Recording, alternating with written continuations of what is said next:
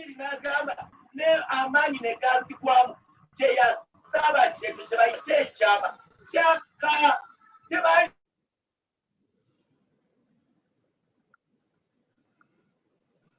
Hello, everyone. Welcome to today's workshop. As you come in, you can continue introducing yourself in the chat box if you haven't. And thank you for logging in early.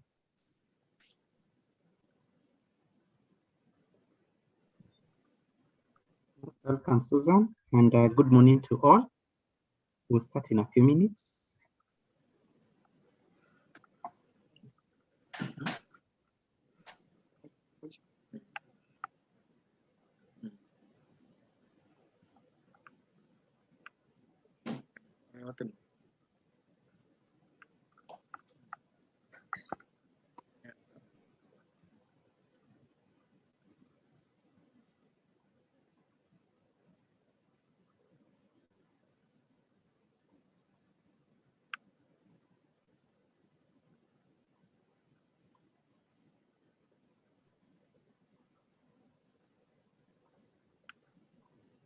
Hello.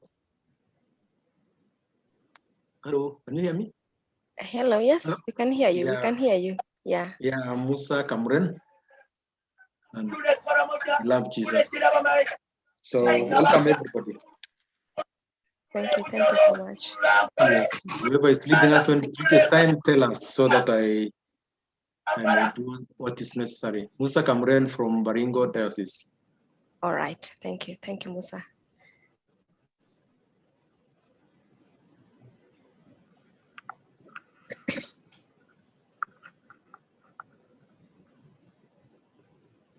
Good morning and welcome, Bishop.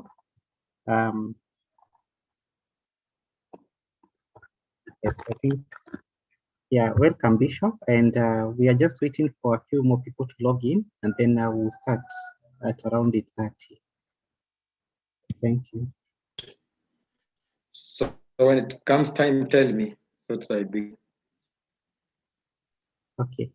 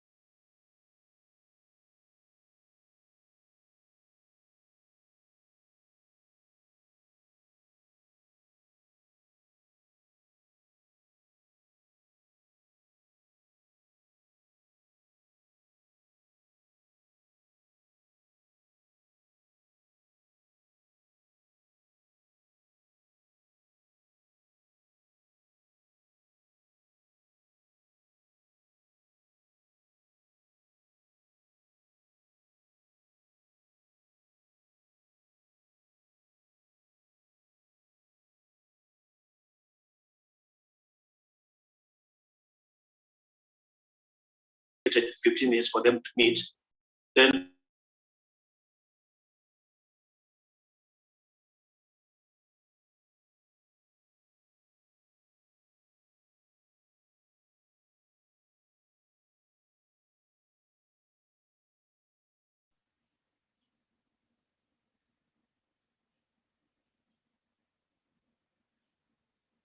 Hello, I did not hear what you said. Did you say something?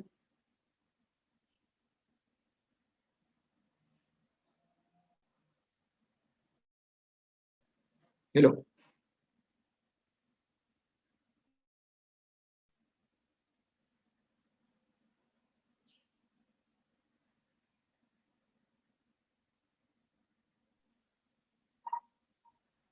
Good morning, Bishop. No, I don't think there's anybody who said anything. We're just waiting for people to Okay, join okay. in, so that we can Good. begin the program at about 8:45. Thank you. Yes. Okay. Yeah. We will alert you when to lead us. Yeah. Okay. Yeah. Network at times it disappears from here. Yes, I People understand. wait. Yeah. Okay. You said you're in Good. Baringo?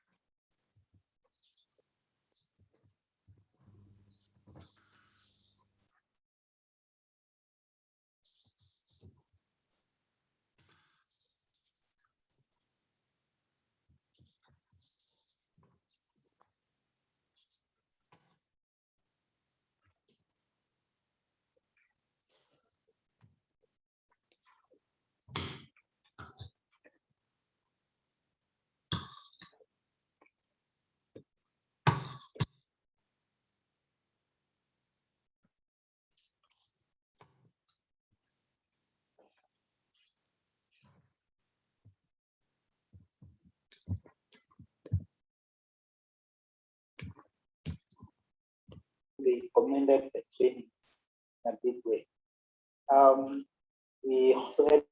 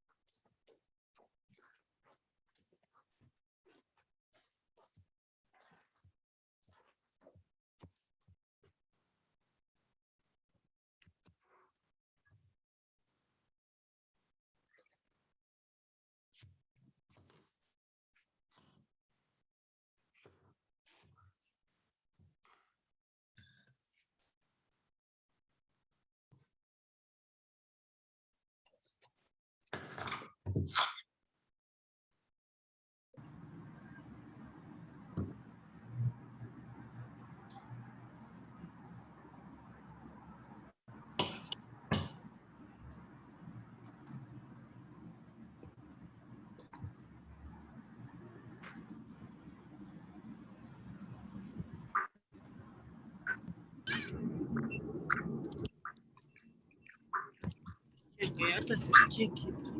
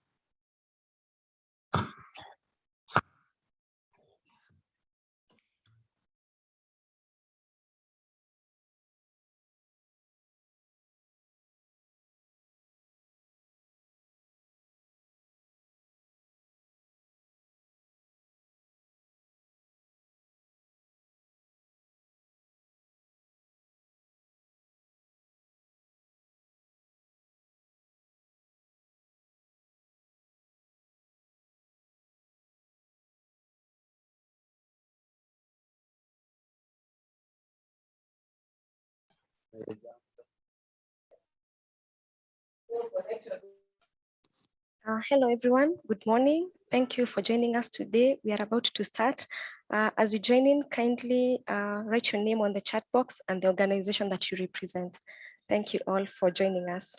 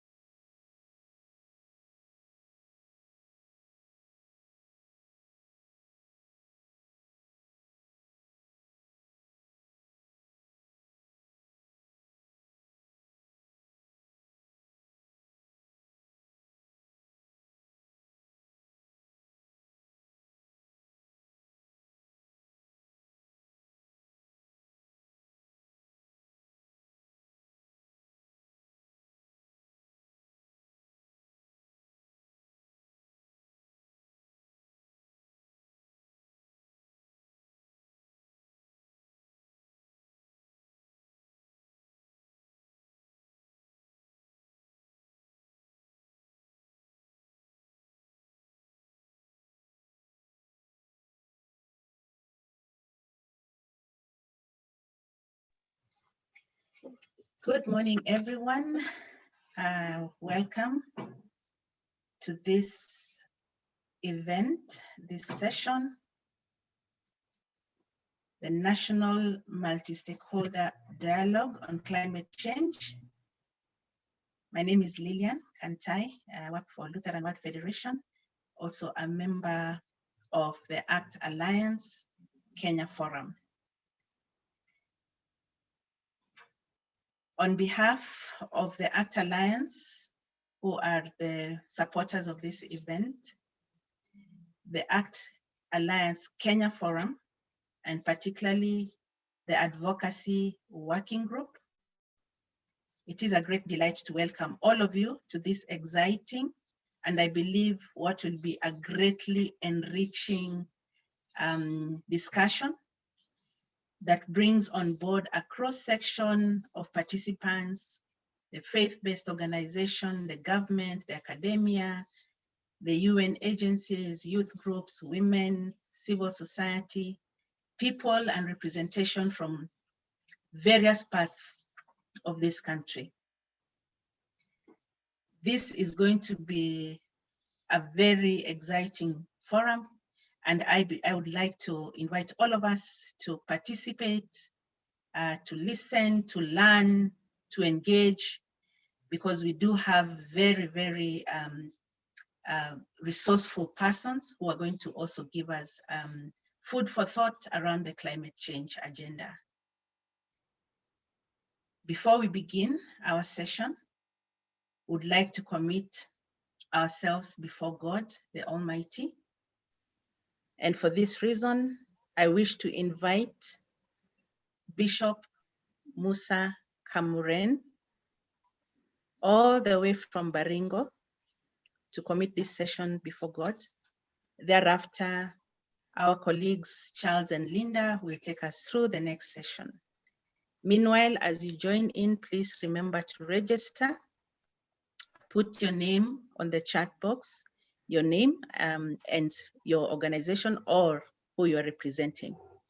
Thank you so much. Welcome again, and welcome, Bishop, to lead us in a word of prayer.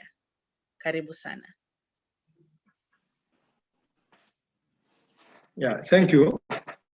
So before we begin, let us pray. We want to thank you, God, for who you are and the care you have taken over us all this time that we have not been together. And we pray, Lord, that you may continue taking care over us, because we don't have any other who can help us or who can care for us. As we share your word, as we participate in this forum, we pray, Lord, that you may with us, work with us, talk to us, give us wisdom and understanding. Of God, the Father, the Son, and the Holy Spirit. Amen. Amen. Amen. So, Amen. brothers and sisters, I want to thank God for this opportunity to share with you and to encourage one another at this time of typical moments in our lives. I wanted us to see a few readings from the Bible. I get Psalm 22, which talks of a suffering which the psalmist had written. It's Psalm of David. So he was explaining how he had undergone a lot of suffering to a point whereby he was seeing himself as a worm, as a no person. And then in verses 9, in verse 7, before that, he says, all who see me mock me. They all insults, shaking their heads.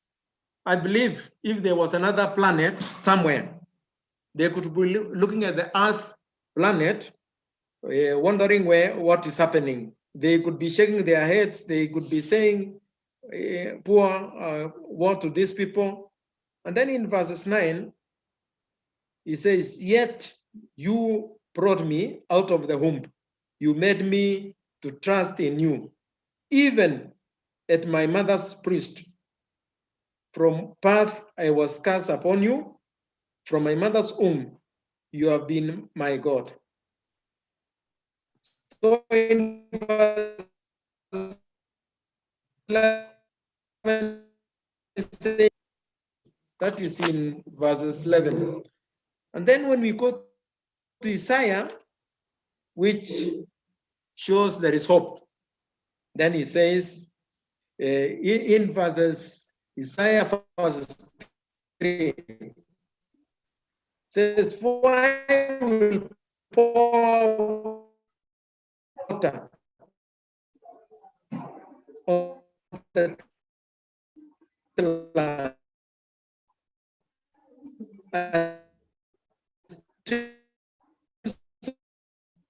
on the dry ground. I'll pour out, another will call himself by the name of the Jacob. Still another will write on his hand the Lord's, and will take the name of the Lord or of Israel.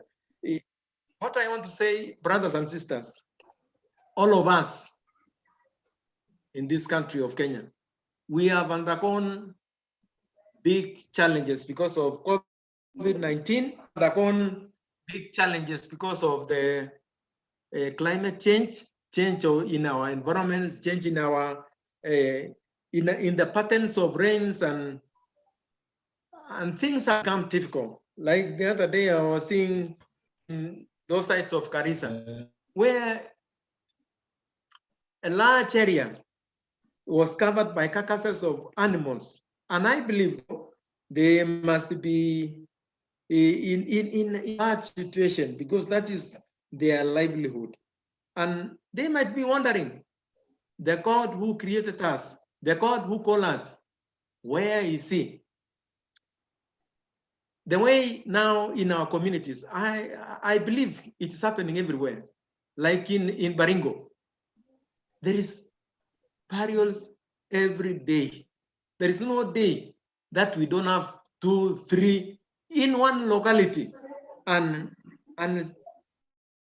people seem to be actually desperate.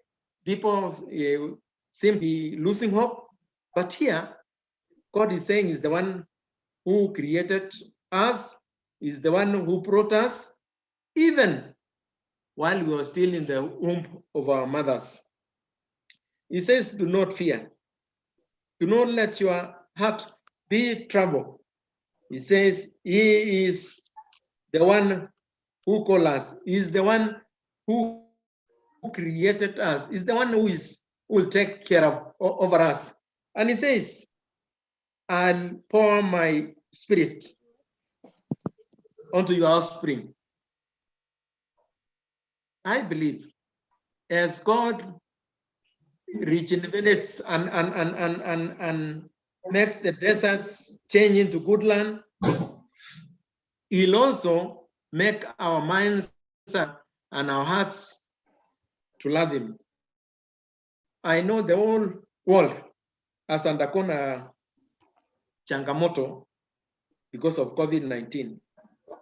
The way we see India now, the way we had put our hope, every time I was seeing in my community, every time one becomes sick, especially with the cancer, you hear people saying, if this person will go to India, then he or she will be all right. Why are you writing it on the chat? Now, India, yes? Hello? Sorry, proceed, Bishop. I think somebody had not muted there. It's okay. Now India is a place where we are seeing a lot of challenge in India because our trust, maybe we had put successes in some places, but now we should put our hope in God, who is the one to save us, who is the one to help us. In this in Psalm 22, number 22, verses 11, says, there is no one to help. But in Isaiah 44, actually God is the one to help us. God is the helper of his people. So let us put our trust in God. Let us put our trust in Jehovah, who is ever living. Because the others is like smoke. People of God, our trust should be in God, not in success of our technology, not in the success of our wealth or materials or things that we have in God. I remember some time back, somebody was saying with this COVID, and I want to ask my fellow believers, let us humble ourselves. God loves Africa. God loves us in Kenya. It was being said, when COVID comes to Africa, tutakufa kwa njia ya ajabu. Lakini Mungu kwa neema yake anajua unyonge wetu. He knows how we are. In this reading which we have read, it talks of the poor. The poor will have food. The poor, in verses, in this, he says, he'll water the desert places. Now, everybody in Kenya, even the rich, the well-to-do, they are also crying because their economic and the source of resources is dwindling because of the pressure of an effect of COVID-19 and even climate change. The poor person is also crying. let us continue trusting in God that He'll be able to set us free. As I had said, I'll read the two of them concurrently. In Psalm verses 25, it says, "From you comes the my praise. In the great assembly, before those hear you, I will fulfill my vows. The poor will eat and be satisfied. They who seek the Lord will praise him. May your hearts live forever. Forever. All the ends of the earth will remember and turn to the Lord."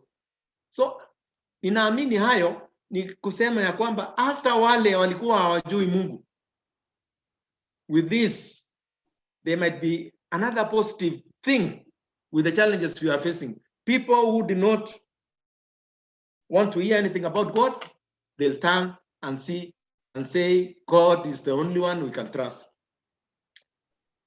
I'm amazed. Isaiah says, everyone will be saying, I belong to the Lord.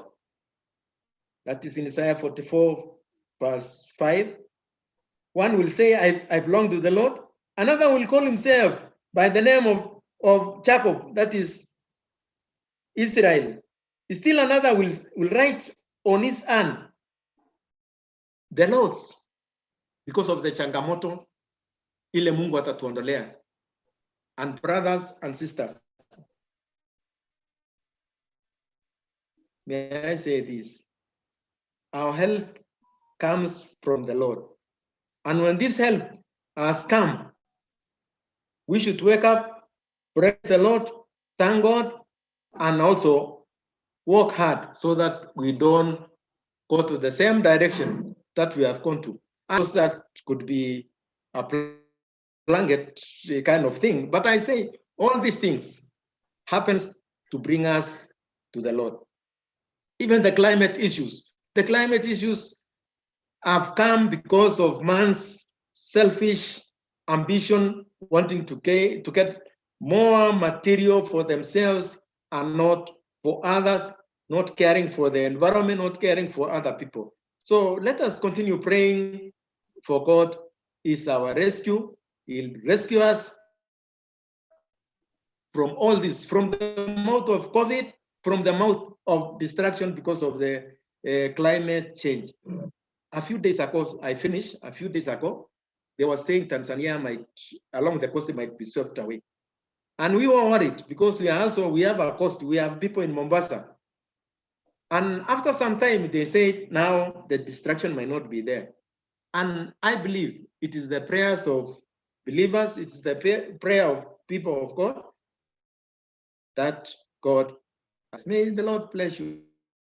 May the Lord bless us. May the Lord make us faithful to his word and to his calling. In the name of God, the Father, the Son, and the Holy Spirit. Amen. Amen. Amen. Thank you.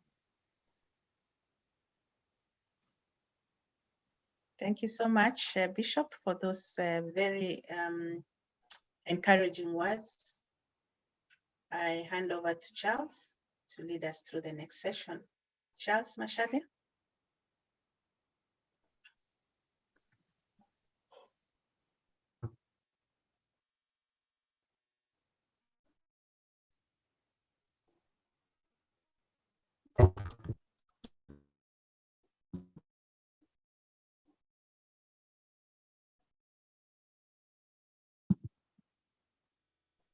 Bishop, for those kind words. Hope you can hear me. Yes, we can hear you, Charles. Sure. Okay, my internet is fluctuating. I want to take us through the objectives for this meeting.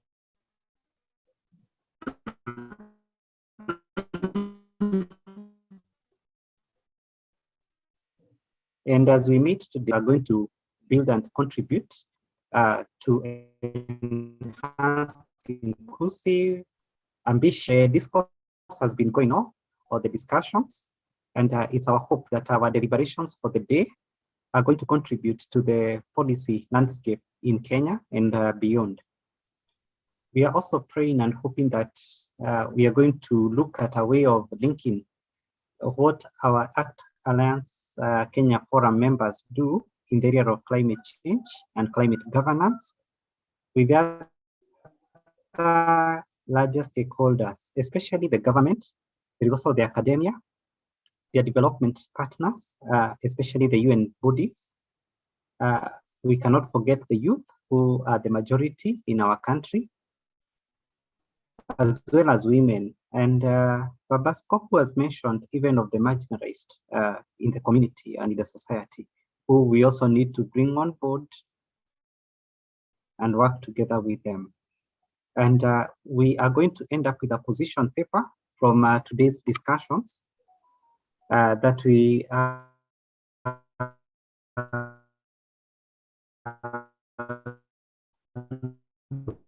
looking forward to enhancing and sharpening our, it will help to create the momentum towards the COP26. Voters in shaping that, and he'll be speaking to us later in the day. The main objectives for today, action brief, policy brief, in relation to the NCDs, the national determined contributions, and we link that also with our national action plan for climate change adaptation. We also hope that we are going to coalesce our members and our efforts in creating a momentum towards the COP26. And finally, we are going to create momentum towards climate change through the forum.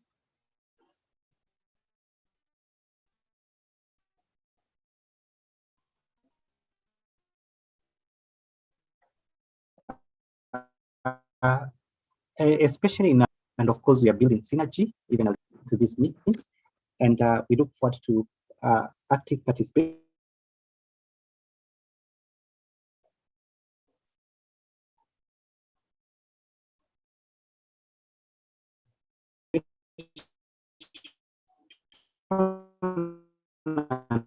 Contribution from all of. I want to take us through a quick run through. We are going to have some while very brief.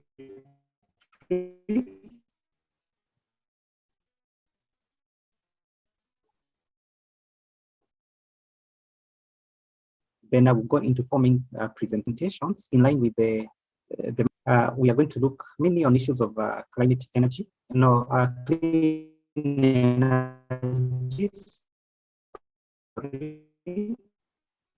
nature-based solutions, and climate financing.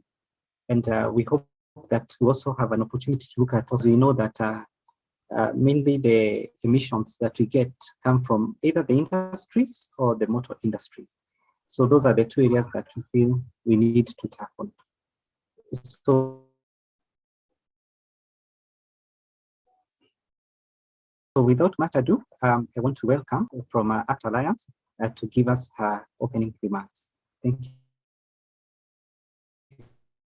so much. Welcome, Madam Elizabeth.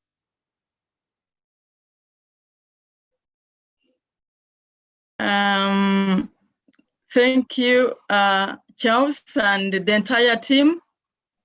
I will immediately say a short prayer so that my internet is stable. Kampala is very wet, and there is a tendency of interference with the network, but I pray that all will be well. Allow me to, first of all, thank God for this opportunity that He has given us and for enabling all of us to be part of this dialogue, and appreciation to all of you stakeholders, participants. Pardon? Are you hearing me? Yes, please proceed. I think somebody had unmuted. Please proceed. Okay, okay. So I was saying that we want to thank God and also to thank all of you for joining, and a special appreciation to the ACT Kenya Forum for organizing this dialogue. Thank you for the commitment to work together, and also especially on this important global challenge of climate change. I want to inform the stakeholders in this dialogue that ACT implements its strategic programs through the project approach. And hence we are having a climate justice project within which multi-stakeholders dialogues fall. The project has many other activities that will follow after these dialogues. So my appeal to you all stakeholders and partners is to continue engaging and continue supporting ACT Kenya Forum climate change initiatives. Allow me to briefly highlight the global picture of our aims regarding climate justice. ACT Alliance, we aim at promoting ambitious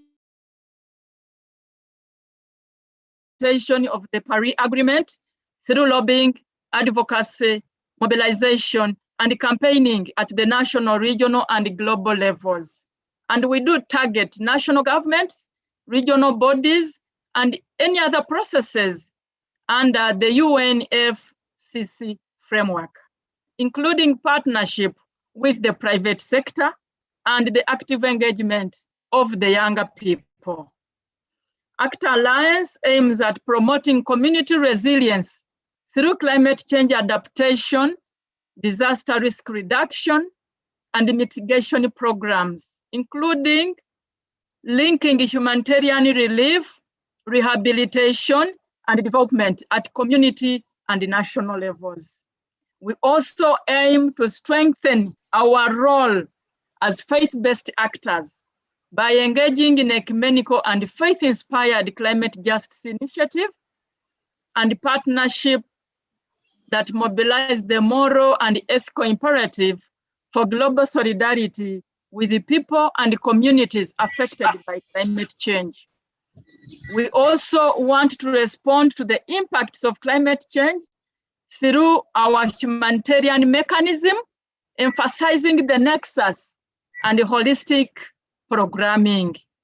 We also want to support forums through capacity building for climate justice advocacy and programming, linking advocacy work at the different levels, national level, regional level, international level, but also including our engagement with ACT EU office. We already have an office in Brussels, and we do have ACT office in New York, where we engage with the UN.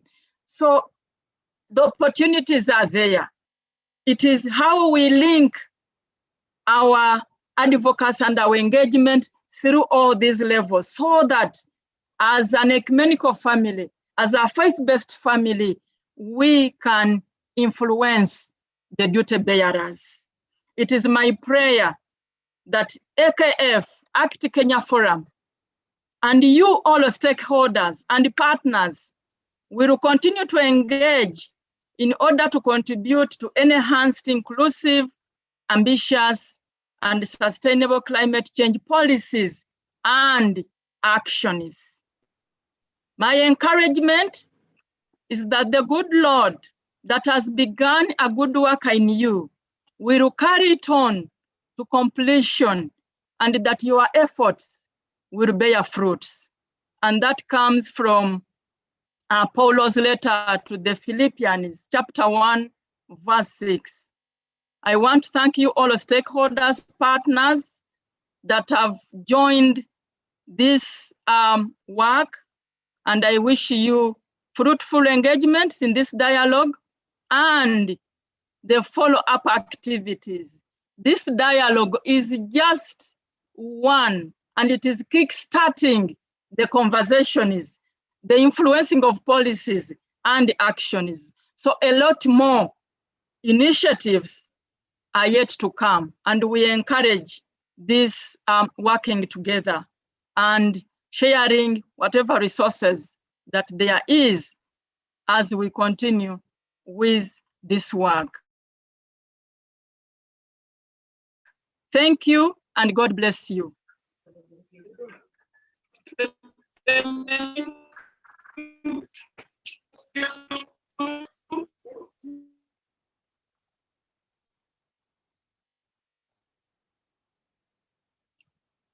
Did you get me? Yes, we got you, Elizabeth, and thank you so much for those remarks. Thank you. And also for reminding us that there is quite a lot that we can still continue to engage at the international front in the area of advocacy. We appreciate the linkage that you give us, especially as Kenya Forum members, with the international front and helping us to monitor the implementation of the Paris Agreement. I want just to speak very briefly about ACT Kenya Forum. We are a network of faith-based organizations, and we usually meet on a monthly basis to discuss on issues of development and emergency. We have quite a number of institutions. We have Christian Aid, Lutheran Church, Fin Church. We have the NCCK, the Anglican Church, ACA, and we also have LWF and many other organizations, including World Renew and the international organizations and DCA. They work together with us and ensure that we localize our development agenda. But when there is need for us to follow up at the international level, because they have offices offshore or in the international front, they come in handy to help us to take forward the discussions and advocacy agendas. So these are very safe space. And we want to assure the participants that the discussions that we're going to have, we are going to use our influence as at different levels and ensure that we get the desired change in terms of combating the challenges we have of climate change. Without much ado, I also want to welcome the second presenter. It's someone we know, an expert in climate change, Michael Okumu. He works for the government and he's been very helpful in supporting the civil society organizations to align towards the government priorities. So welcome so much, Michael.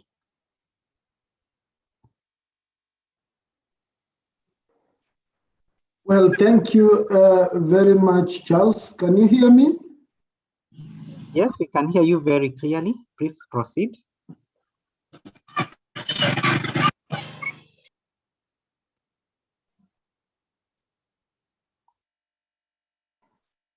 Hello? We can hear you, Michael. Please proceed. Somebody keeps muting me. This is me talking. Please don't mute me. Yeah, so I thank you very much, first of all, for giving me this opportunity to interact with these wonderful people. And maybe first for clarification, I realize I'm also the next presenter. Could I combine the two so that they go together?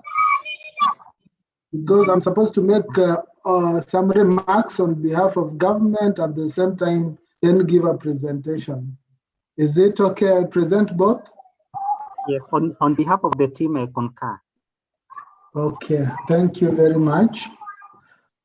And in that case, let me share my screen as well so that we move together.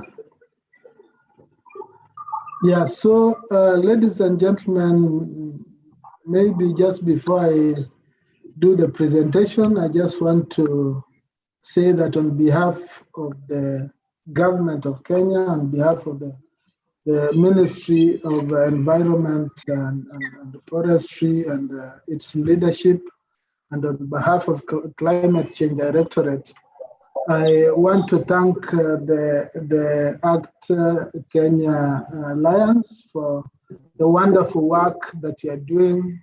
We can feel your presence in many areas. We go on the ground, in our villages, and we interact with a lot of people who can easily identify with ACT Kenya, especially in the climate change space. Now, climate change action requires the involvement of all actors, that is whether state or non-state actors, and everybody has a role in ensuring that we combat or address the climate change challenges.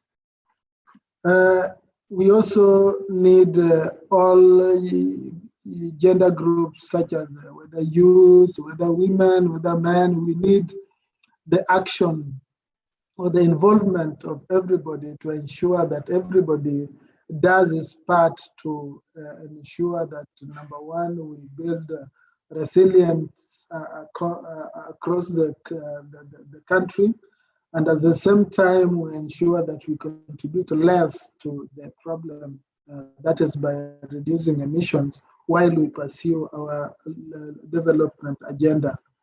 Now, I see that the ACT Kenya Forum is a very strategic partner in climate action, reason being, and I've mentioned earlier on, that ACT Kenya Alliance has very unique networks and memberships across the country, and also involves a wide range of people from all parts of this country. And in one way or the other, some of us may be indirectly members of the ACT Alliance in the sense that we also have our own religious affiliations, and as such, we really feel part and parcel of the alliance.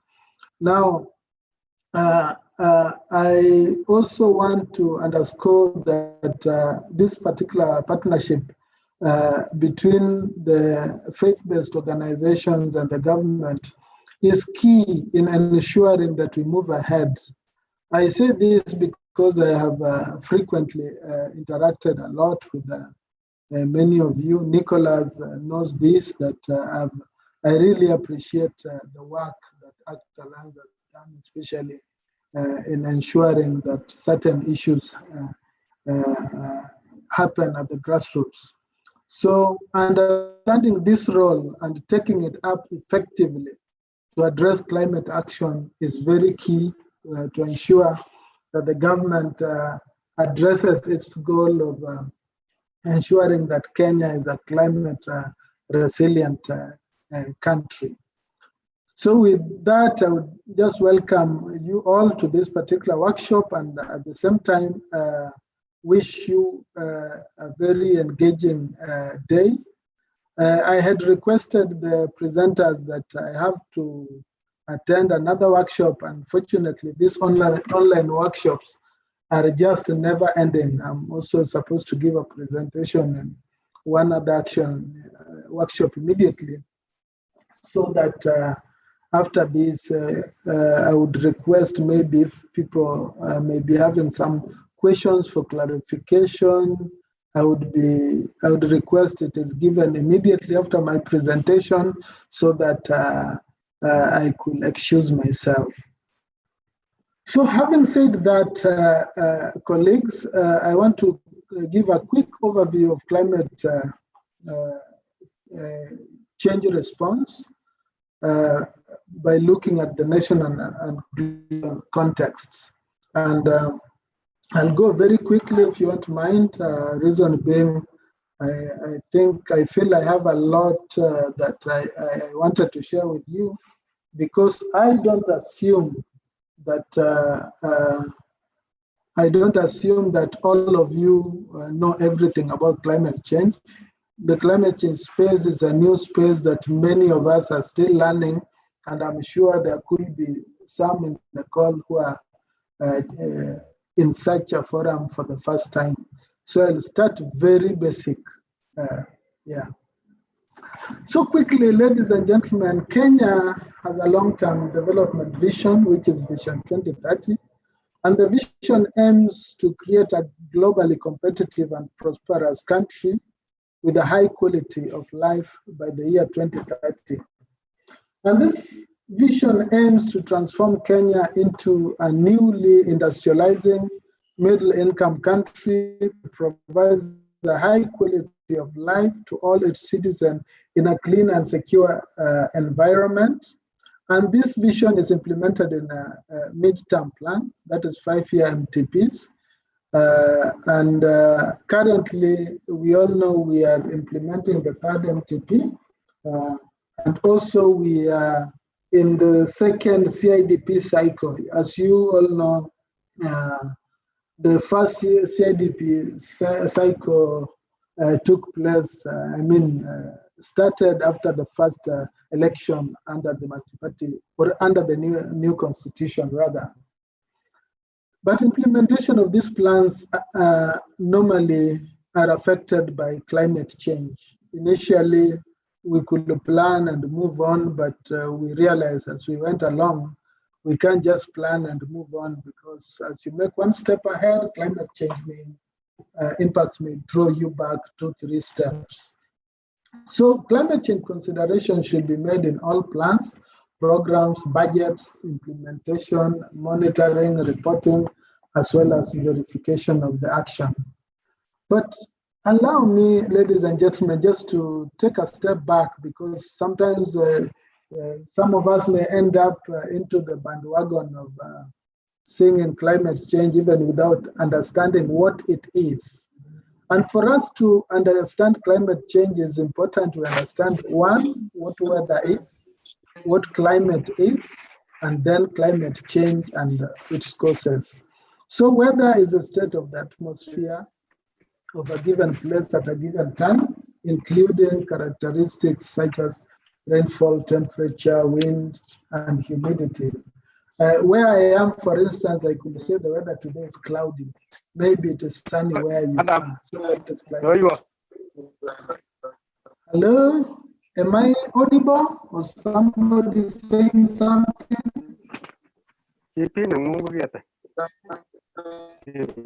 Hello? We can hear you, Michael. Please proceed. I think it's somebody who was not muted.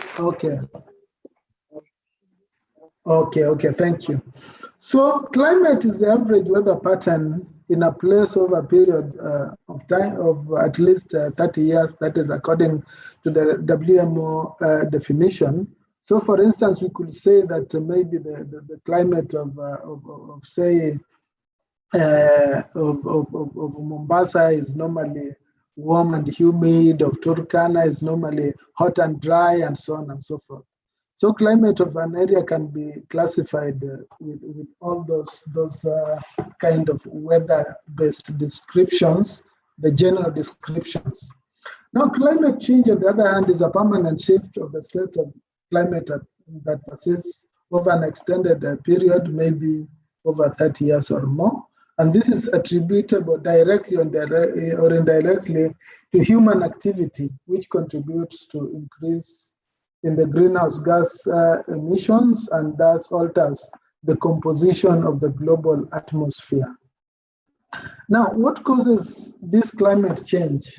I've just said that it is attributable to global warming, and this is due to the increase in the concentration of the greenhouse gases that result as a result of human activity, and especially the exploitation of fossil fuels. When we use vehicles, we burn fuel, and that smoke that comes out is a greenhouse gas.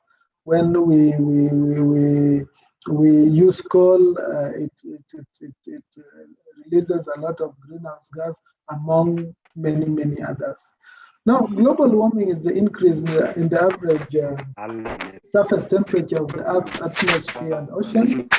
And the greenhouse gases are gases that absorb the solar radiation and leads to accumulation of heat in the atmosphere and lead to the Earth's surface being warmer than it would otherwise be.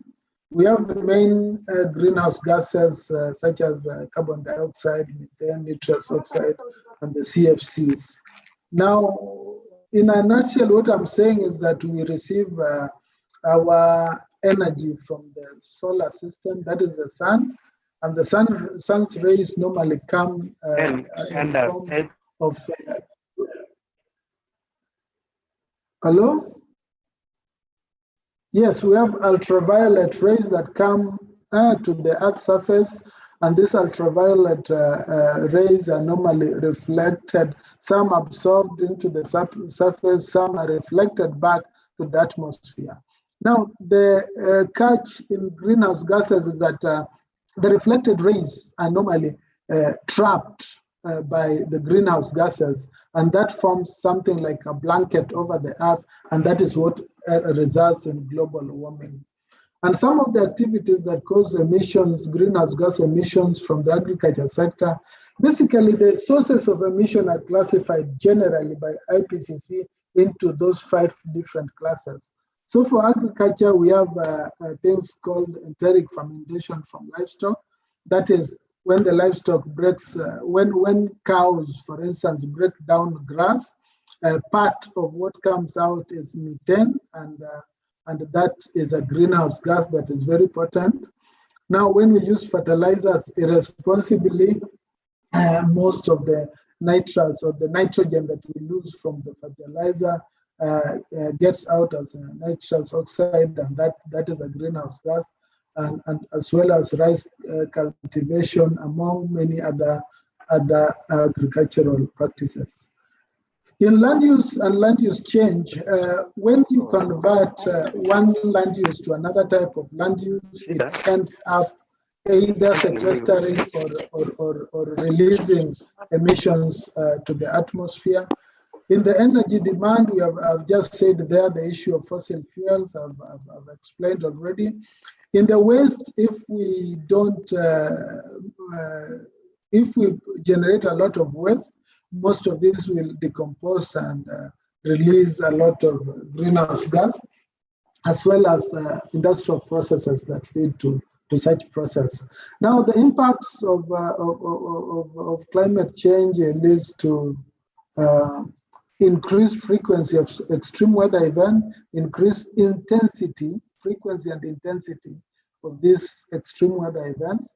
And this therefore leads to a lot of increased frequency and intensity of floods, droughts, strong winds, rising temperatures, among others. And due to different vulnerabilities, this impacts affects different sectors of the economy differently, different groups, gender groups differently, and different regions differently. For instance, we know when there is a drought, women also have to take more time looking for water for domestic supply, mostly in our rural areas, while men in pastoral communities have to go long ways looking for pasture and water, and therefore the way it boils down to different groups is very different. So that is just a show of the impacts. It can be rural, it can be urban. The upper one is flooding in an entire village, as you can see from that picture.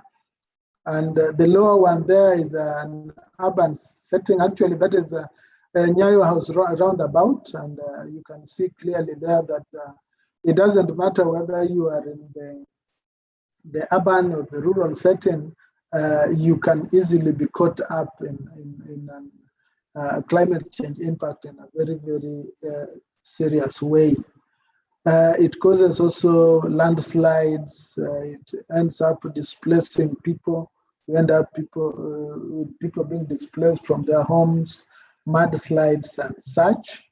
And also we end up with issues of it affecting the water systems, the agriculture systems, the education systems, as well as the transportation systems.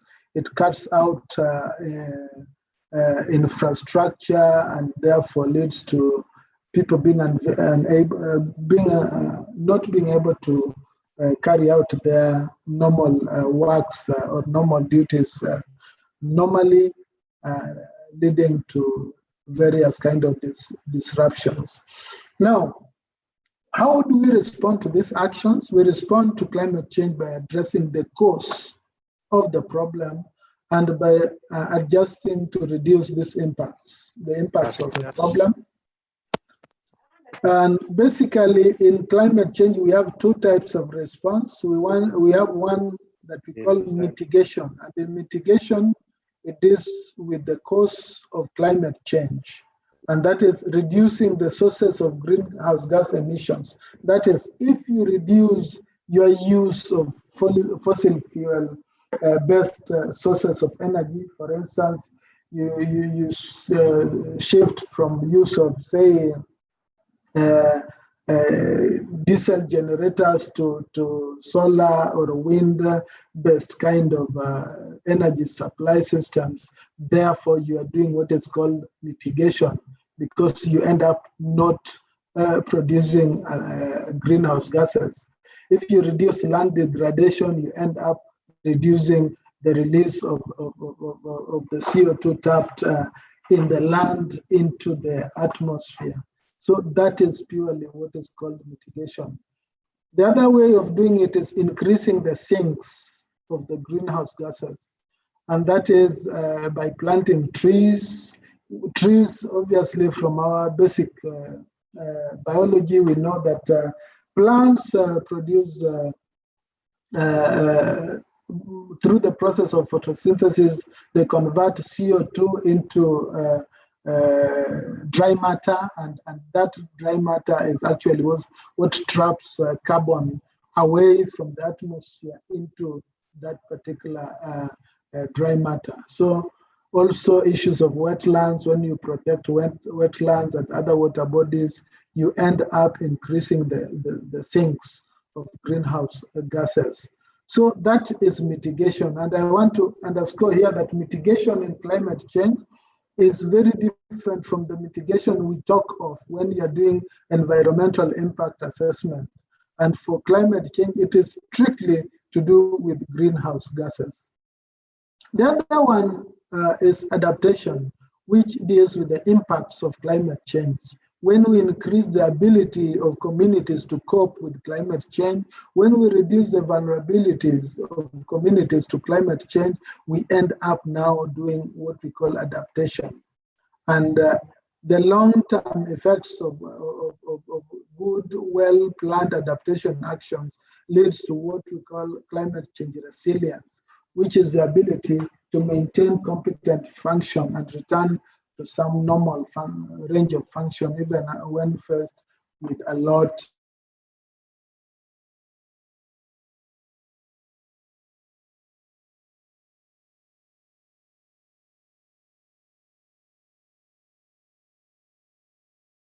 the ACT Alliance can be very key in ensuring that it is done. So that is normally called the means of implementation or support. Now, quickly, the global arena, climate change, we know is a global problem, and it requires response by all globally.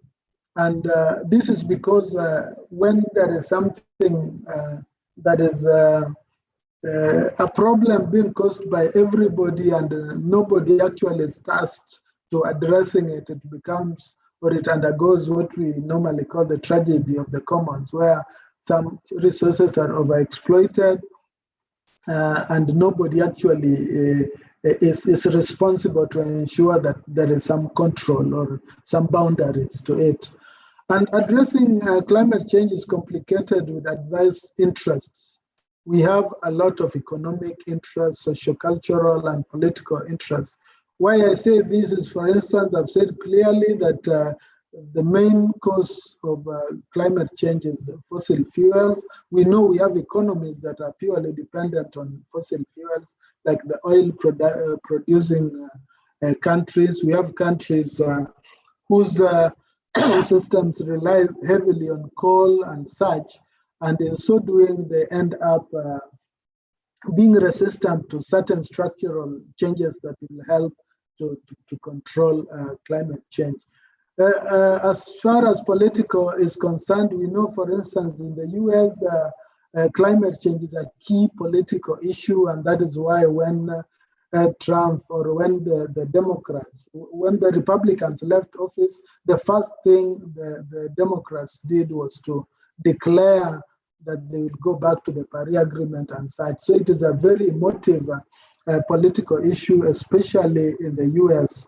And I'm sure there are many of us in this forum who may not like so much the Democrat governments in the US, but one thing that I personally agree with them totally is the issues of climate change. Yeah. So global climate change policy is driven by two bodies. That is what we call the Intergovernmental Panel on Climate Change, which basically provides policymakers with factual scientific assessments on the current issues on climate change for them to be able to make the right decisions. Then we have the UNFCCC, which is the convention whose objective is to stabilize the greenhouse gas emission concentration in the atmosphere at a level that would prevent dangerous human interference with the climate system. So in a nutshell, the IPCC presents the neutrality and credible facts and figures for politicians to make the right kind of decisions, while the UNFCCC is a forum in which parties agree on the collective interests and how to address this global problem. So the IPCC, as I've said, provides the world with objective scientific view on the natural and political and economic impacts and risks relating to climate change and possible options. And I said this IPCC is not a body that does research, but they analyze research that has been done worldwide by different members of the academia and all sorts of academic institutions, and they produce reports after reviewing the available literature. In 1990, the first report by the IPCC actually led to the formation of the UNFCCC, in the sense that it highlighted to policymakers the importance of climate change as a challenge with global consequences that require international cooperation. As a result, the UNFCCC was formed. Then we have the second report that led to the Kyoto Protocol. The third one rose or brought about the adaptation debate on the table. The fourth one brought about the issue of trying to see how to limit the warming to 2 degrees Celsius. The fifth one is what provided a lot of input into the Paris Agreement. And after the fifth one, there was a special report that was produced that actually led to countries being able now to review their update their NDCs into a more ambitious one. So we have the 6th cycle of the assessment report, and the government reviews has been ongoing for quite some time. So there are also special reports, as I've just said. Quickly on the UNFCCC, was adopted in 1992 and entered into force in 1994. And as I've said, this was as a result of the first IPCC assessment report. And after the report, an international negotiating committee produced the text of the framework during the meeting in New York in 1992. And this framework sets non-binding limits on greenhouse gas emissions for individual countries and contains no enforcement mechanisms. It simply outlines specific international, how these treaties that are called protocols or agreements could be negotiated to specify further action towards the objective of the convention. In other words, this was a framework convention. It just provided the skeleton on how people could agree on how to address climate change globally. So the goal is to stabilize greenhouse gas concentration in the atmosphere at a level that will prevent dangerous anthropogenic interference with the climate system. Now, under the UNFCCC, there have been protocols and agreements, but key among there have been several agreements, and key among the agreements is the Paris Agreements. But we also have the Kyoto Protocol, which was adopted in 1997 and entered into force in 2007. And this is an implementation protocol under the convention that establishes legally binding obligations for developed countries to reduce their greenhouse gas emissions. And the first commitment period was between 2008 and 2012. The second one was between 2013 and 2020. And well, there was supposed to be, as we all know, there was supposed to be a COP last year in Glasgow, but unfortunately, due to Corona, it never occurred. Therefore, there are several very key outstanding issues regarding the Kyoto Protocol that needed to have been addressed that will be addressed when the COP convenes.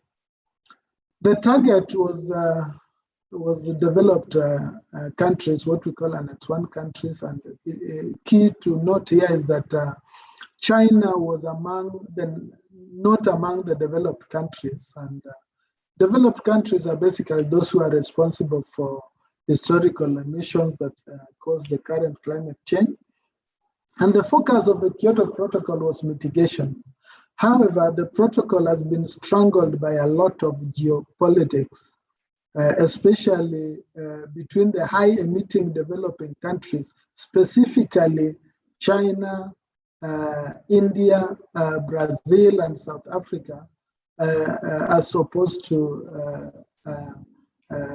the developed countries who feel that this protocol was not good enough because somehow it was binding them, but leaving the high-emitting developing countries to continue emitting without any restrictions. As such, it is, if I may say, on a light touch, dying a natural death because of that type of politics. And for this purpose, there was need to come up with a new agreement, which is the Paris Agreement, which was adopted in December 2015 and entered into force in December 2016. Interestingly, it entered into force just a day before, no, a day after the Democrats left power in the US, and as such, Trump, the first thing he declared when he entered office was to withdraw from the Paris Agreement. There's been a lot of issues to do with the American politics, with the climate change discourse at the international level. Now, the Paris Agreement aims at holding the increase in the global average temperature to well below 2 degrees Celsius above pre-industrial levels and pursuing efforts to limit the temperature rise to 1.5 above the pre-industrial levels, and increasing the ability to adapt to adverse impacts of climate change and foster climate resilience and low greenhouse gas development in a manner that does not threaten food production. And also it aims at making finance flows to be consistent with a pathway towards low greenhouse gas emission and climate resilient development. Now, something that is very key in the NDCs is the NDCs. Now, leading to the agreement, parties submitted what we call INDCs, and these are basically actions, measures to cap the increase in the greenhouse gas emissions. And this is why it was called intended, because it was before the agreement. So it was intended nationally determined contribution. So this INDCs basically is a term used under the Convention for Reduction in Emissions that all countries that signed the convention were asked to publish in the lead up to the UN climate conference in Paris. That is why they ended up including this intended contribution were determined without prejudice to the legal nature of the contributions. Then under the agreement, the INDC became the first NDC when a country ratified the agreement. But parties were also given an option to submit a new NDC when ratifying. So when you just ratified without submitting a new NDC, your NDC automatically became the NDC. But if you decided to ratify and submit a new NDC at that time, what you submitted became the country's NDC. For Kenya, we ratified the agreement without a new NDC. As such, the INDC became our first NDC. Currently, if I may just point out at that point, currently, parties later were required or requested to update their NDCs so as to increase their ambitions, because an analysis of the NDCs could not be able to meet the temperature goal of the Paris Agreement. As such, all parties were requested to either update or revise or come up with a new NDC that is more ambitious than the one that they submitted during ratification. So as such, Kenya, we updated our NDC and we ended up with a more ambitious NDC than the INDC. So what we have right now at the UNFCCC website is updated Kenya's NDC, which is still the first NDC, but updated. It's not the second NDC, just for clarification. Now, once the Paris Agreement was ratified, the NDC became the first greenhouse gas targets under the convention. And what is important is that the Paris Agreement applies equally to both developing and developed countries. This sorts out the China-US kind of fights over their trade wars versus being allowed to emit without any kind of restrictions. So NDCs are basically the tools for implementing the Paris Agreement, and they are legally binding. So I've just said that parties were requested to come up with more ambitious NDCs. Now, for Kenya, our NDC has a mitigation and adaptation goal, as well as issues to do with many more other issues on how to implement it. So for the mitigation goal, Kenya seeks to undertake an ambitious mitigation contribution towards the agreement, and therefore we seek to abate our greenhouse gas emissions by 32%. Previously, in our INDC, or the initial NDC was 30%, and this was updated to 32% by 2030 relative to the BAU scenario of 143 metric tons equivalent, and of course in line with our sustainable development agenda. That is to say that Kenya is a developing nation, and it's important that whatever we do, we also ensure we develop. We just don't strangle the economy totally, but we have to develop in one way or the other. So subject to national circumstances, we intended to bear 21% of the cost from domestic sources, while the rest we sought for international support. For adaptation, we aim to ensure that we have a climate resilient society, and this is to do by mainstreaming climate change into all our MTPs and CIDPs. And at the same time, we also committed to bear about 10% of this adaptation cost. So for both cases, we find that our updated NDC is partly conditional. The previous one was fully conditional on support, but now this is more ambitious in the sense that it is partly conditional in that we'll use our resources to implement some of the activities, and at the same time, the targets are higher. So the implementation cost is about over 62 billion, but what is important here is that we stated very clearly in the NDC that Kenya will consider any climate finance in terms of loans as part of our domestic contribution. In other words, there are some development partners that can give you a loan and report that as having assisted you, yet you will pay that loan back, in fact, with interest. So ideally, they have not assisted you as such, but you have assisted them in making business. That is what we are trying to say there. So quickly, I don't know. I know my time is okay. Maybe quickly over the national policy landscape.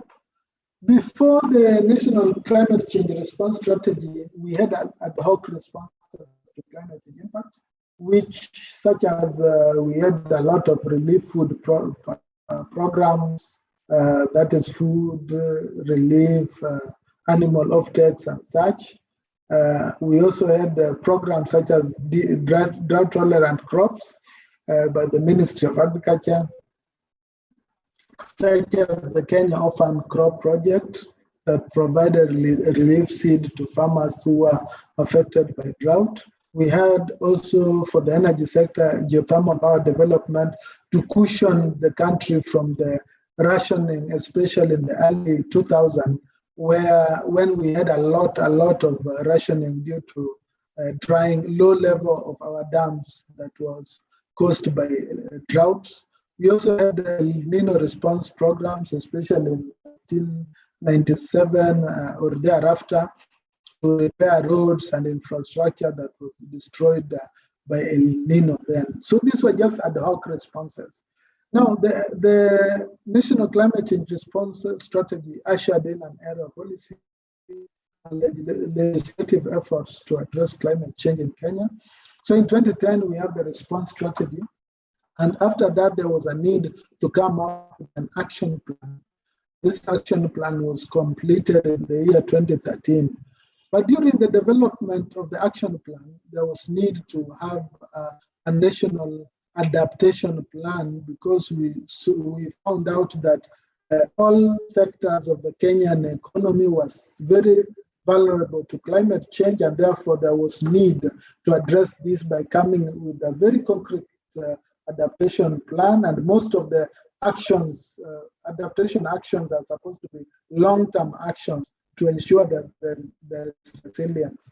So we came up with a NAP, which is 2016 to 2030.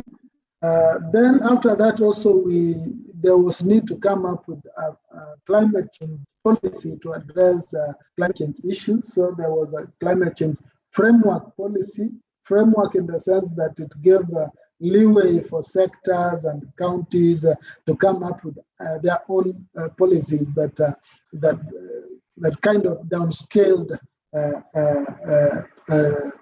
towards their need. Also, it ended up with Climate Change Act, which led to the formation of 3 institutions that I'll mention briefly thereafter. The NCAP, therefore, became the tool of implementing climate change or climate action in Kenya, which is to be reviewed every 5 years, just so that it resonates with the MTPs and CIDPs and helps towards achieving Vision 2030. The second NCAP is currently being implemented, and soon we are commencing the drafting of the third NCAP, 2023 to 2027. Quick on the response strategy, the focus was to ensure that adaptation and mitigation measures are integrated in all government planning, budgeting objectives, and it calls for collaborative action with all stakeholders. By this we mean private sector, civil society, NGOs, faith-based organizations such as ACT Alliance, and so on, in tackling the impacts of climate change. The most vulnerable sectors of the economy were identified, and that was agriculture, water, energy, forestry, among others, which were prioritized for quick, immediate action. The vision is to ensure that we have a prosperous and climate resilient Kenya, and therefore it was to strengthen nationwide focused action by ensuring commitment and engagement of all stakeholders towards adapting to and mitigating against climate change. So the action plan is the other policy document, was set out to operationalize the National Climate Change Response Strategy It lays out clearly the adaptation actions, mitigation actions, as well as the policy and legislative actions, that is enabling environment, as well as M&E. This was the first action plan. As I've said, it led to the birth of the act, the birth of the policy, and many other good things thereafter. It is a tool of climate action under the Climate Change Act.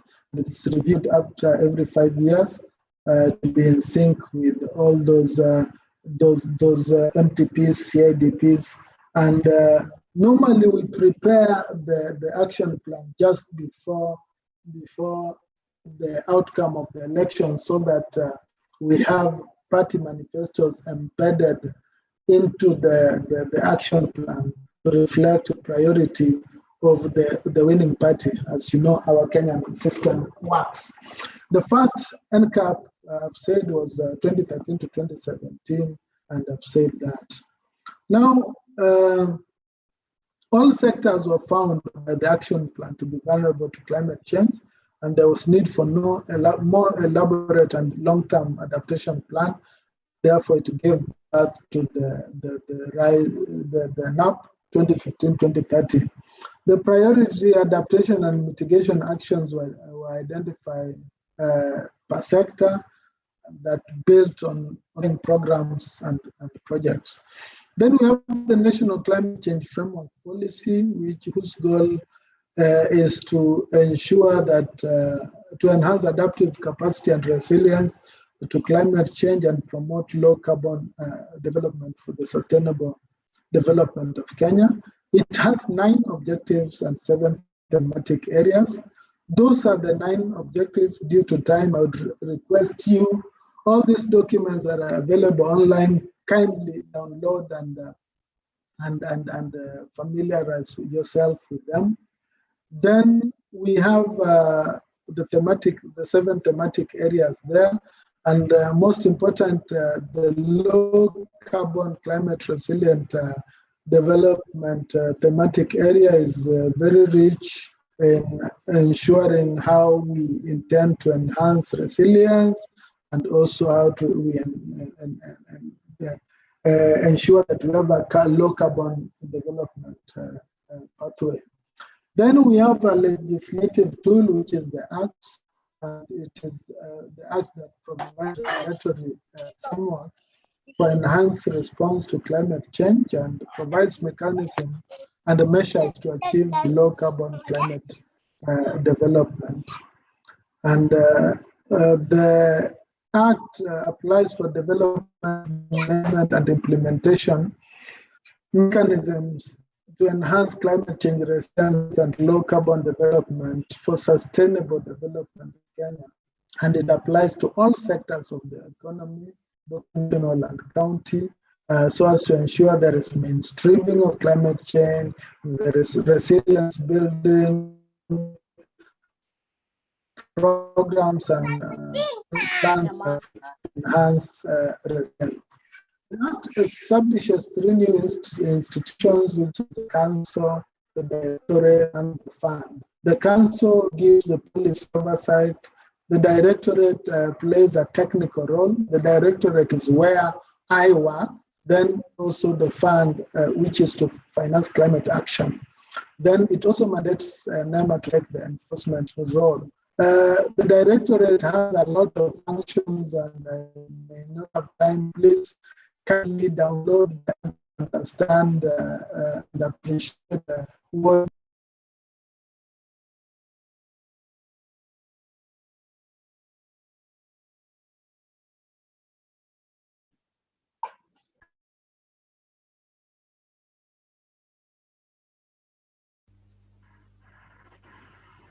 Hello, you lost me?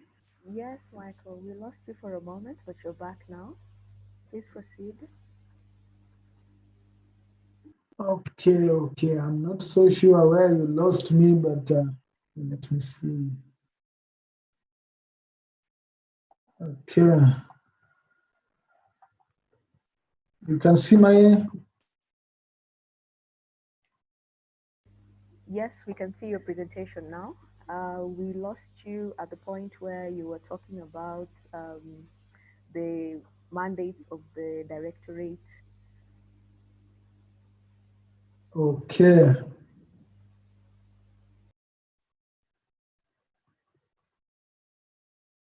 Okay, yeah. So I was saying that the directorate, we have a lot of functions that, and I would encourage all of us just to have a look. Yeah, to download the document and read through so that you can be able to appreciate where we can collaborate closely. So the Act also ascribes duties relating to climate change to the public sector, private entities, and gives NEMA the duty to monitor the compliance, mainstream change into sector areas. Also, the county government also has its duty, and it enshrines or ascribes the NCAP as the tool for the implementation of climate action. Then we have the NAP. The NAP is the first plan on adaptation, and it is also operationalizing the action plan. Basically, I said the first action plan identified that there's need to zoom into adaptation issues. So it looks into issues of national circumstances into detail, institutional arrangements that are required to respond appropriately, and it identified the planning sectors, basically 20 for short, medium, and long-term action, and it built on our socio-economic sectors. I mean, the fact that all sectors are vulnerable to climate change. So in Kenya, basically every sector is vulnerable to climate change and is supposed to mainstream climate change in all its actions. So other sectoral and others are sectoral and subnational. For the finance, we have the climate finance policy that came up now as a result of all that good work. We have for the agriculture sector, they came up with the Kenya Climate Smart Agriculture Strategy. The energy sector also came up with the renewable energy plans. Then so to the counties, we have the county legislations. There are several counties with the acts, and there's counties also that already have established county climate change funds. Finally, allow me to end by talking about the role that faith-based organizations like ACT Alliance have in the climate discourse in Kenya. One is articulation issues of the constituencies, the preparation of policy and related documents, such as when we are reviewing this action plan, NDC, and so on. It is the role of faith-based organization to ensure that the interests of constituencies are well articulated in these documents. And this is why we have a slot for the civil society in the Climate Change Council, and also we ensure we engage the CSOs in stakeholder processes. The faith-based organizations or even CSOs generally play a lot of leadership at national and county level on climate response. We have county climate change legislation.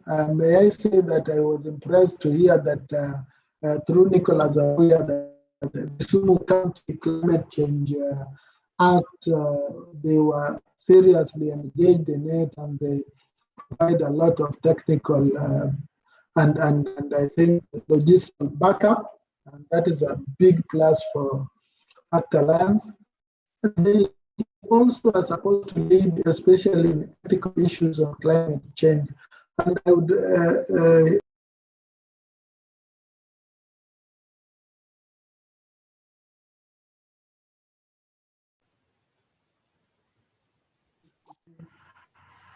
I went again.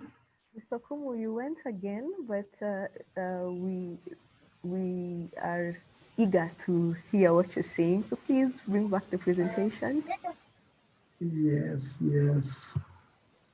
Okay, you can be able to see my screen? Yes, you're able to see your screen. Where did I disappear? At the point where you're talking about the ethical issues in climate change. Oh, okay, thank you, thank you. Yeah. Yeah, so what I'm saying is that the faith-based organizations have the legal standing actually to raise ethical issues, especially, and I was saying at the global level, especially even in the negotiations arena, there are issues that they are the best ones that are able to shout well about and they will be heard, as opposed to governments, because there are certain things that certain governments, not our government, but certain governments may not have the voice because they do the opposite of what is required. So they are also like watetezi of the vulnerable communities, and as such, their involvement at that level is very important. But most important to me is the community level climate action response, that is grassroots sensitization, awareness creation, and capacity building of people at the lower levels to ensure that they respond appropriately to the impacts of climate change and they don't contribute to the problem. And as such, community climate change response projects and programs could easily be, and I know you are doing quite a lot in this, be done by the faith-based organization, things like tree planting, provision of water, responses, especially in case of climate-related emergencies such as floods. So in other words, you can also be able to assist communities to leverage on opportunities that normally arise from the climate change space. That is coming up, for instance, with community proposals to address their community problems. May I point out here that there's a program that we are coming up with as a government called FLOCA, Financing Locally Led Climate Actions. And as such, I'm sure at the grassroots level, you will be instrumental in ensuring that the communities are resilient. In other words, let me conclude by saying that Kenya has a robust policy framework for climate change response by all, whether state actors or non-state actors. Faith-based organizations have their unique niche in the climate change response arena, such as sensitization of all actors from the grassroots and articulating ethical issues and development of responsive projects and programs. The African proverb that says, if you want to go fast, go alone. If you want to go far, go with others. And this is why the government very much prioritizes collaboration with all actors to ensure that there is effective climate action. So thank you, everybody, and sorry for taking, I think, too long. Thank you, and I would, if you won't mind, I would request maybe for any responses, then I could excuse myself. Over to you. Mr. Kumu, this is Sharon from DKH. This is appreciated. Probably I'll hand you over back to Charles Macharia of ADS Kenya. Thank you, Sharon, and thank you so much, Michael, for the rich presentation. I just desired that we had more time. Your presentation is so rich and quite a lot of areas for engagement. I would want us to take a few minutes to just give our response and seek clarity on certain issues that maybe the members might feel they would want to have more information. And before I do that, I want to convey the greetings and apology from Joanne. She was supposed to have joined us in the presentations, in the opening remarks. That is Joanne Sang from CEDA. She was ready to be with us, but something cropped up in the morning, that she had to attend to, and we agreed with her because she's been supporting us in the background. We'll still continue to engage beyond this. So Michael, don't feel very remorseful. We are still on good time. So straight to the reactions. I have quite a number of questions in the chat box. There is one from Gordon that says, thanks for the very good and clear presentation. Please, why is the government intent on reintroducing 16% VAT on LPG? Yet this is an important climate change mitigation and essential in enhancing adaptation response. I think I can tie that also with something that has come from Haduyu, with the updates, with the updated NCDs recommending a percentage of the national budget to mitigation and adaptation measures. How much has been budgeted for in the current fiscal year, considering it's the base year? Maybe we can first take those two and then we'll continue, Michael. Back to you. Oh, sorry, I was muted. Yeah, so thank you very much for those questions. And I know there has been a lot of concern about especially our taxation regime versus what we preach from the climate change space. Well, there has been, we are still lobbying, but you understand our budget making process. It goes through a lot of stakeholder engagement, and this is why I think it is very important to have sensitization of all actors, even within government. For your information, even within government, we have many people who still have not yet visualized what we are talking about in the climate change space. And we have a lot of duty, even in government, to sensitize our very own, so that when they make decisions or when they take positions from a point of knowledge. Why I say this is that, the issues of taxation is normally done by Department and Treasury, and there is also a lot of engagement of parliamentarians and other stakeholders.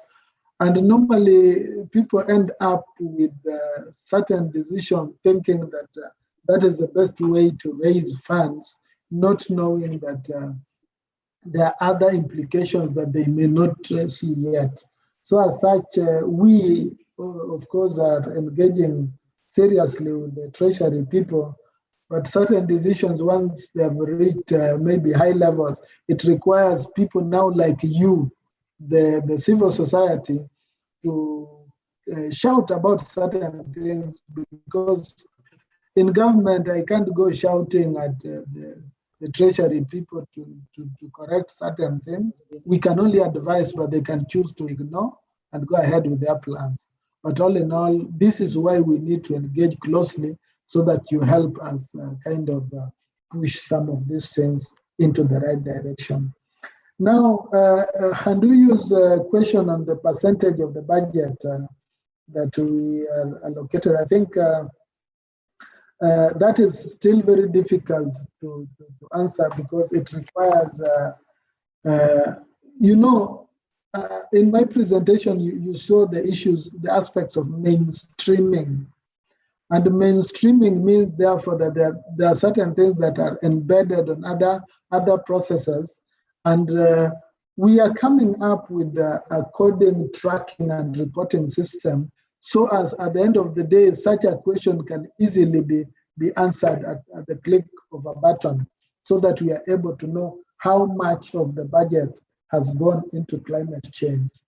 But as regards the percentage that we have put in our NDC that we are going to cater for locally, what we did was also some of these things is also a political document outwards. And what we did is to ensure we identify the pipeline projects and cost them, especially those pipeline projects that have been budgeted and planned for as government, and then the cost, that costing is what now we committed as what we are going to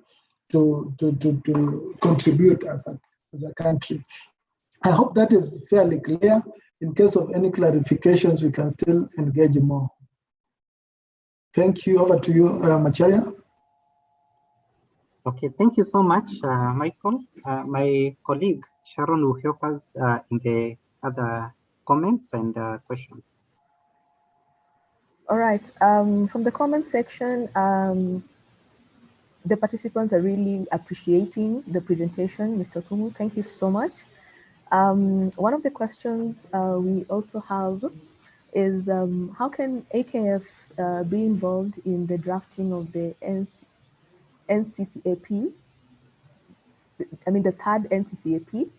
And also another question is asking what is the government doing to reduce emission in the industrial manufacturing sector, since there's a lot of discussion on exploiting coal in Kenya. Over to you, Mr. Okumu. Yes, thanks so much. That was Sharon? Yes, this is Sharon. Yeah, thanks so much, Sharon, for those questions. First and foremost, on the issue of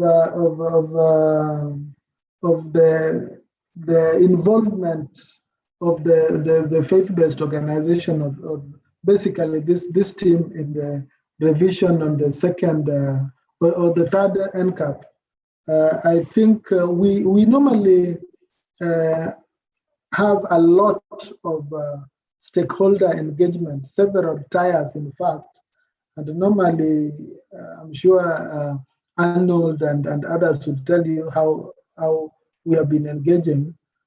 Although we understand that it is impossible to engage everybody due to other logistical challenges, even in such forum of online kind of work. But in a nutshell, we normally have what we call umbrella groups, and these umbrella groups are normally key in ensuring that issues relating to their constituencies are brought on the table, and they are able to articulate it and ensure that at the end of the day, when decisions are made, those issues are well articulated in whatever document, not just even the updated or the new NCAP, but also in the process of the updated NDC.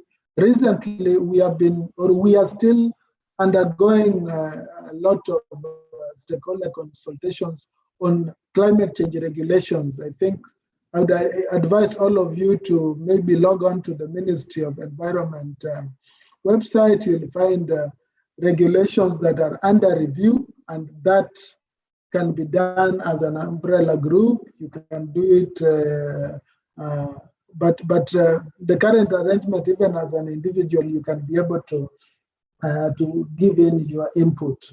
But in a nutshell, what I'm saying is that we have elaborate ways of engaging stakeholders, and we would really encourage you people to engage with us. But more so, it is easier when you are in clear umbrella groups.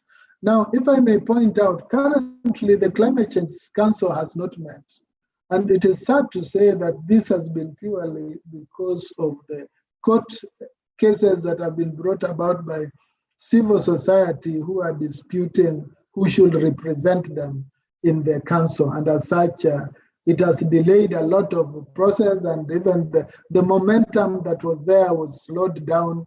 And as such, it doesn't augur well for all of us. So having clear umbrella groups helps so much to sort out such things. Now, the other question was on what? Have I answered both questions? I hope so. Sorry, I'm not very good at multitasking. What was the other question? There were two or so questions. There were two questions. The other question, yeah. Thank you so much Yes. for the clarification for the first question. The next question was on what is the government doing to reduce emission in the industrial and manufacturing sector, since there is a lot of discussion on exploiting coal in Kenya. Well, the coal question, I think that is in a broad is the coal question.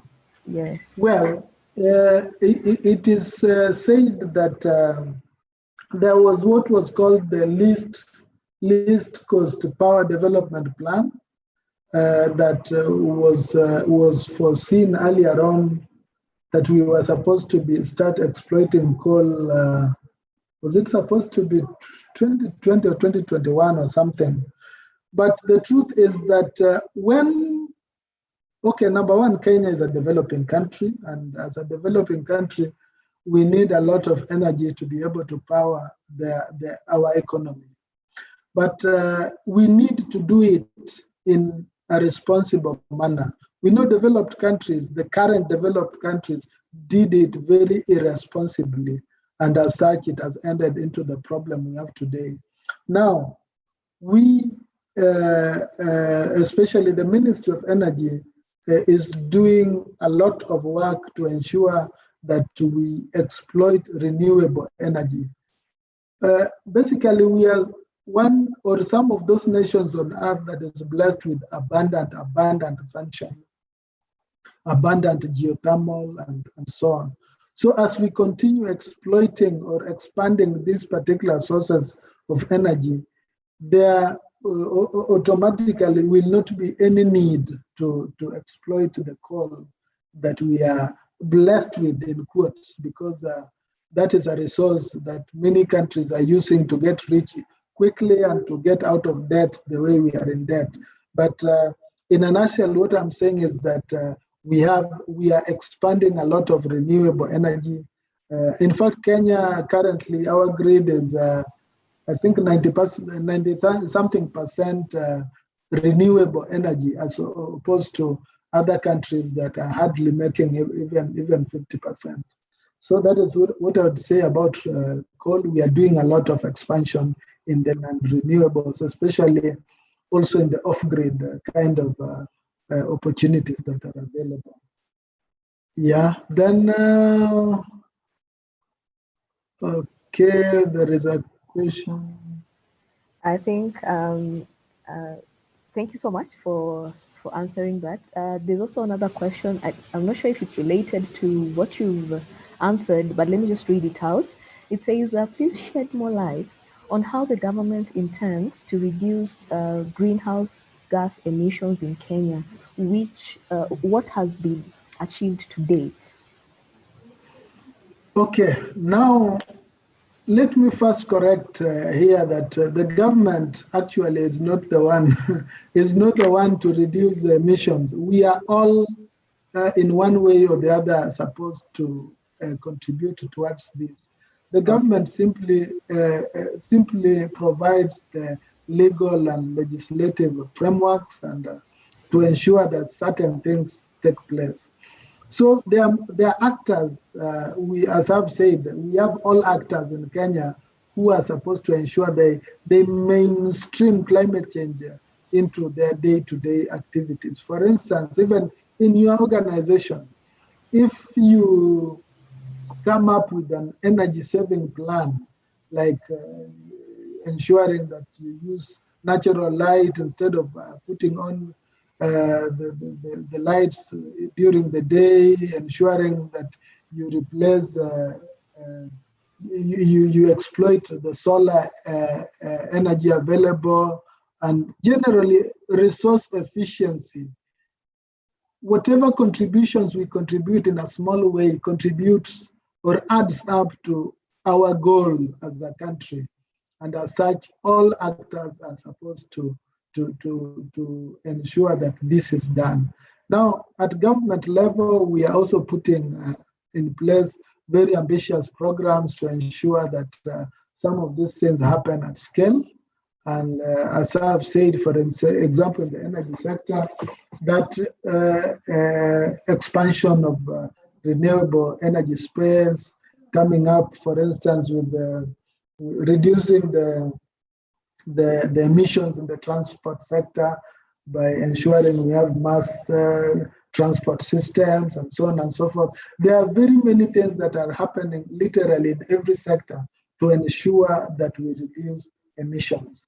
Now, the question is, what has been achieved to date? According to our third national inventory, to date, our emission levels is around 96 million ton equivalent CO2, and that if you compare with the business as usual, we have issues here and there with certain data, especially in regarding the forestry sector, but I'm very sure we are far better off than if we had not done some of the actions that we are doing today. So there's a lot that is happening across the board and everybody is involved. So thank you. I hope I'm fairly clear. Yes, you are. Michael. Yeah. Yes, you are, Michael. And thank you so much. There's one that I saw from Elizabeth that thanks Michael for the rich presentation. For Act Alliance members based in the countries, how can they engage with the government's National Climate Change Action Plan strategy? And I think you had already mentioned about this in your presentation. And I've seen an addition from one of the facilitators that we now have CSO's engagement framework that was adopted under the guidance of CCD. So we really appreciate you, Michael, for the good presentation and also for engaging with us and for keeping the doors open whenever we knock to your office, seeking support and in consultation on how we can deepen our engagement in climate change. We greatly appreciate. Thank you so much. Thank you. Thank yes. you very much. And I also appreciate you having me and also the work you're doing on the ground. It is very impressive. Thank you all. And I'm sorry I have to leave. Bye-bye. It's understandable. Bye-bye. For the rest of the participants, we would want to take a very short break. We can take a 5-minute break. You will grab something. Those of you who could be connecting from the cold areas, like myself, we can keep ourselves warm. So we resume in 5 minutes time. That would be around 10:34. Okay.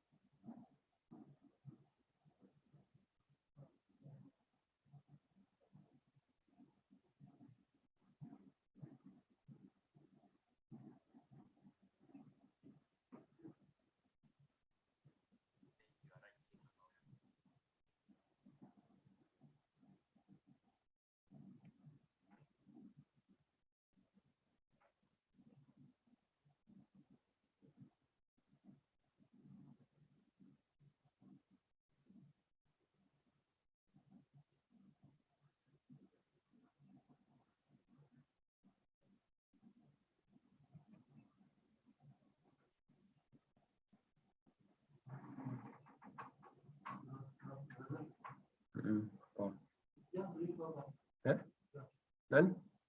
Hayuko. Ni hapa ako fit.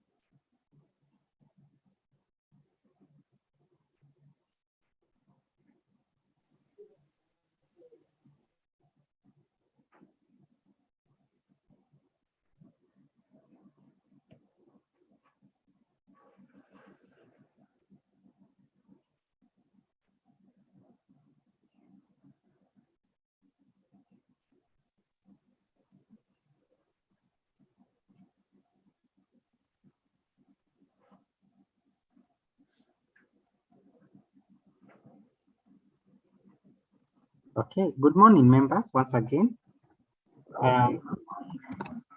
We can resume, and I want to request Sharon to take us through the next session. Hello, welcome back, everyone. Thank you so much for your contributions, for your questions and comments. This is appreciated. For this second part of this program, we are going to invite Madam Helen Courier. She's the Climate Change Policy Advisor at the British High Commission. Madam Helen is going to take us through the COP26 Green Focus Agenda items, and I will invite her to take the stage.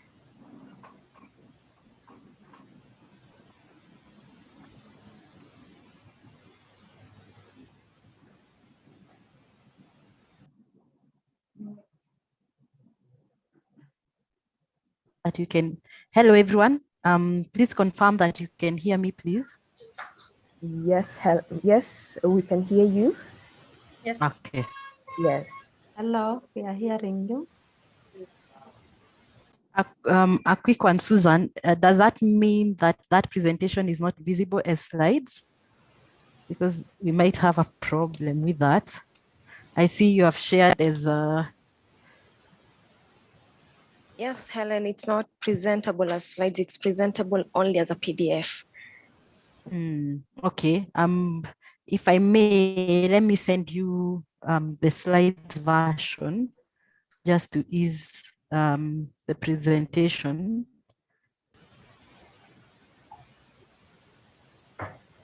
I did not anticipate that.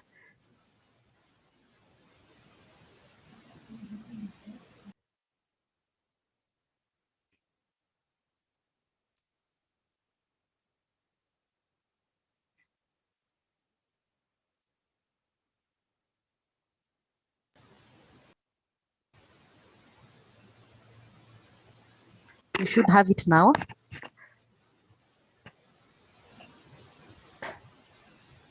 So Just a minute. Yeah, sorry you for can go that ahead. delay, guys. Yeah, so yes, so as I wait for Susan to put up the presentation, maybe by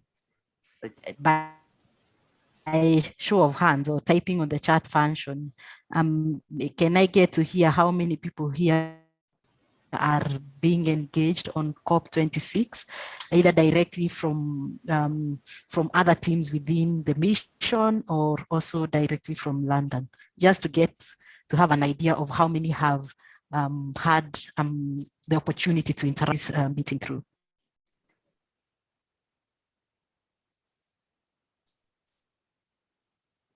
Yeah, I have Lydia, Sharon, yes.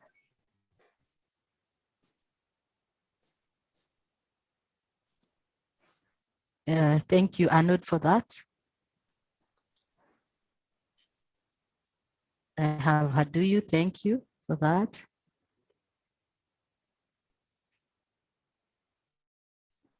So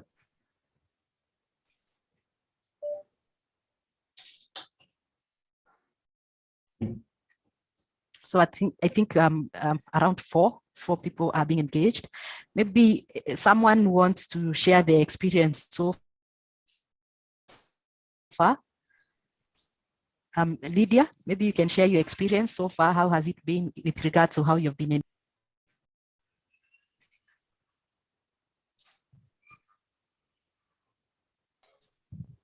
Hello. Yes, Lydia. Yeah, so far the session has been good. The presentation by Michael Kum was very detailed, right from the global to the regional and national interventions that have happened.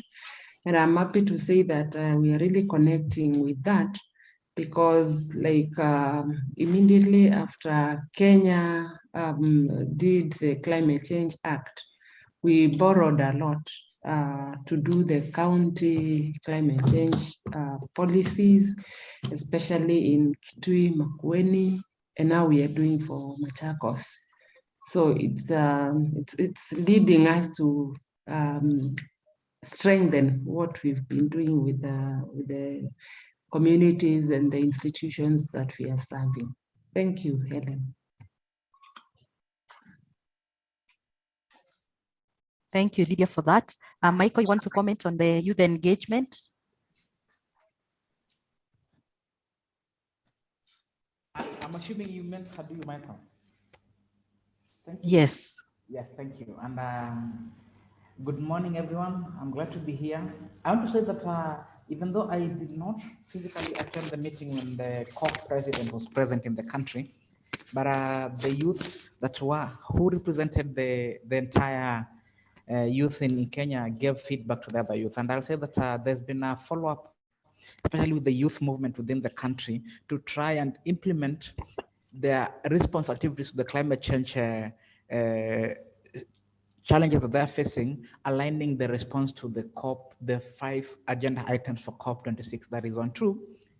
The youth in Kenya has been having a coordinated and organized model of working with the climate change directorate when it comes to either developing the country position paper. The youth have been meeting and coming up with their own position paper, and also we've been engaging with these important documents that Mr. Kum was mentioning. Like I remember very well, the most recent one was the National Climate Change Action Plan 2 for 2018 to 2022. I remember we met and the CCD came and we gave them our contributions, and I'm really looking forward to engage representing the youth, and part of the youth, especially from YWCA, are part of the meeting to just learn and see. Especially we are looking forward to a presentation to see now what are the agenda items for COP26 and how do we engage further. Thank you so much. Thank you, Michael, for that. It seems as we wait for Susan to receive the presentation, I think I'll just continue. What you could do, Susan, maybe you could just share the PDF as you wait to receive the presentation, then you can always swap when you get it. Maybe you are wondering why I'm not presenting from my machine, but unfortunately we are not able to use Zoom within our platform because of the security measures. Fortunately, I just have to use a private machine, and that's why I had sent to Susan the presentation. That said, my name is Helen Kuria. I work with the British High Commission. I work as the Climate Change Policy Manager.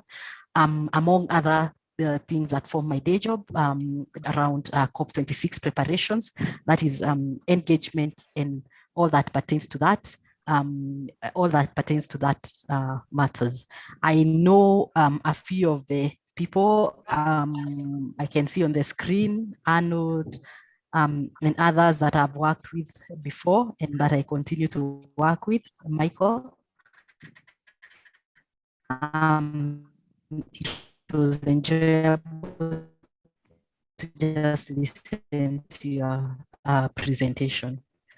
So we can go to the next page, please.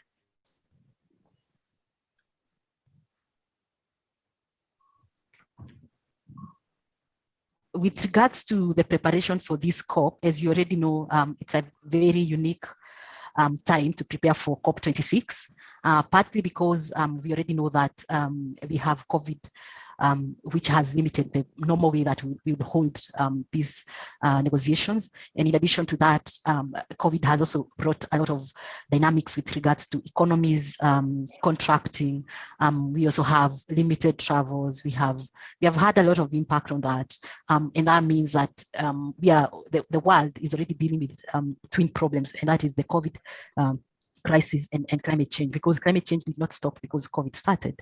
And that means that as the COP presidency, as we prepare for COP26, there are a lot of dynamics and changes that are happening across board and amongst various stakeholders and governments that we have to be cognizant of towards the journey to holding a successful COP26. That said, we are still very keen to ensure that COP26 will actually lead to finalization of Paris rulebook,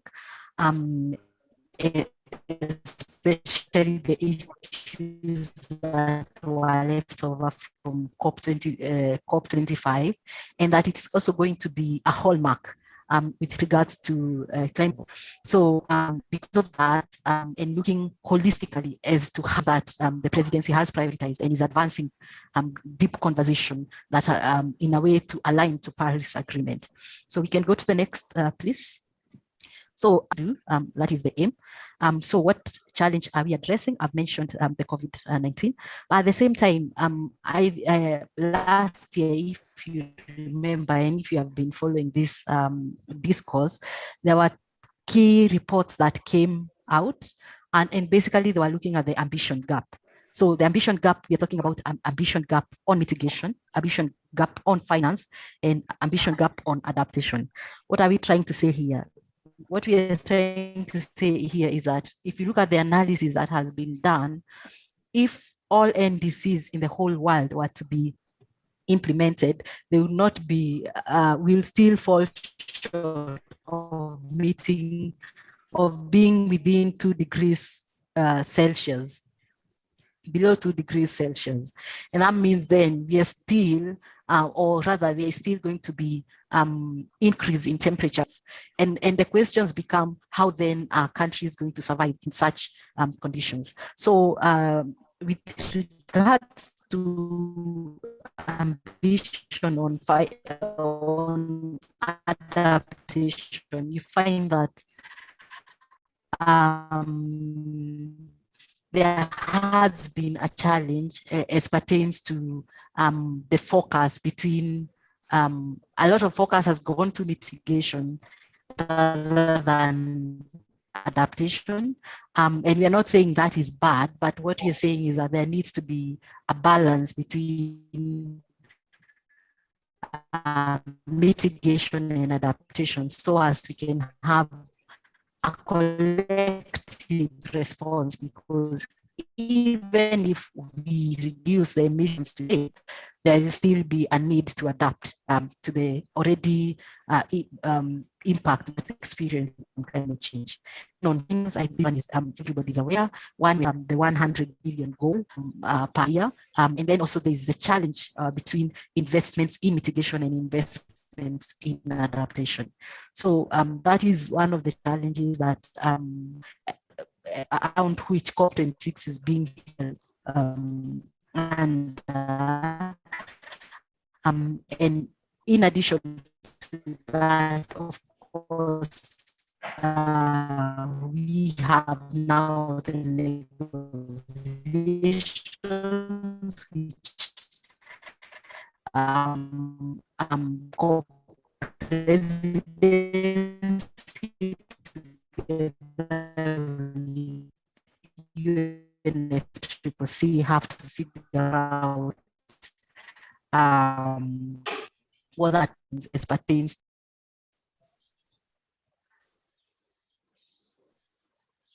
Hello. Hello, Helen. Can you hear us?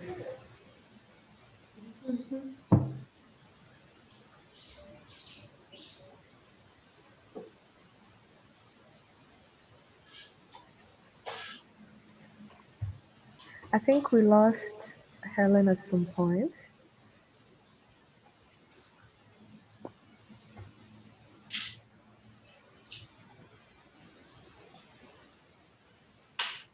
I dropped for a moment. Yes, Helen, you dropped for Can a you hear me moment. now? Yes, we are hearing you with a little Please do breaking of the internet, but please proceed. Okay. Yes.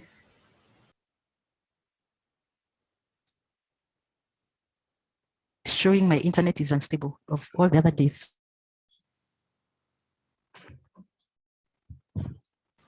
No worries. We pray that the next part of the presentation is going on well.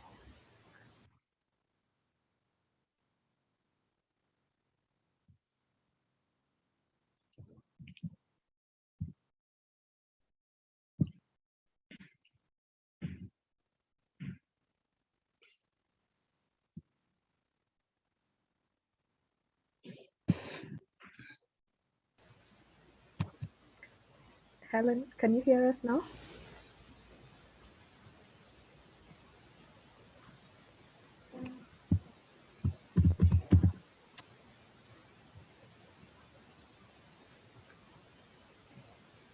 I can hear you. Can you hear me? Yes, you're back. It's better. Okay. Okay, thank you for Yes. that.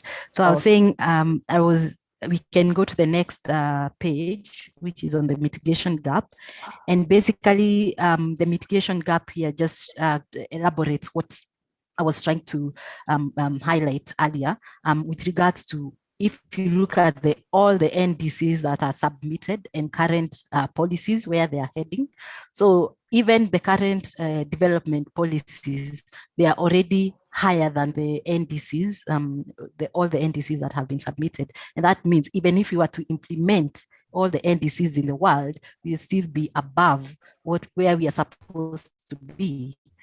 And therefore, one of the key things that we have been looking into is to ensure that as countries revise their NDCs, they are cognizant that we are way off the ambition gap that we are, the ambition target that we are supposed to meet. Let's go to the next one, please. So on the next one, I already mentioned about the adaptation gap. And this one, we know that last year, the UN environment did a very good analysis on the adaptation gap in the world. And basically it is saying that we need to think about how we are looking at climate action, and there has to be a balance between adaptation and mitigation. And this is more so especially for the developed country, because there's too much comes finance. We have issue at finance. One, we have the issue of mobilization with regards to how much that has been mobilized. The target that had been set is $100 billion per year, and you find that at least as of 2018, what was we had by what we were supposed to have by 2020, we were at $1. Let's go to the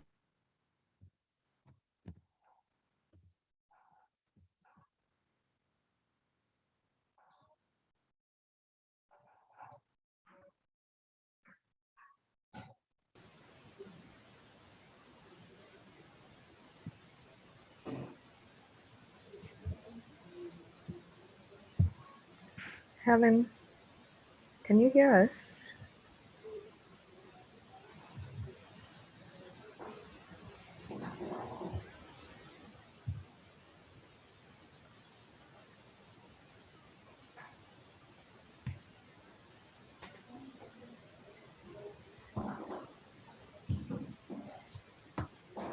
Okay, as you're waiting for Helen to come back and crossing our fingers that the internet gets stable on her end, just to assure you that we will request her to share with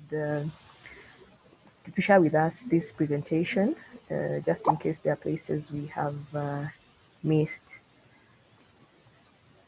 We'll give her a few minutes to try and get back her connection. Meanwhile,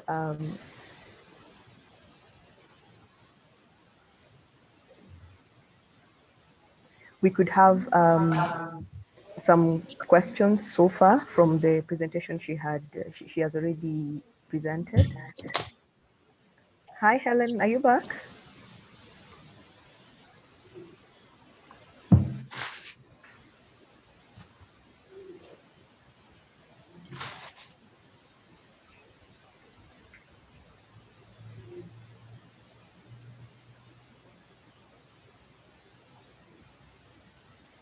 Okay, I think we've lost her a little bit. Maybe I would ask Michael Haduyu to just please expound on the topic he was talking about just before the presentation about youth representation.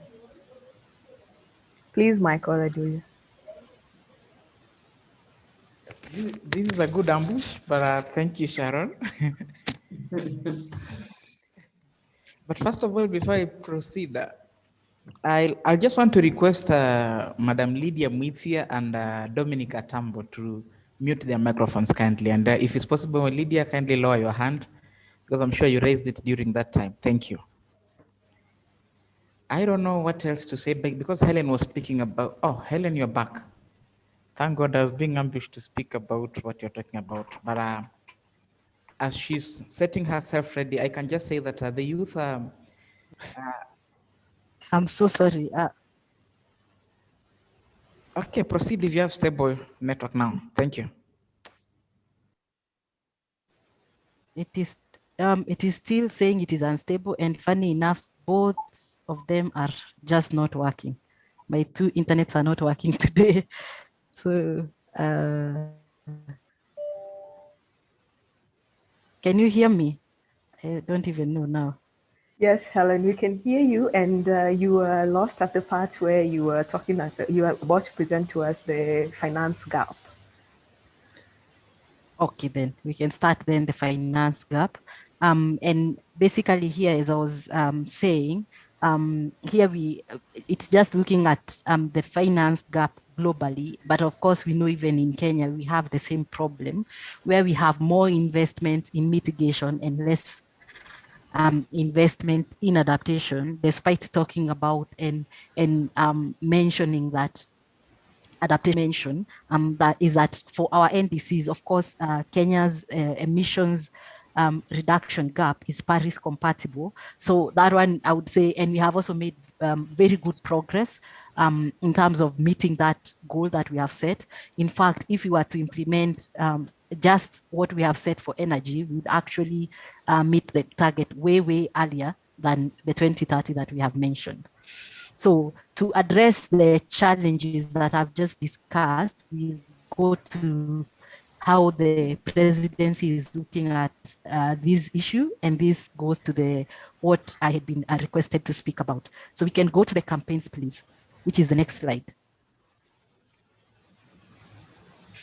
So yeah, let's go to the next slide, slide 7. So looking at all the challenges that the COP26 is being convened under, the presidency developed a strategy, and that strategy is summarized in this slide. So this, how the presidency is looking at ensuring that COP26 is successful. We are looking at the pillars of Paris Agreement and the items that are remaining under that, and that looks at, therefore, it looks at the negotiations, it looks at the ambition that I talked about, which is the national commitment and the NDCs, but also countries are also developing long-term strategies towards net zero. In addition to that, countries are also developing adaptation communications. And in addition to that, countries are developing the finance commitments.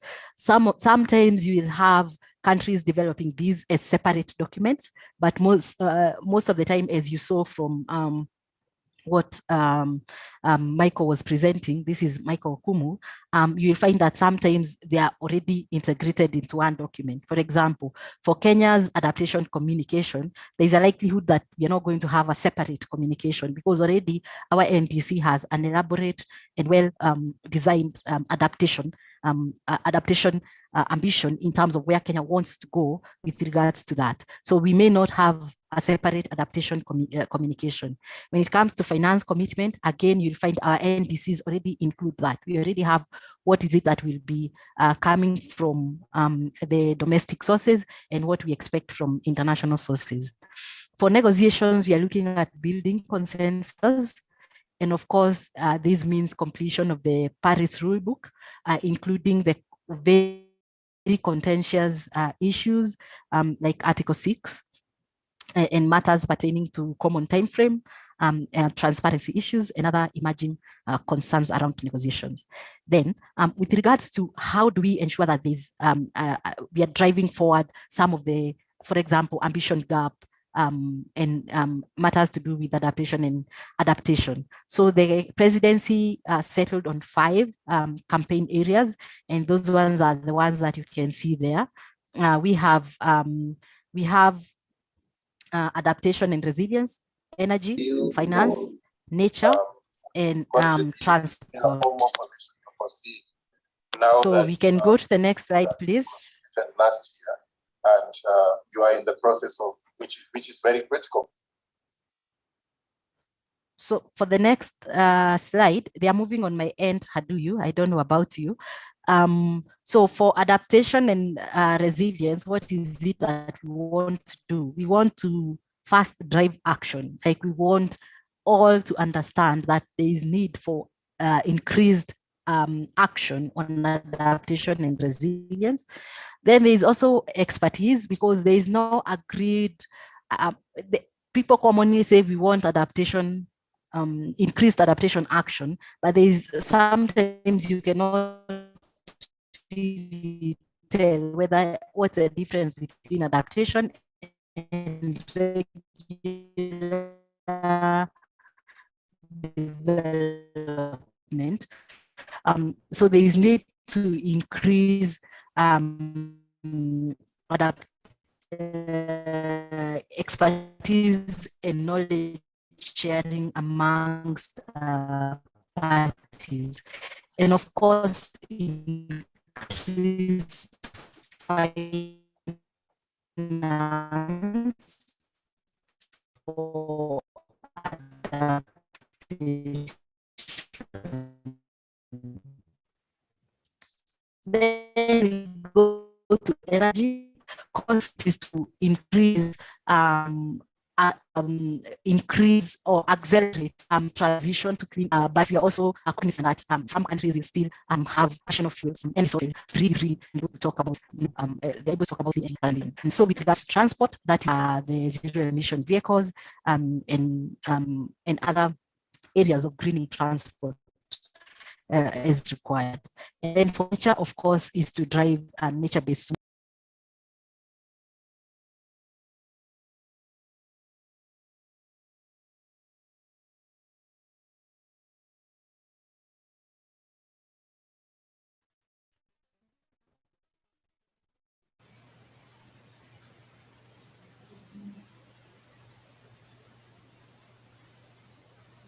Hello. I think we lost Helen again. So sorry, guys. Sometimes this internet. Anyway, as I was saying, for finance is just increased mobilization of finance, and so to ensure and yes.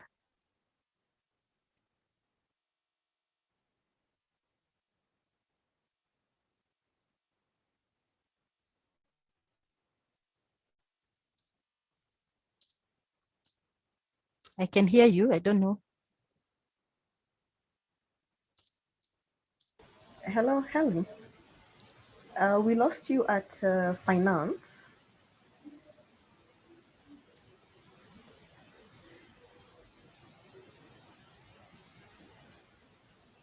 Yes. We lost you when you were talking about finance. Yes. Maybe you could start from there again.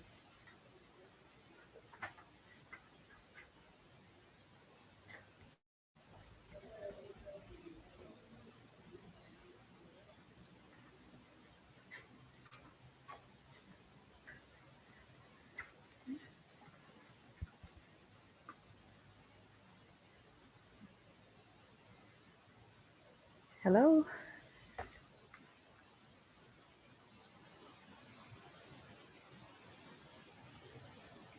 I think we give a few minutes to get back.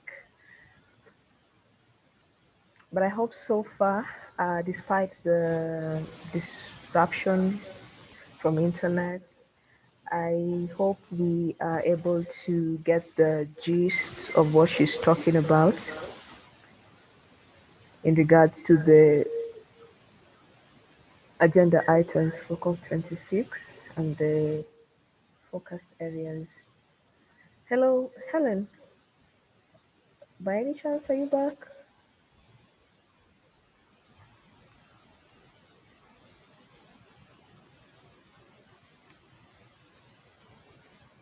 Okay. At this point, I still call upon Michael to just try and share with us a little bit on COP26 and the youth engagement. As we wait for Helen to come back, we'll give her a few minutes. Okay. Okay, thank you so much, Sharon. And maybe just to pick up where I had started earlier is that as it regards to COP26 for the youth in Kenya, we had already started an engagement prior, and it was early in the month of February, whereby we held the local conference of the youth. And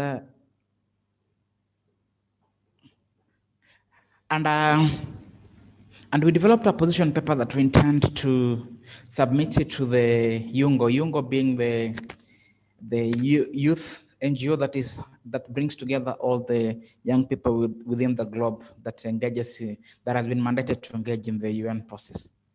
And the main reason why we held the local conference of the youth was to at least look at the 5 agenda items that Helen is presenting, that is adaptation and resilience, clean transport, green stroke climate financing, adaptation and resilience, all those things, and try to see from a youth perspective, what are the things. And there's a new baby in the block called nature-based solutions.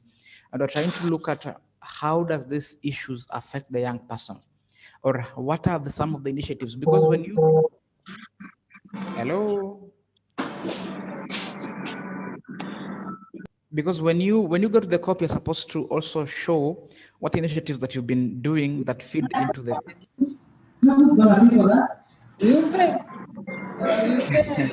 Sorry about that, but I think so. We have a position paper in place, and we intend to share it both with the YUNGO and also nationally. We intend to share with the Climate Change Directorate, that is being Mr. Okumu and his team. And we intend to ensure that at least the recommendations from the youth meeting that was held, at least it feeds into the national position paper. And the government has been very, very lenient towards youth, whereby it's been allowing us to at least input into the documents. Helen, I can see you're back. Kindly proceed so that I don't take much of your time. It's okay. First of all, guys, so sorry. Siku ya nyani kufa, miti yote huteleza. Because all my 3 internet services today are just crap. I do not know what happened. But that said, let's go to slide number 9, please. So under adaptation and resilience, here we are just trying to outline what is the key objective and the priorities and what is happening. For those who have been engaged, you know that there are several, under each campaign area, there are several work streams that come under that. So under adaptation and resilience, we have, for example, the risk-informed early action partnership, and this looks at there's somebody whose mic is on, please. Kindly mute.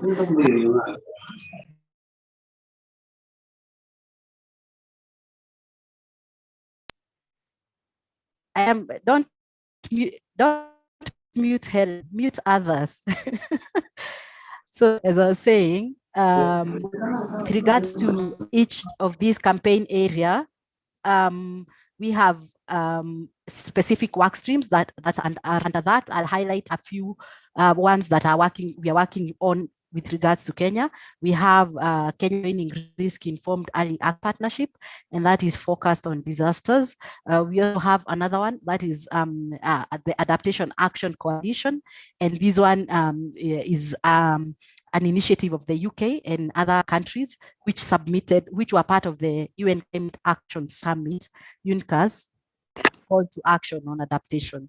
Then, of course, as I mentioned, there is again mobilizing finance for adaptation and resilience. Let's go to the next one, please. So under energy campaign, we have the we have three elements to this. The first one is, we have countries who are transitioning from coal, and there's work around just transition and what that means. So under that, we have an alliance called Powering Past Coal Alliance, and it covers just looking at countries that were using coal before and now they have to transition, and the implications of that, including support around that. Then, of course, we have financing of coal and other fossil fuels, and what that means. So the campaign is focused towards ending finance on that. Then we also have, of course, increasing investment in clean energy, as I mentioned earlier. And this is to serve as an incentive that would allow countries to scale back in terms of in terms of being attracted to coal investments. So instead of coal, they are able to see the value and sense of picking clean energy. Then another interesting one that is happening is around the super efficient equipment and appliances deployment initiative. This is led by International Energy Institution, and this one looks at how we can increase efficiency within home and commercial appliances, and it has specific appliances that it looks at, appliances and equipment, motor vehicle, refrigerators, ACs, and such. And the good thing is that it looks at both countries, and also it looks at specific institutions or industry players. So in case your organization is working on that, that is something we can facilitate to connect you to where we are on that. And then we also have another work package that is called Energy Transition Council. And this is one of the things that we are directly working with the Ministry of Energy here in Kenya. It focuses on the Energy Transition Council focuses on specific selected countries. In Africa, we only have 5 countries. We have Kenya, Nigeria, Egypt, Morocco, and South Africa.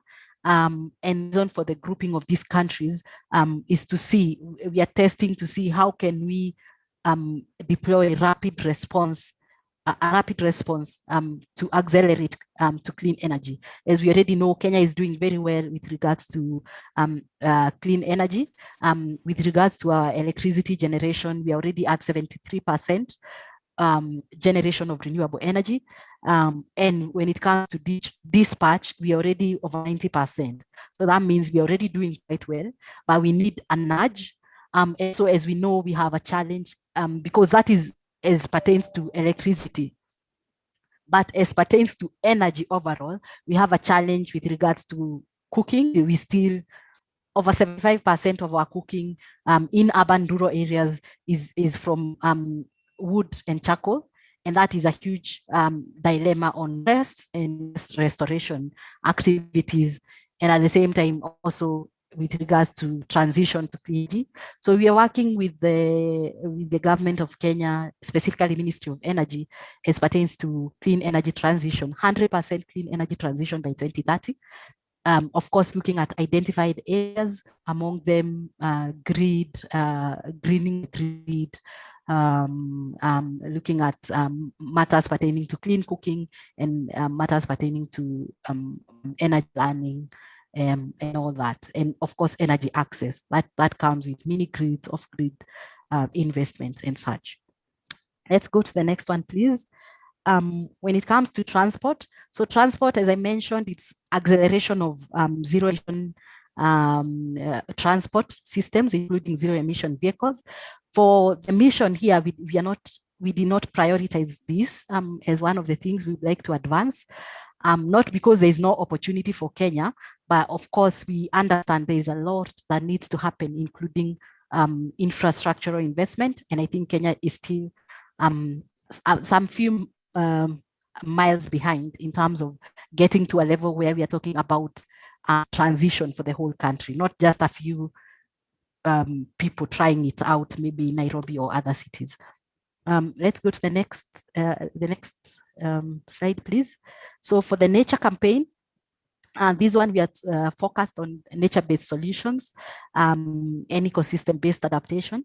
With specific focus on Kenya, we are mainly looking at forest restoration with the view of meeting the 10% forest restoration, tree restoration in Kenya. It is work in progress, and it is something that we are working closely with the Ministry of Environment. And at the same time, it is also looking at how we do our emissions, how we do our forest reference levels and all that comes to the accounting when it comes to the emissions. Let's go to the next slide, please. For finance, I believe I've already talked about this, but for Kenya here it is to globally, I've already mentioned what is happening, but what does that mean for Kenya? One, we have the greening of the banks, and that comes with implementation of emissions and risk disclosure mechanisms. We are working with the central bank with regards to that. We're also looking at just collaborating with the banks when it comes to greening their banking system and investing more when it comes to climate action. I was actually very excited to see just the other day, I think it's the Sunday Nation for the, not this Sunday, the other weekend. A bank like Equity are talking about setting aside around 20 billion Kenya shillings to just focus on climate action. And I was like, wow. Another thing that also, if you have seen, the nation has already started some of the, like they have already started special reporting on climate change ahead of COP26. And I think we are likely to see a lot of coverage on what is happening on Kenya with regards to that. Let's go to the next one, which is the negotiations. If you remember my pyramid that I had shared, I said that the presidency's strategy is as follows. We have the campaign as the base, supporting nations, supporting ambition, and then towards achieving the Paris Agreement. So we are going into the negotiations, and I did highlight the challenges that have come with regards to preparing for the COP26 this year. Among them, we have issues pertaining to the procedural issues, as in how do we convene, when do we take decisions, and all that. So yeah, let's go to that slide, please. So definitely, there's a lot of informal meetings that are happening to ensure that we drive and advance negotiations, and that we ensure that COP26 is held this year. That means that for now, we have monthly informal negotiations, and for you to be engaged on that, you'd have to work closely with the ministry. And I think that's also the advice that I would give, because already we have the confirmation that the SB52 will be informal, but also will be held virtually. I think one of the role as a civil society organization and faith-based organizations is to work closely with the CCD team and others that are participating in this process. So I did mention that key to the priority is finalization of the Paris rule book, and also completion of the contentious issues, the very contentious issues like Article 6, and so transparency, common time frame, and such. Let's go to the next slide, please. Of course, we are really looking at having a forward-looking conversation with all stakeholders, and that calls for collaboration. And as we know, COVID, nobody anticipated COVID, including the COP presidency. And that means that we are talking a lot to civil society organizations, to, of course, the parties themselves, and all actors, including businesses, just to ensure that we are advancing a conversation and that COP26 becomes a success. Next slide, please. So one of the things that we did, for example, with regards to showcasing where we are and trying to mobilize all all stakeholders to COP26 is to hold a climate ambition summit.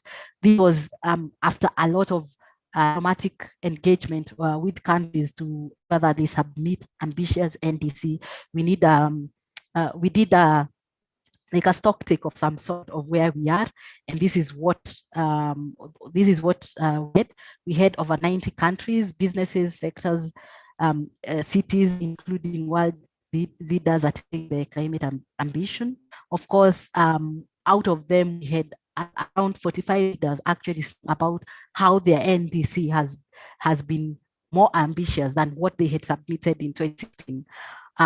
Of course, now went to new commitments. And the reason for that, we are looking at not just the countries themselves. Of course, the countries are the main actor, Kenya, Uganda, and the like, but also the businesses themselves. Because if the industry is not leading in this process, it is one thing for the government to set targets and another thing to meet them if there is no cooperation with the industry.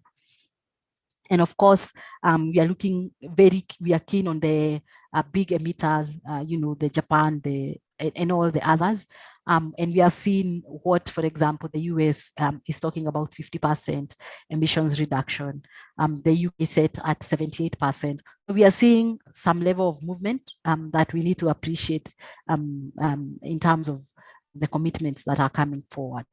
Non-state engagement is critical for the COP presidency, and we have regular meetings. I think they are monthly, and these for the non-state actors, we have two levels. We have one that is happening from the center downward, and also we have what happens with the mission here. For me, I think I'm working with several of the institutions here, some of them represented here.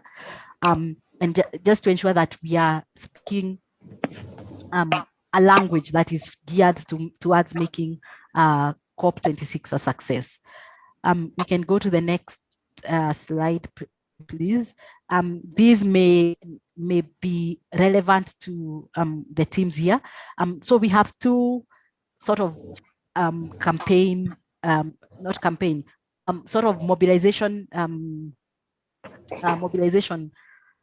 that we are doing with regards to non-state actors. We have the Race to Zero. So the Race to Zero focuses on businesses. For example, just big businesses who are doing a lot of mission, and they come forward with saying, this will be our commitment towards net zero.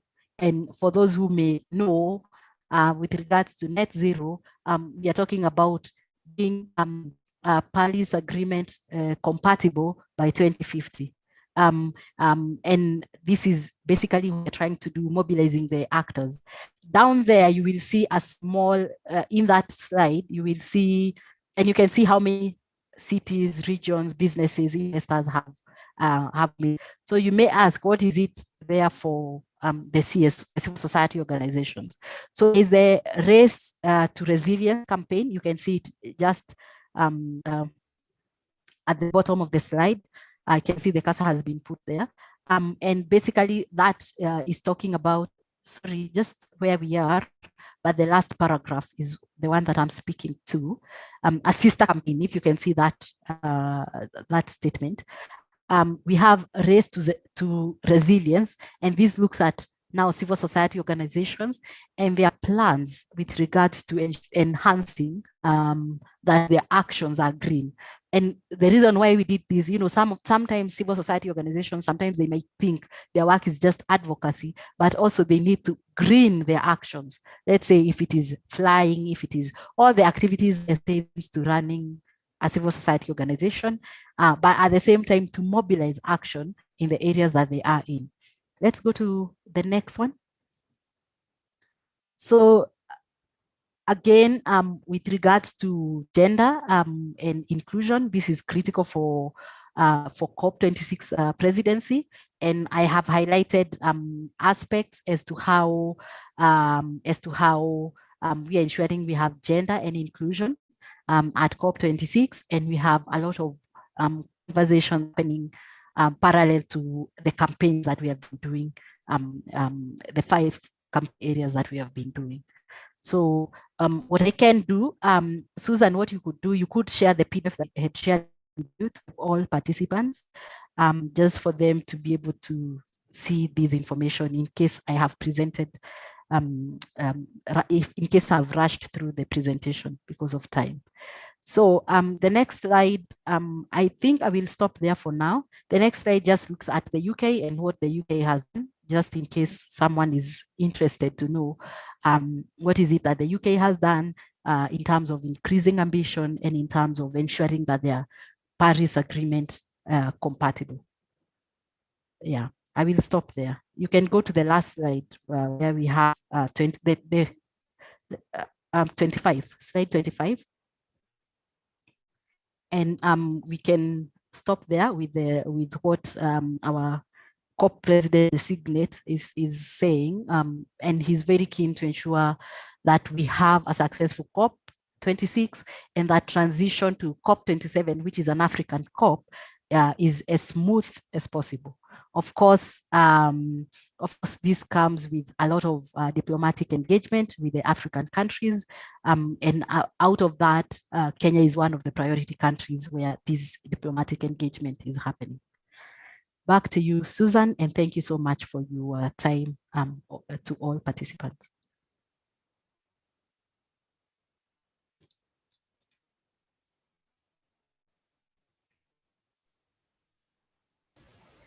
Thank you so much, Helen.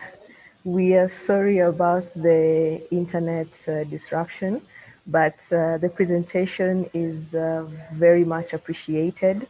Yeah, we have learned about the adaptation and mitigation gap. And yeah, we have seen what our role as a civil society is. I wanted to ask Arnold if he could, at this point, just share a little bit with us as we prepare to have the third presentation. Arnold, are you there? We would Can hear Helen you. take some questions first? Hello, Helen. Thank you. Yes. Thank you, Michael, for that. Arnold, as you prepare to just talk to us briefly. Yes, Helen, I have a question from the chat box. It says, first of all, thank you for the great presentation. It says, is there a uniform monitoring and evaluation framework for sustainable transport that can be used to gather and analyze sound and reliable data stock statistics, especially on low emissions and environmental impacts? Sorry, that was long. Did you get the question? Yes. Yes. Yes. Thanks for that, Kivinji. Yes, there is, but I have to be honest, I have not really paid attention to the kind of frameworks and tools that are being used because it has not been a priority campaign for Kenya. But should you have a need, well, you could kindly write to me and I can be able to connect you to the teams that are leading on that. So I think you already have, let me just put my email address here.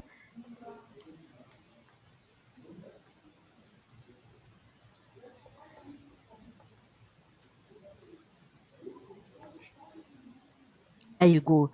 You can write if you have specific requests as pertains to the kind of, for example, the metrics that are used for measuring when it comes to sustainability and transport infrastructure.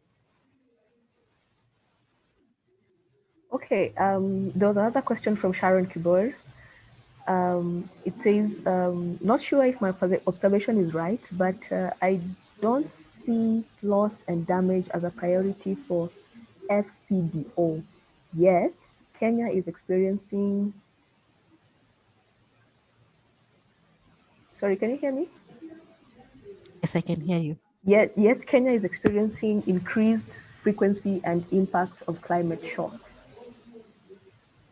Yeah. So thank you so much. Who is that who had asked the question? Sharon. Sharon Kibor, so, yes. Yes. So what from the FCDO planning and view of loss and damage. Of course, first of all, we know loss and damage is a contentious issue as pertains to how do we look at it, and also we know not all parties are seeking. There is no consensus when it comes to loss and damage, and it's more viewed from the LCDs in Africa. But when it comes to us, we look at it from the lens of adaptation and resilience, because as we increase adaptive capacity, then the more we are making communities to be able to respond to the increased climate disasters that are happening. At the same time, when it comes to loss and damage conversation, there are conversations around how it could be informed by the Santiago framework, but still that is not agreed. There are questions around how it could, do we need a separate finance for loss and damage? What would that mean? Is it still going to take away from what we already, the kind of target that we have now, the 100 billion target? So what I'm trying to say is the reason why it is not pronounced in terms of the objectives that have been said, because also it is not necessarily right now agreed upon. It is a point of negotiation in the coming COP.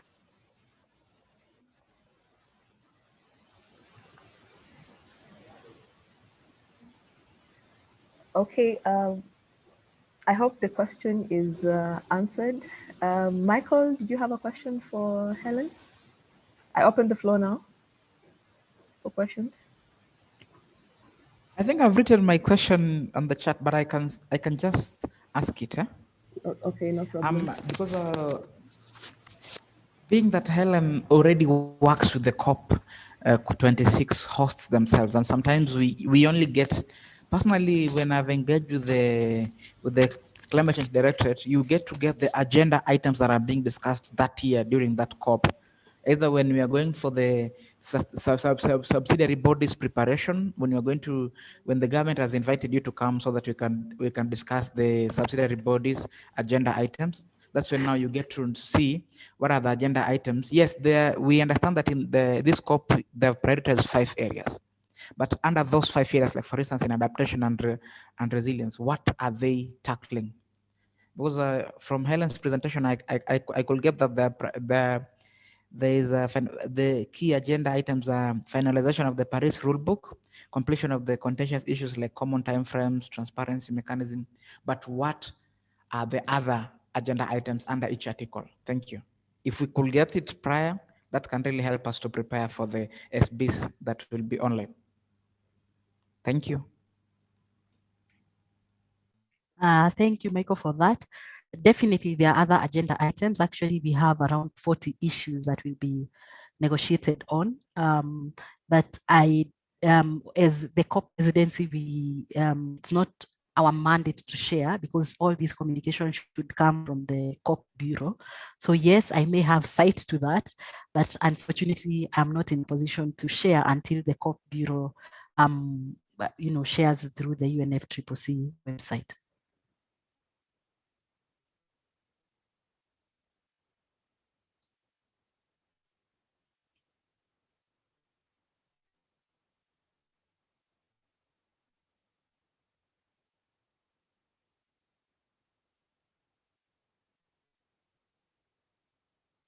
Did you hear me? Oh, hello. Sorry, I was also muted. Yeah. Michael, did your question to Helen get answered? Yes, I've been answered. Okay. I'll follow it up with her. She knows. All right. There was a question from Elizabeth in the chat box. And Elizabeth is asking, in a simple language, how do we bring balance between mitigation and adaptation on the issues of climate change in Kenya? Thank you, Elizabeth, for that. in very simple language, I think one of the things that needs to happen is to have increased investment.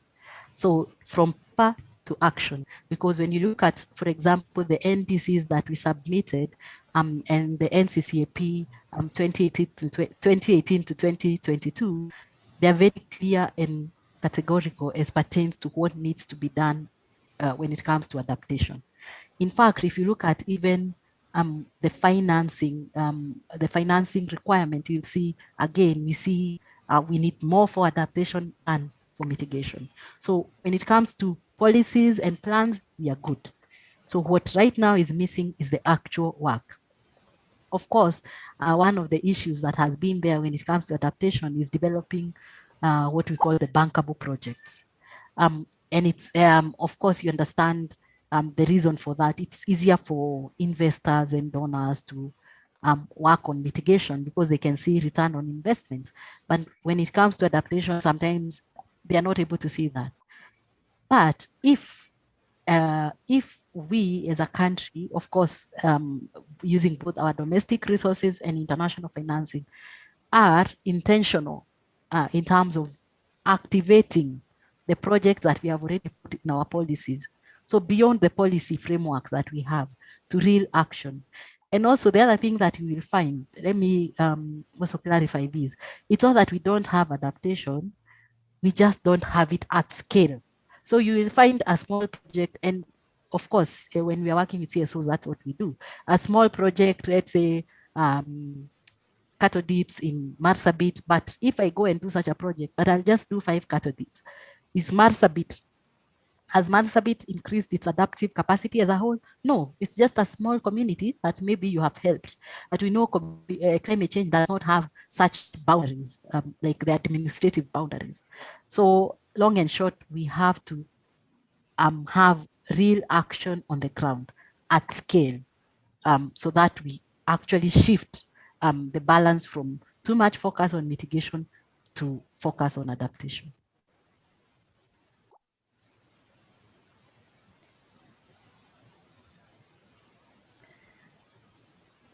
Hello, I hope, Elizabeth, do you have any further questions on that? Maybe we could hear your voice, Elizabeth.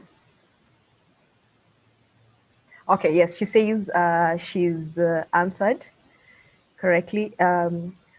Yes, we thank you so much, Helen, for this wonderful presentation. I might just want to give Charles a chance to speak to us.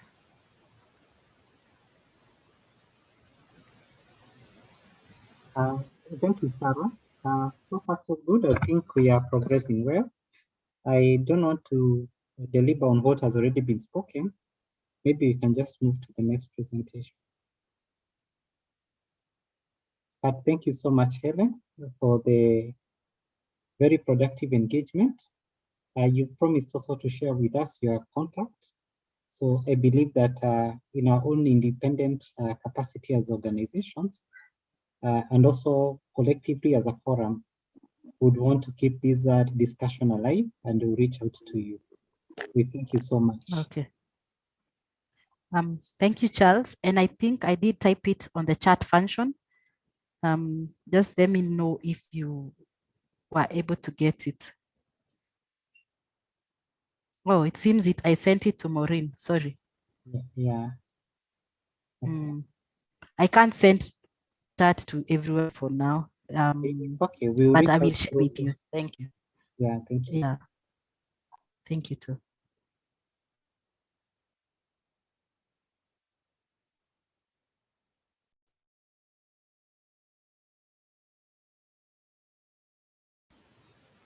Okay, that was our second presentation by Helen Courier, the Climate Change Policy Advisor at the British High Commission.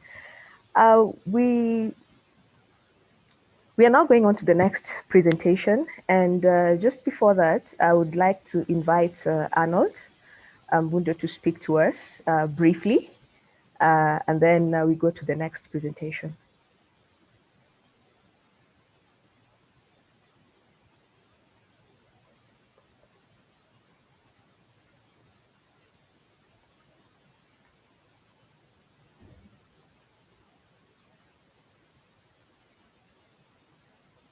Hello? Hi, Arnold. We can't hear you.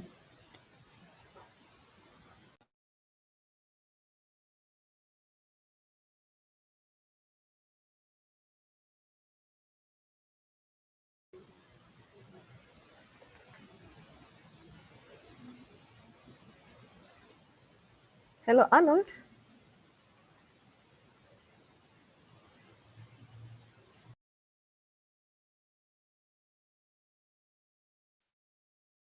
And now?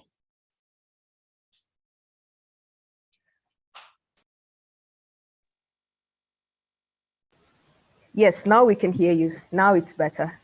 Please proceed. You can hear me now? Yes, we can hear you now. Yes, okay. yes. Sorry It's for the now technical better. Yes. hitch. I was just saying thanks so much for Helen and Michael, who's away, for the presentation. I know we've done quite a lot of the work with them, especially on negotiations and Kenya spaces on this. And I hope probably they could stay in, or she could stay in for more information around COP as we go on. So my name is Arnold. For those who haven't met me before, I'm currently working for WWF as a global governance policy specialist. Following my main area is around UNCCC work, climate change negotiations at global level, but I'm based in Kenya here. So I get a privilege to have sort of worked with pretty much all of you in influencing and advocacy work in Kenya here, as well as regional and global level. But also for the session, I'm also supporting the forum in coming up with a position paper on this and ensuring that we have very succinct points towards the process. So for me, I'm not going to make a presentation per se, but I just wanted to get a feeling from all of us, the 47 of us, if we are flowing together with the conversations here. I know climate change policy negotiation things are a bit technical if engaging with them for the first time, or if they are not your mainstay kind of job. So what I'm just trying to say is encouraging lots of discussions coming up.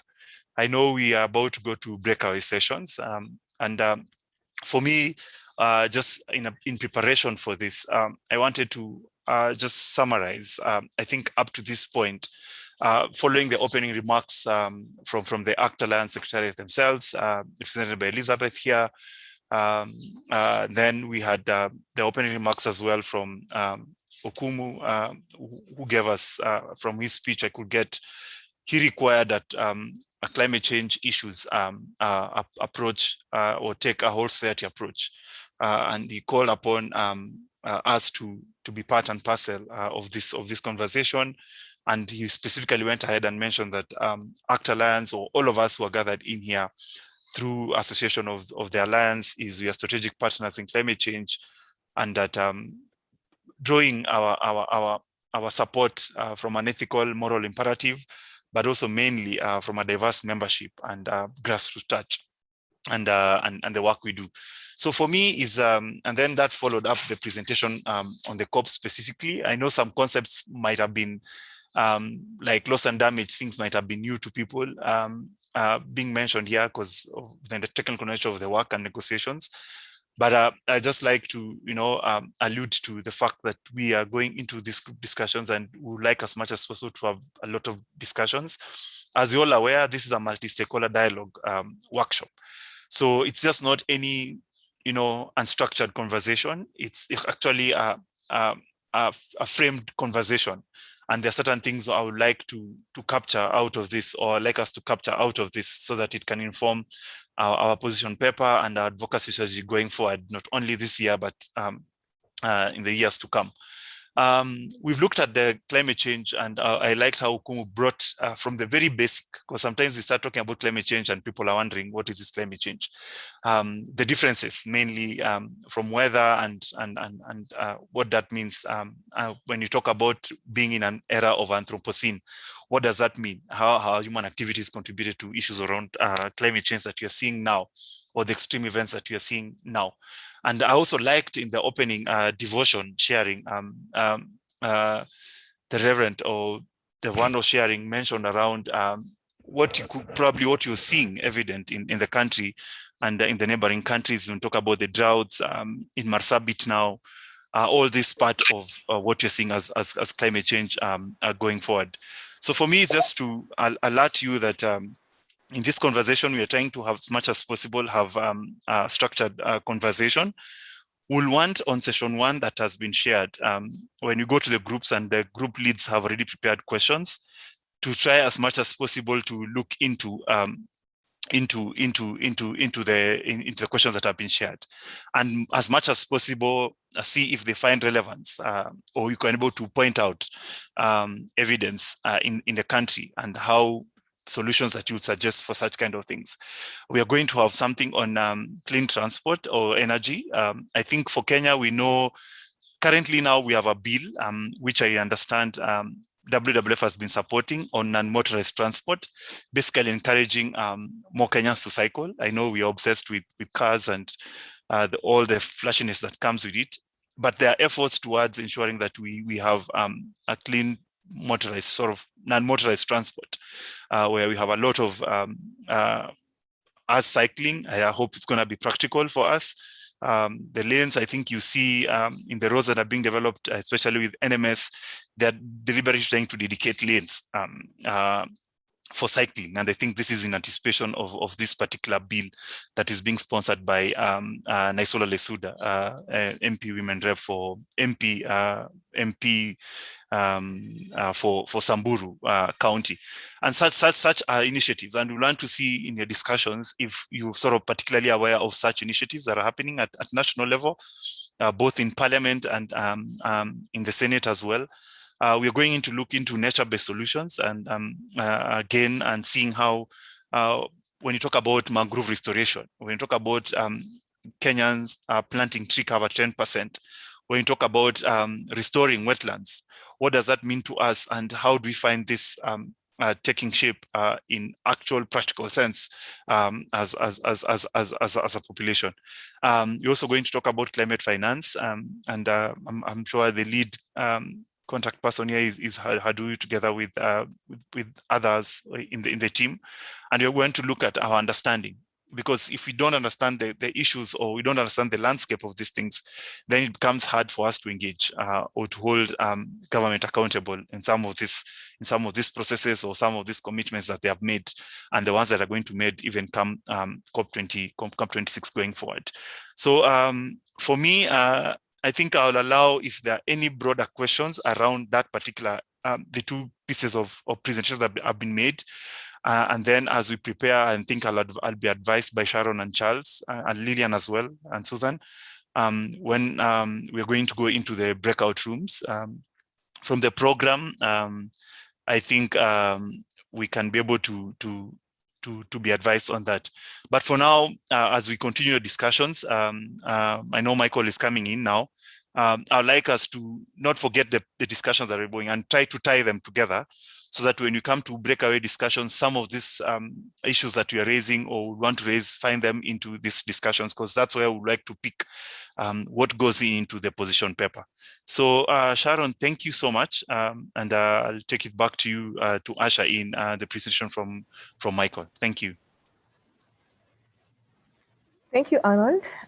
Thank you for already informing us what we should expect in the breakaway groups, and how we should tie all the discussions towards our end goal for this multi-stakeholder dialogue. Just to proceed, I will invite now Michael Haduyu. Michael works with the YWCA. Michael will take us through on the presentation for national and subnational climate response initiatives. He will look at the initiatives being implemented by one of the partners and is successful at national and county level. Michael, the floor is yours. Thank you so much, Sharon. I believe you can hear me. Good. It's still morning, everyone. And you're welcome to at least having to listen to what some of the members of AKF, what they're doing, some of the initiatives. Like Bob said, I work for the YWCA Kenya, that is Young Women Christian Association. We are based here in Nairobi, and we have 7 branches within the entire country. We have a branch in Mombasa, Kisumu, here in Nairobi, Tana River, Meru, Siaya, and Kisii. And we have some of our colleagues here, but just to delve in, first of all, allow me there are 2 organizations that have committed to present and at least to showcase what AKF members, that is Act Kenya Forum members, are doing to try and ensure that its members or its partners can cope with the climate risks that they are facing each and every day. And that opportunity was granted to FCA, that is Think Church, and YWCA Kenya. So allow me to invite my colleague called Elizabeth from FCA, who will be presenting what FCA is doing within the country to try and build the capacity of its own people to fight against the effects of climate change. Elizabeth, welcome.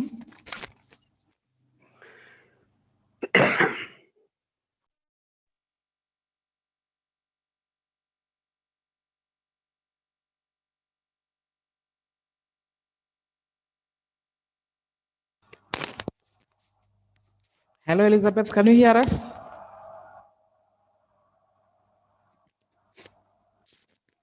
Hello?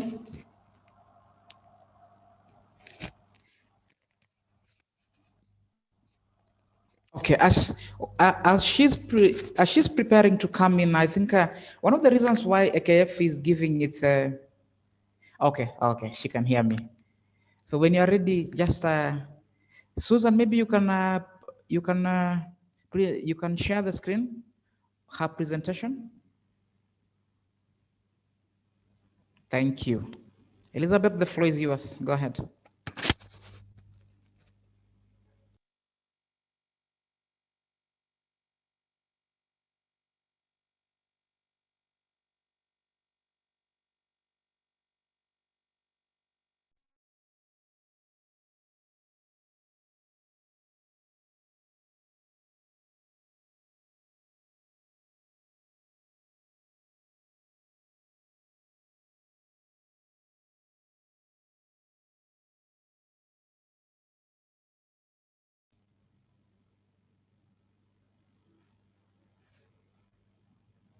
Hello.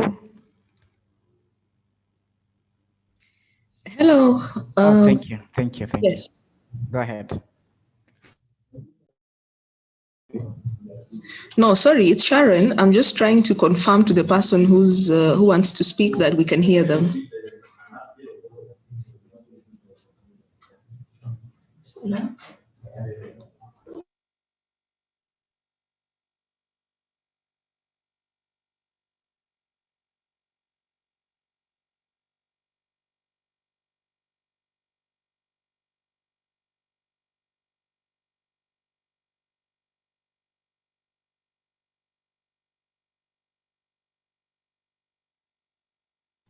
Can everyone else hear Elizabeth? Because I seem not to be hearing her. Sharon, kindly just confirm. No, I'm not able to hear Elizabeth, but she is unmuted. No, it's okay. Then can I, Elizabeth, if it's okay with you, just, I don't know, maybe you can type on the chat.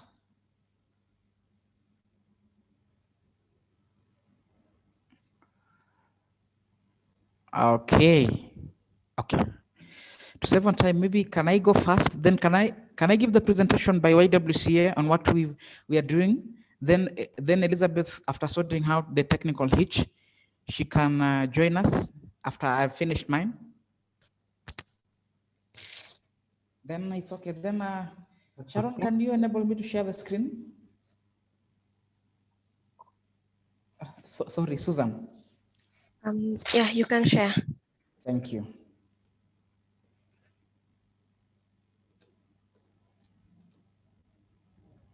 Please confirm that you can see my screen.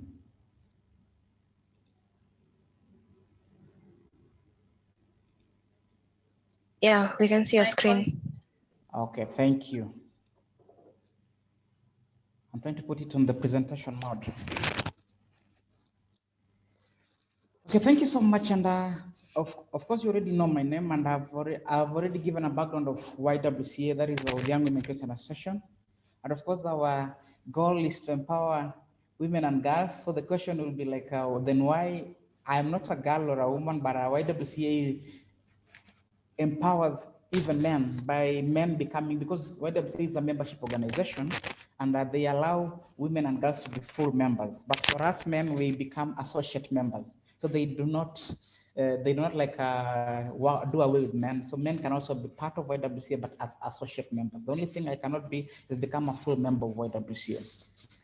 So maybe let me move to the, my presentation is going to be in an overview, just a background and summary of the project that we're implementing here in Kenya, the interventions undertaken, the relevance to AKF, and the conclusion. And I'm just to say that YWCA Kenya, the project that is being implemented is the integrated approach to reduce inequalities for an inclusive climate change, climate resilient society in Kenya. In short form, we call it Climate Inclusion Project. And this project is a 4-year project being implemented from 2020 to 2023. It's funded by NORAD through the Y Global, that is the YWCA, YMCA Global for Norway. And the project is being implemented in Kisumu, Mombasa, and Nairobi. The main reason is because these are the areas that have informal settlements, the major informal settlements, because the project is targeting youth in the urban slums, though they prefer to call it informal settlements. And the inclusion bit is to ensure that the youth with disabilities are also part of and parcel of the process. Majority of the time when it comes to climate change, when we've been implementing projects and we've been talking about the endangered communities, or the indigenous or any other, we've been talking about the indigenous groups or women, but we've not been giving close attention to the persons with disabilities. So this project targets youth with disabilities, including even persons with disabilities who are above the age category of youth. And our main goal is to have an empowered youth who can participate in promoting peace and justice at the end of the 4 years of the project. And some of the outcomes are listed there. Engaging, the first agenda is engaging in policy, because if we don't engage in policy as young people, then they will end up making policies for us. And when I say they, is a simple example. If you look up the composition of the policy makers, both in Senate, Parliament, or our county assemblies, you find that over 80% are above the age of 35. But so we have to engage in policy, and this is through the engaging with the policy makers. Like, for instance, we are at a time whereby climate change bills and acts are being passed across the entire, the majority of the county assemblies. The second thing is to ensure that youth are engaged in decision making, and they are part of in their own communities. At least they are showing good morals and becoming role models to their own people. Then lastly is that, what are the coping mechanisms to address individual and societal challenges? And the interventions undertaken under here is that you've had Arnold and Helen, and I don't know if Michael mentioned this about the issue of nature-based solutions. It is the new kid on the block, and nature-based solution is one thing that so long as you are implementing any intervention that takes care of the biodiversity, takes care of the people that you are working with, and ensures that there's the aspect of sustainability. Some of these terms just are used interchangeably. Someone will say sustainable projects, or another person will say ecosystem-based adaptation, another person will say, but all those things, if you look unto the underlying principles, is that at least whatever you are doing doesn't harm the ecosystem or doesn't harm the environment that you're staying in.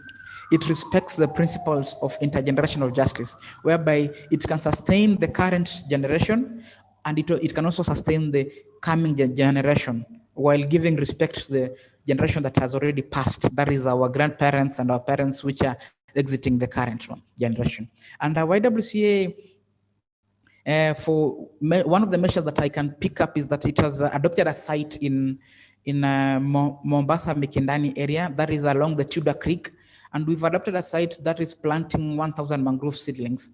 And one of the things that stood out for us and why we had an interest in this, we are using this as a model learning area whereby you can see that there's an incorporation of beekeeping within the mangrove forest, whereby you are apart from just sustaining the mangrove and restoring the destroyed mangrove forest, you are also trying to empower the community by enabling them to keep bees so that they can have alternative sources of income, though they do not depend on cutting down the logs of mature mangroves that takes a lot of years to mature to a level that can be cut down to a log. So that is a simple example. And if you hear of any person mentioning the issues of nature-based solution, the first example that they will give is mangrove restoration.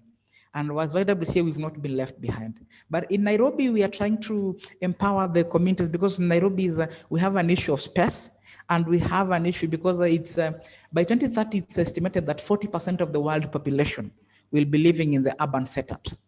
And one of the things that will be a challenge is food, with the increased ASALs, that is arid and semi-arid, and desertification. And it's been said, Michael Okumu said that there's an increased severity of drought that we're experiencing, and also how frequent they have become. Also, when it comes to rain, whenever it rains, if you can hear, there must be a place or a county within Kenya that is experiencing flooding.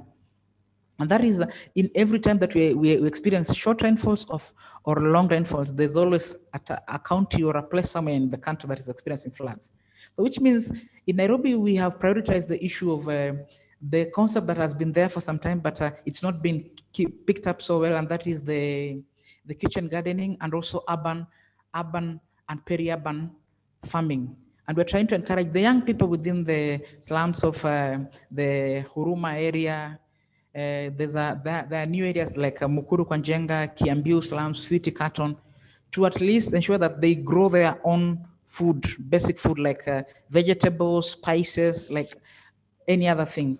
And that is being done. In Kisumu, we are doing also urban and peri-urban area, and the advantage of Kisumu is that they still have some space whereby they can do other forms of farming like mushroom farming, which is a new and it's very marketable option. And if you visit our website and our page, you'll see us whereby we train them on mushroom farming, and some of them have already harvested their first mushroom. We trained them just in October, and within November, they're already harvesting their first mushroom.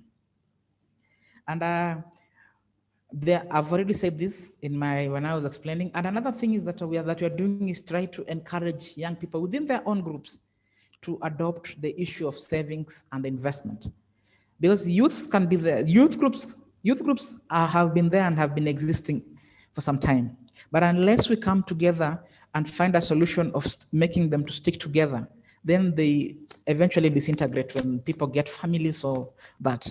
But when you give them a concept of savings and investment, and they're investing towards a certain project, then there's an element of trust, there's an element of together something. You give them a goal to work towards. And YWCA, we've developed a savings and investment manual that you can be used to train any new group that is wants to start or has started but don't have the savings and investments model. And this is a sample of the savings and the investment model toolkit that you can use to train. Then this is the savings and investment. To some of you may know it as the passbooks. That is for the individual, but the other one, the one in yellow that is written records, this is for the groups to record their own monthly contribution. But when you come to the other one, on your right, that is written contributions, this is for the personal that it will give to the individual members within the groups. And these are some of the things that YWCA believe can help empower the groups. All the groups within the 3 counties express interest in waste management.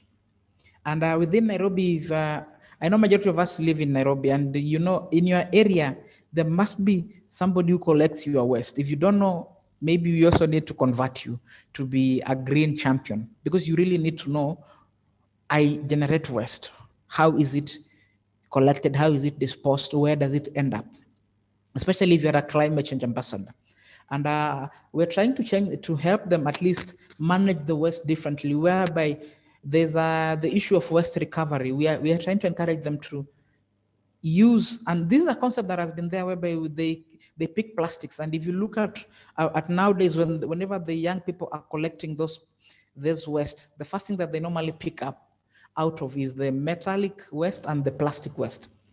And we are trying to make them, to link them now with the waste buyers, like the people that are collecting plastic within their own locality. Like in Mombasa, we are trying to set up a database for waste buyers and for plastic waste buyers, and also companies that require plastic as raw material.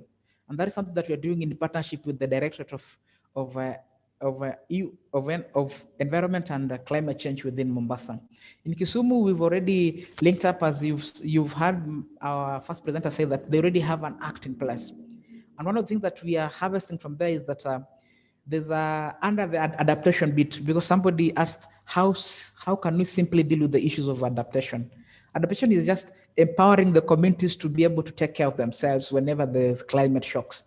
And we're trying to empower the groups that we are working with that are interested in waste management by first of all ensuring that they have all the necessary legal documents, because you must be given a permit nowadays for you to go and start collecting waste.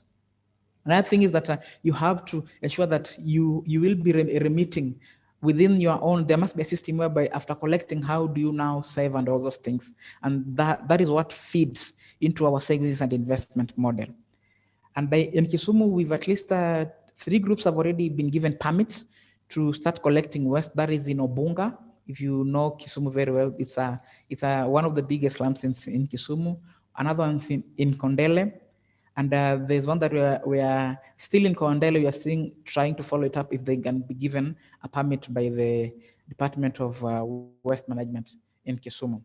Then the intention is at least to ensure that in Mombasa, there's a huge potential for renewable energy.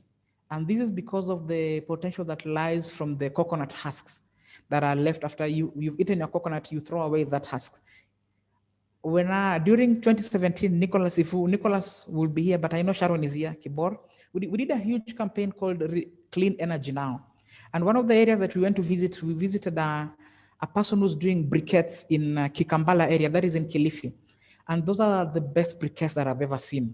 When we asked what are the raw materials, he told us that the coconut husks are the raw materials. So we are trying to link the youth in Mombasa with the renewable energy companies that are doing briquettes, so that they can learn of how these people are doing it and they can also incorporate themselves. Already one of the groups has the machine. It's just a matter of learning the carbonization process and how to make it compact. I think that is it from me. I'll be taking any questions, and my colleagues from Kisumu, Mombasa, and Nairobi are here. They can help me to answer some of those questions that may be coming. I beg to stop there. Thank you so much. Sharon, back to you, and Susan, and Charles.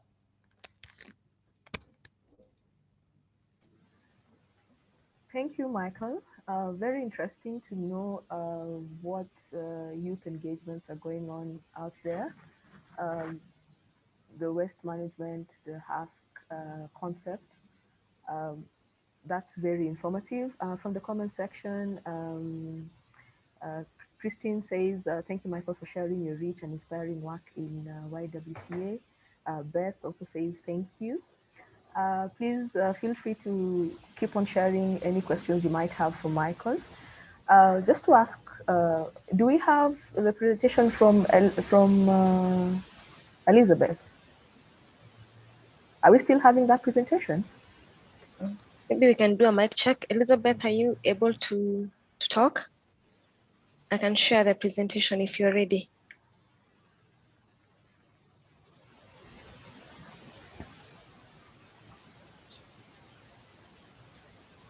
Hello, Elizabeth?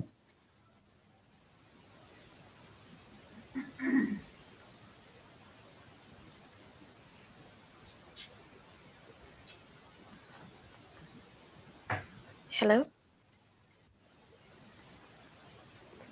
Okay.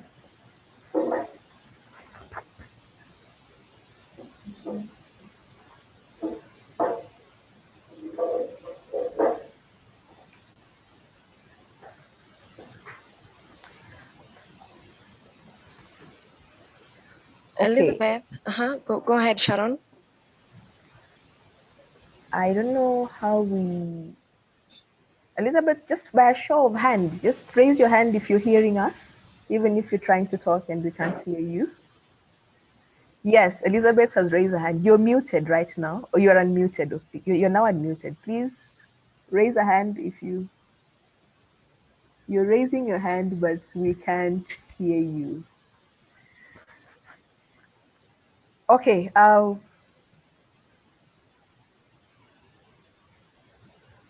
Okay. At this point, I'll take us back to Charles as we try to sort out the technical hitch with Elizabeth. We're looking forward to that presentation that you have for us, Elizabeth. So we'll try and make sure that we get to hear it. We'll take us back to Charles and we see what we have next.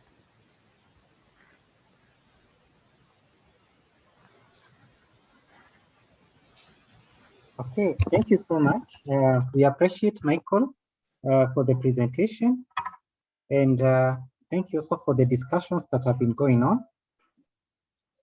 We have a slight challenge in terms of connectivity. I don't know what's happening today, maybe because it rained. I was also experiencing the same. I had to look for a way of navigating, but I hope I'm audible. We could agree that we go to the groups, and we would request maybe Elizabeth, if her challenge would have been addressed by the time we're in the group work, then she can help to enrich the discussions within one of the groups. And then we also request Michael, you share with us the presentation so that we can share with the larger team, and then we can engage on that. The issues that come out of it and the discussions and the questions, I believe we can reach out to you for further engagement and comments. So thank you. I would request Susan to help us split into group work. I can see we already eaten it 13 minutes of the group work. So we might want to shorten that a little without compromising the quality of the discussions within the groups. Okay, thanks. Over to you, Susan. Hello, everyone. I know we've been sitting down for quite a while. Since we began, we only took one break. So I'll ask us to take at most, let's say, 5 minutes break. You go maybe pick a cup of water, visit the washroom. And then as we come back, we'll be split to our different groups where we expect you to actively participate, because it's from the discussions where we'll be getting the content for the position paper. So it's 12:13 from my end. So, okay, 12:14.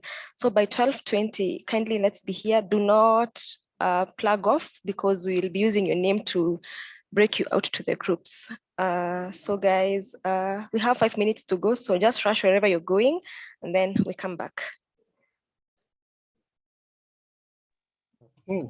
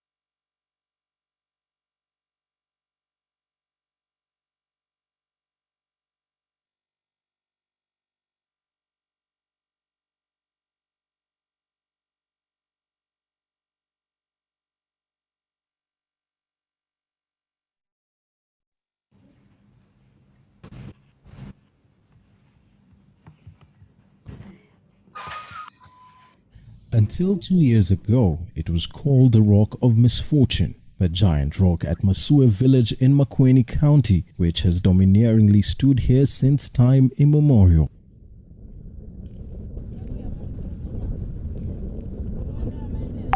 Aptly named the Kwangiti in the local language, meaning the place of dogs, a despised animal in the community, this rock has been known to meet massive destruction during the rainy season as hundreds of liters of water flow down the huge stone.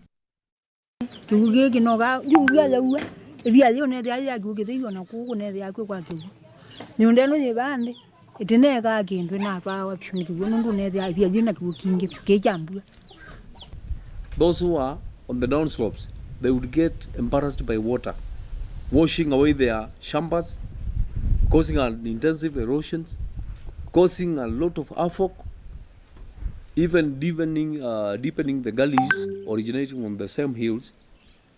So they would just look like the stones, the rocks, the bare rocks, were an hazard to them. Through funding from the county government of Makueni, Embassy of Sweden in Nairobi and the UK aid, the local community supported by the Anglican Development Services Eastern changed the negative narrative of a bare rock to one that is transforming lives through the harvesting of rainwater and storing in large tanks.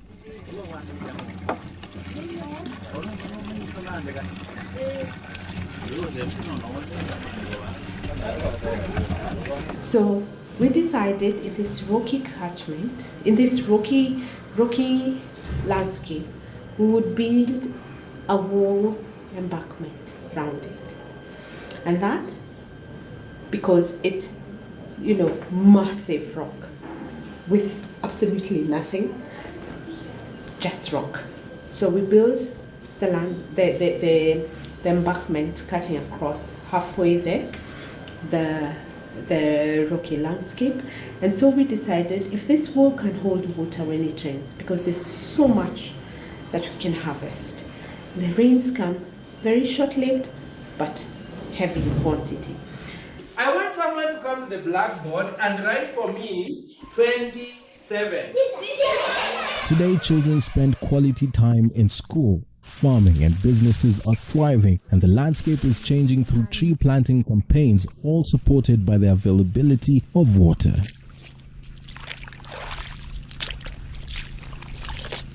The Masue Rock helped these people here. We used to have to travel, we used to send the kids from here to the Muoni River, which is the nearest water point there. It is around 5.6 kilometers from here. And then we used to have duties for kids, for children, from class 4 to class 8. Each class used to send them that 5 kilometers to fetch water, 5 kilometers back. That is 10 kilometers for a child to come with 5 liters jerrycan. So what we did, when they brought the water here, they gave us the first priority at the school. Then the next was the community. And then, because the water now was enough, the population rose from 100 pupils in the school to 150 in 2017. Masue Rock Catchment is one of the 15 CCCF projects in Makueni that has helped people adapt to climate change through sustainable rainwater harvesting, hence reducing water conflicts and long-distance trekking in search of water.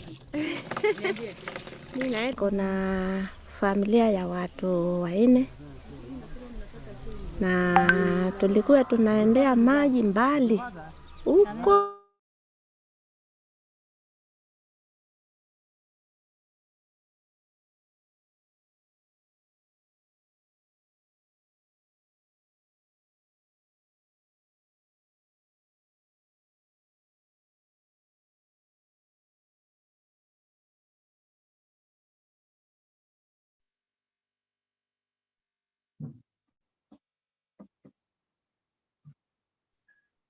Hi everyone, are we all back?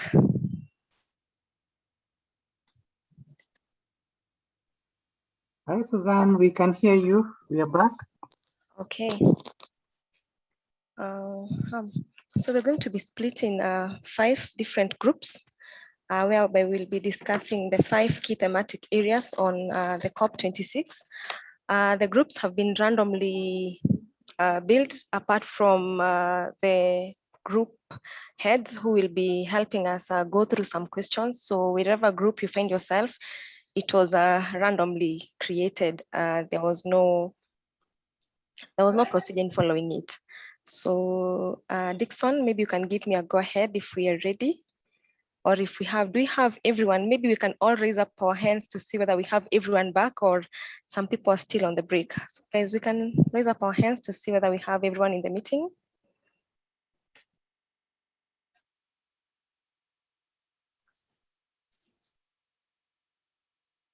We raise our hands to see if everyone is in.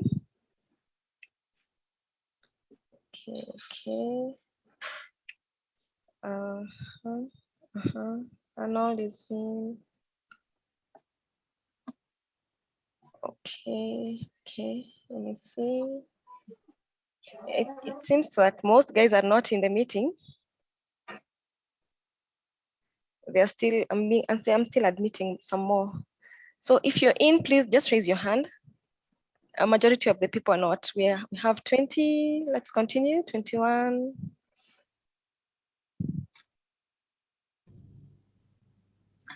Okay. Others are clapping. So far we have 44 participants, but only 20. Hi, Susan, can you Yeah? hear me? Yeah, I can hear you. Elizabeth. So I think I can present. Uh-huh. Because it has been, the IT guy has helped me. Susan. Yeah, I can hear you. Okay, so so maybe are we already in the breakaway group, Sama? No, we are not in the breakaway groups. We only have 22 in, and then we have 44 participants, so people are still on break. So as you come in, please raise your hand so that we can know you're back, and then we can proceed to the groups. Elizabeth, you can do this in the least time possible. Yeah, because even we can just go to slide 3, because it's the one that has most of the things that we've done for climate change adaptation. So can I start? Yeah, go ahead. Okay, these are the activities or highlights of climate change adaptation that FCA Kenya has done. The first one is that we procured 300 beehives for distribution to the community members where we work under a project we call NotKid. This is the northern part Kenya development. And in this, we encouraged our community members to plant more trees so that they are able to get more nectars from the honey production.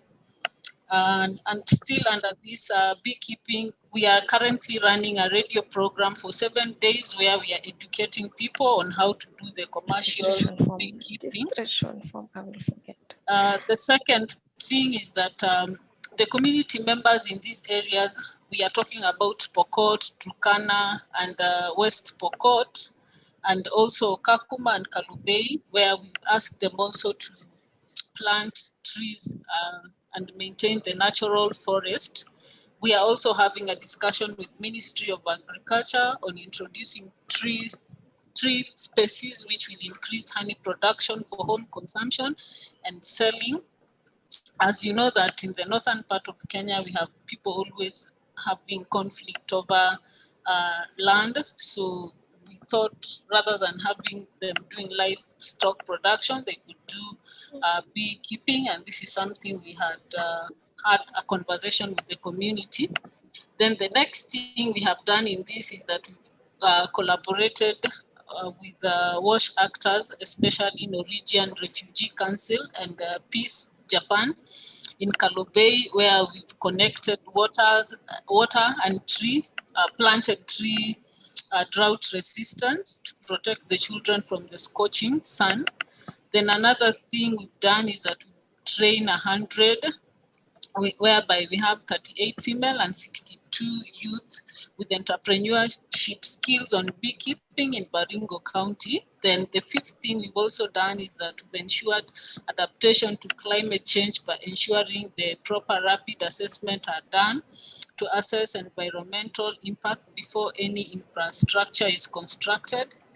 Then as a office, we've also encouraged green office policy, whereby we have reduce, reuse, recycle, and staff members are encouraged only to print when it's really, really necessary. Then the ninth one, we have issued a number of bicycles to the community outreach workers in Kalobey, whereby when they use the bicycle, we are able to reduce the green gas emission and at least reduce the effects of climate change. Susan, go to the next slide. And then we also issued 1,000 solar powered radios to the targeted learners in Kalobey settlement, West Pokot and Baringo County. And this acts as an alternative source of lighting. This was in bid to diminish also the hydroelectric fuel energy, and it's also a good way to mitigate global climate warming by lowering the emission of green gases and conserving water. This way, FCA has encouraged the use of solar energy, which harbors no side effect at all. And then we have the pictures of the beehives that so far we've introduced, the waters, pipe water that we've also installed in the schools in Kalobey.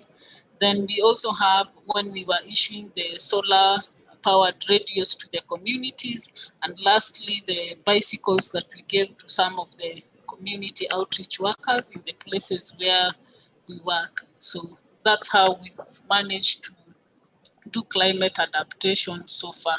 Thank you. Thank you so much, Elizabeth. We truly appreciate you. Thank you so much. I hope now we are all back so that we can go to our respective work, the breakaway groups. So it's 12, 28. The working groups are for 35 minutes. So I hope by then we'll have finished the business of discussion. Dixon, we are good.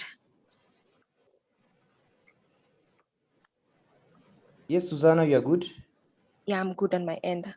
Okay, thank you.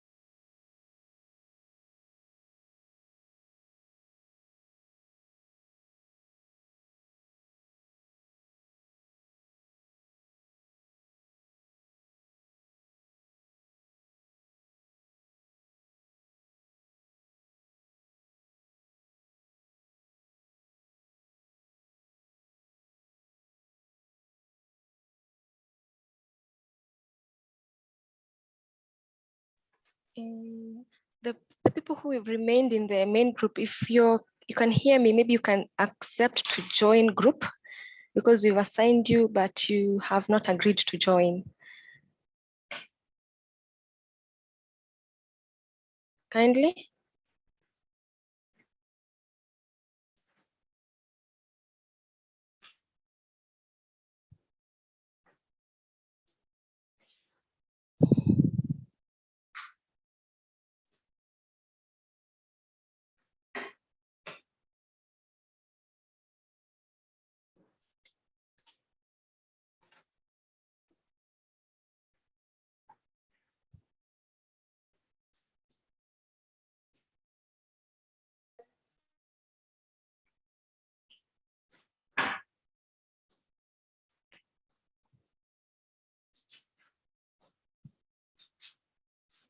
Okay. Okay.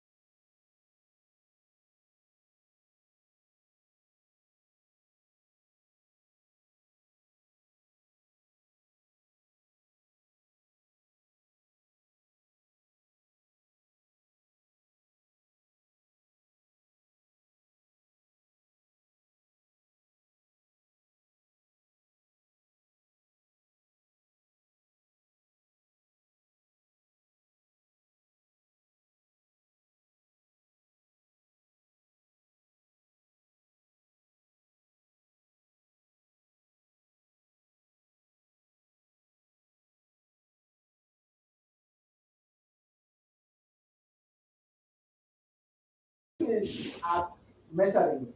What indicators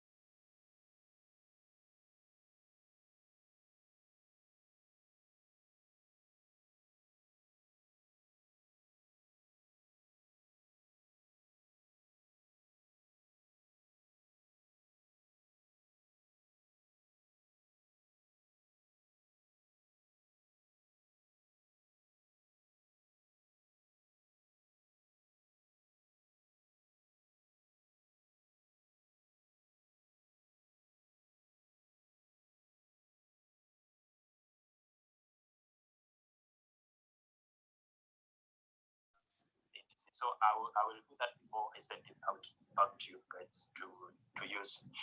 Secondly, it's on the issue of having additional kind of tables, or in this case Excel.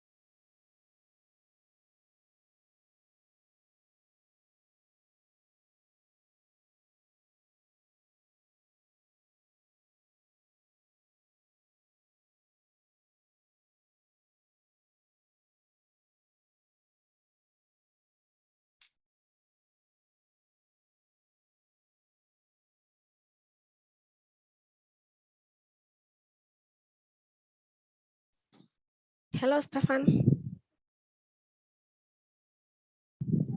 Hello. Hello. Hi, Yes, Susan. I'm good. I'm good. Yeah. You wanna join any breakaway group? We have 10 minutes to go. I know. I was in nature-based solution, but I somehow was kicked out. Yeah. Is there? I think. Are you coming back to the main session, Susan? Yeah, I can take you back. Okay. That would be great. Thank you. Oh, okay. Let me do that. Thanks so much. You're welcome.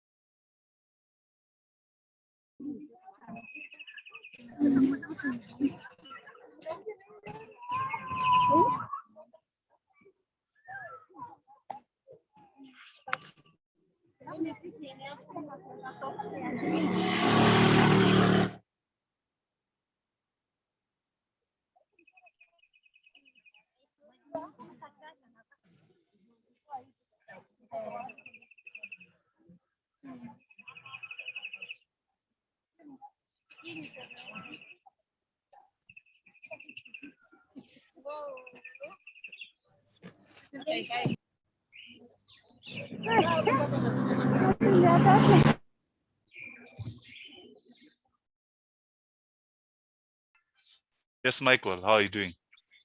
I'm more than fine, my brother. How are you? Salama sana. Have you eaten? You look, I know you when you're hungry. Yes. You're my small brother. I know when your eyes start behaving in a certain way, no, you've not eaten ugali.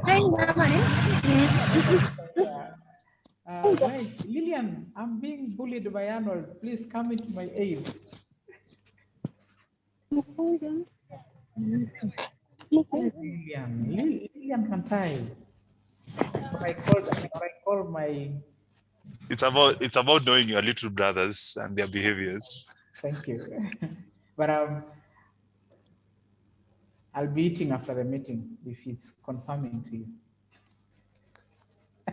A good confirmation. I was just worried.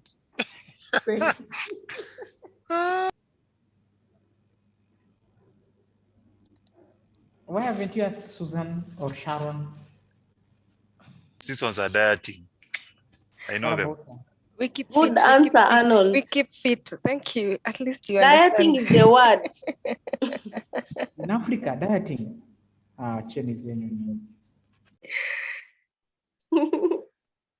December is not far away, boss. December is around the corner, so.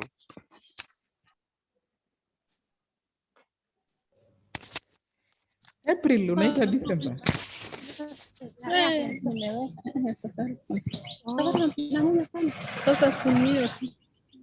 Miriam sijui ako wapi lakini. We?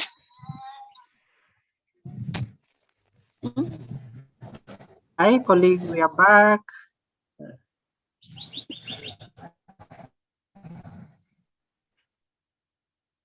Hello, we are back. Yes, Charles, we can see you.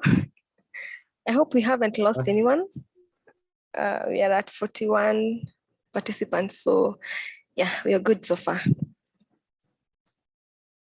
I just have one small announcement before I hand over to Arnold. We have a registration form whereby members will be registering. So I've just shared the link here in the chat box. So as the presentations go on, you can click it and register. And we also have a session for feedback. We really appreciate your honest feedback. So guys, you can go ahead and Google and start registering. Arnold, over to you. Please don't fail to register.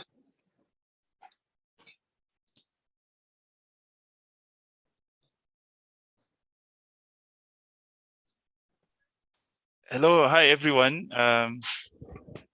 So thank you so much. Welcome, colleagues. I hope you had a very interesting conversation in the group.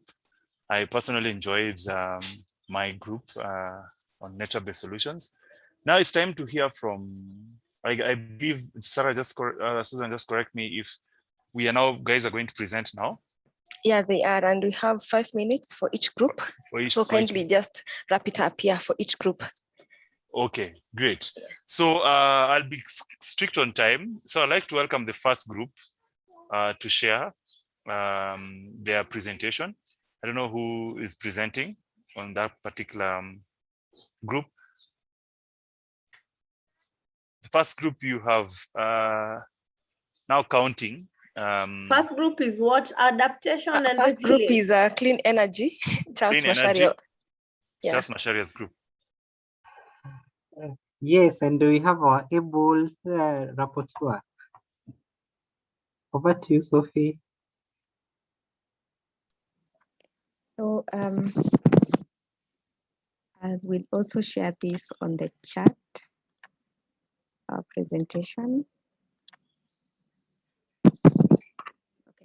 Okay. Before that, we had discussions on what challenges does the faith community face in bringing down emissions to zero by around the middle of this century.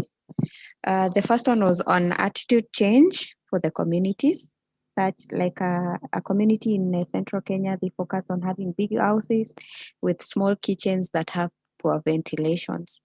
Another item that we identified was the lack of knowledge for the community members.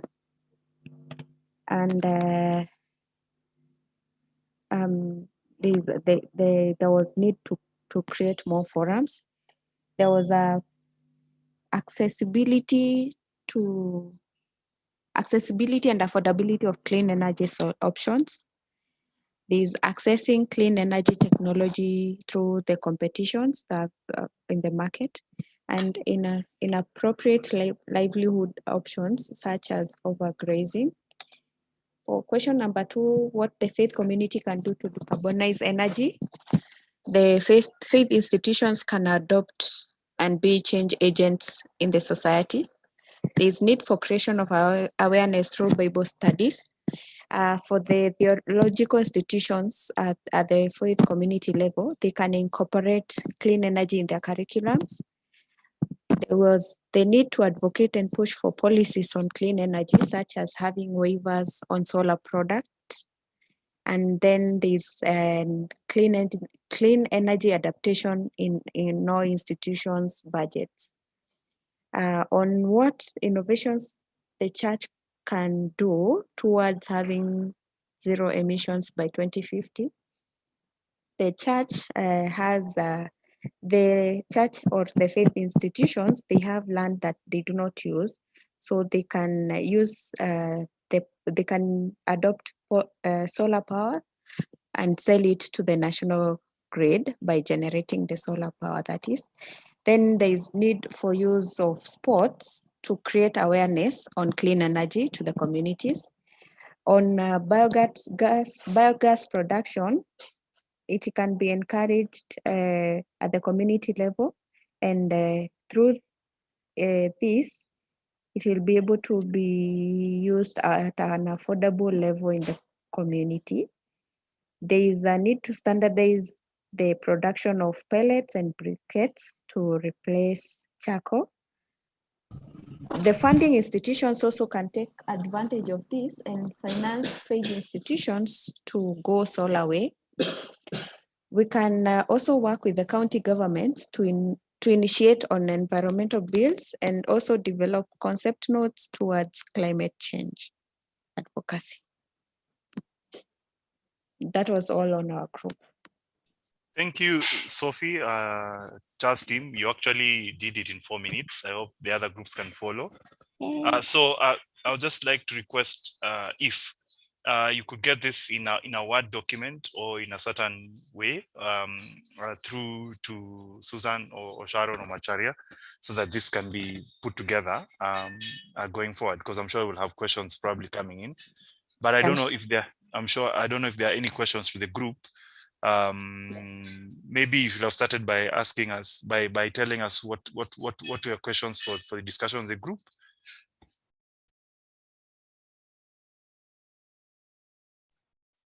Back to you, Sophia. What are some of the questions? What was the question? What was the questions for the group? We had 3 questions. One was, what challenges does the faith community face in bringing down emissions to zero by around the middle of this century? That was question. Question 2 was, what can the faith community do to decarbonize energy or accelerate access to clean energy? Then question 3 was, what innovations can the church champion towards net zero emissions by 2050?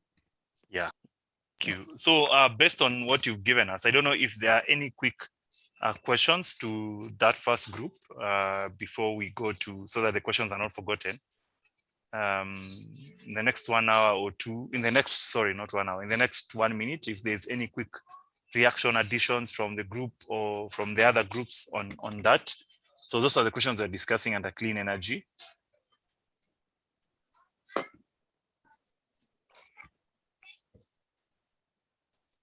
So the next group should be ready to present in the next 2 minutes, so that we give this 1 or 2 minutes allowance for any question, any really burning question to the group. So group 2 is by Sharon, adaptation and resilience. Okay, thanks, Suzanne, for that. So as they prepare to set up, any question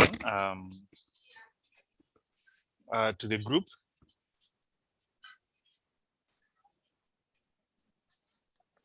I have a question. Yes, please proceed. Or just a thought in their last point where they had said they'll involve the county government on maybe environmental issues or policies. My question is, just looking at what happened in the past about the plastic ban in Kenya, and then I realized sometimes when I go to town, I find that those women who sell fruits in town can even pack for you your fruits on plastic bags, meaning that it was maybe a law that was passed but has not been enforced. So I'm just thinking, do you think it's a nice thing to involve the county government or maybe work with NEMA and see if these things can be really enforced? Yeah, thank you. Thank you, Elizabeth, for your question. Sophia, Charles group, any quick response? I'm already seeing group 2 is ready to go.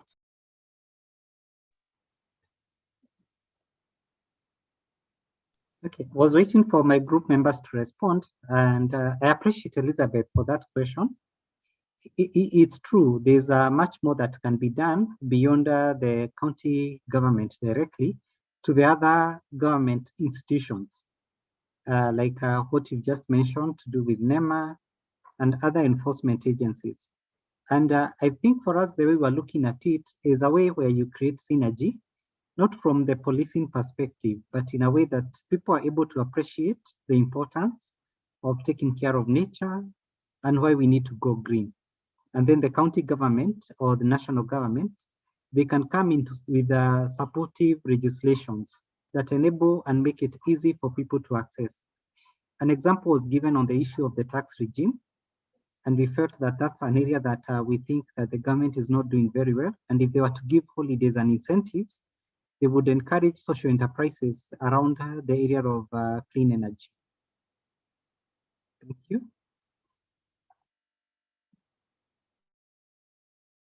Thank you so much for that question. In case there are any questions, please feel free to put them in the chat. Then the group 1 will respond respectively. So next is group 2 on adaptation and resilience. Please proceed. You have 5 minutes. Okay, so we had 3 questions, but they had smaller questions in it. And I just decided to put them separately. So the first question was, what's behind the drastic climate change, changing climate in Kenya? Actually, the discussion was on 2 major issues. One was basically what you can call industrialization, or the dream to grow, to industrialize the country. Of course, that's around issues of infrastructure, focus sometimes on fossil fuel sources of energy, and of course, putting pressure on land use, where we have to convert forests into spaces for infrastructure. And then the other one is basically human activities that are negative, around driven by high population and of course pressure on land for settlement, but also issues of accessible sources of energy. And of course, when people cannot put food on their table, then they look for easy ways of accessing money, and some of them are destructive to our environment. And then the sectors that are most impacted, we said health, agriculture, water, and tourism. The other question was, how has extreme climate change events impacted communities in your locality? So there was a long list. I'll just pick a few: prolonged drought and floods, raising water levels in lakes, especially the ones along the Great Rift Valley, threat to food security, unpredictable and unreliable rainfall patterns, increased and rising temperatures, diseases, and a good example of a recent impact is on locust invasion, displacement of populations due to the rising water, drought, and of course, resource-based conflict. And then there was a question on whether communities in Kenya are in the forefront of combating climate change. We said there is yes. So it was a yes and no answer. And we said yes because some communities are involved in conservation efforts. Some communities are involved in changing how they do their agriculture, so like climate smart and conservative agriculture approaches.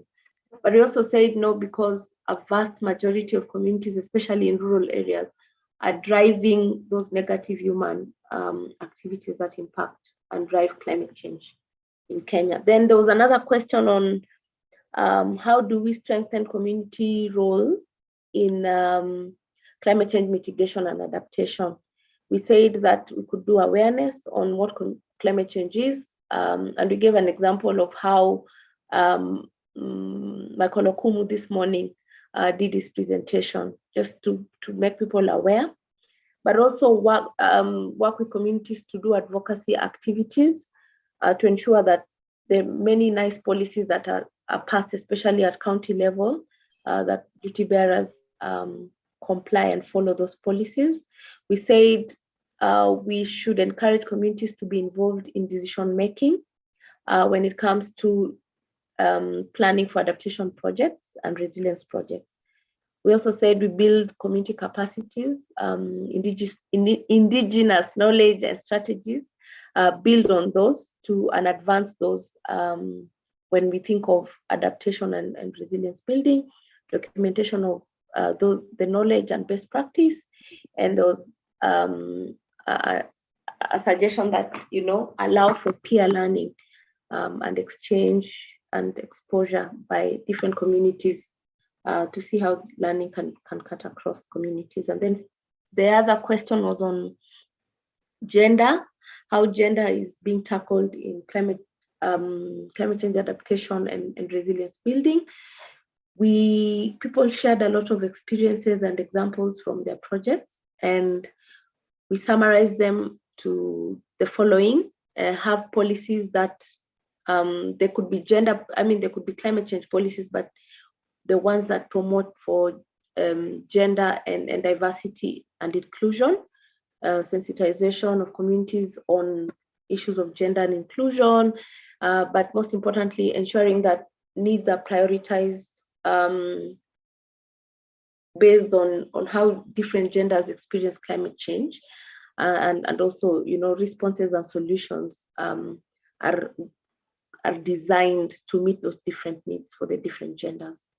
And of course, we said involving everyone in conversations, discourse on climate change issues, climate justice advocacy work. And then we said that we need to be intentional in creating spaces and resources for the different groups of people in communities to make decisions and on resource allocation and determining how climate change impacts are sort of responded to. And then finally, we said amplifying voices of those who are mostly affected by climate change. So it would depend on context to know different contexts would have different groups affected differently. So we need to amplify their voices, find ways of allowing them to be heard. Then we had a question on climate change and COVID. We did not get a chance to discuss it. Thank you.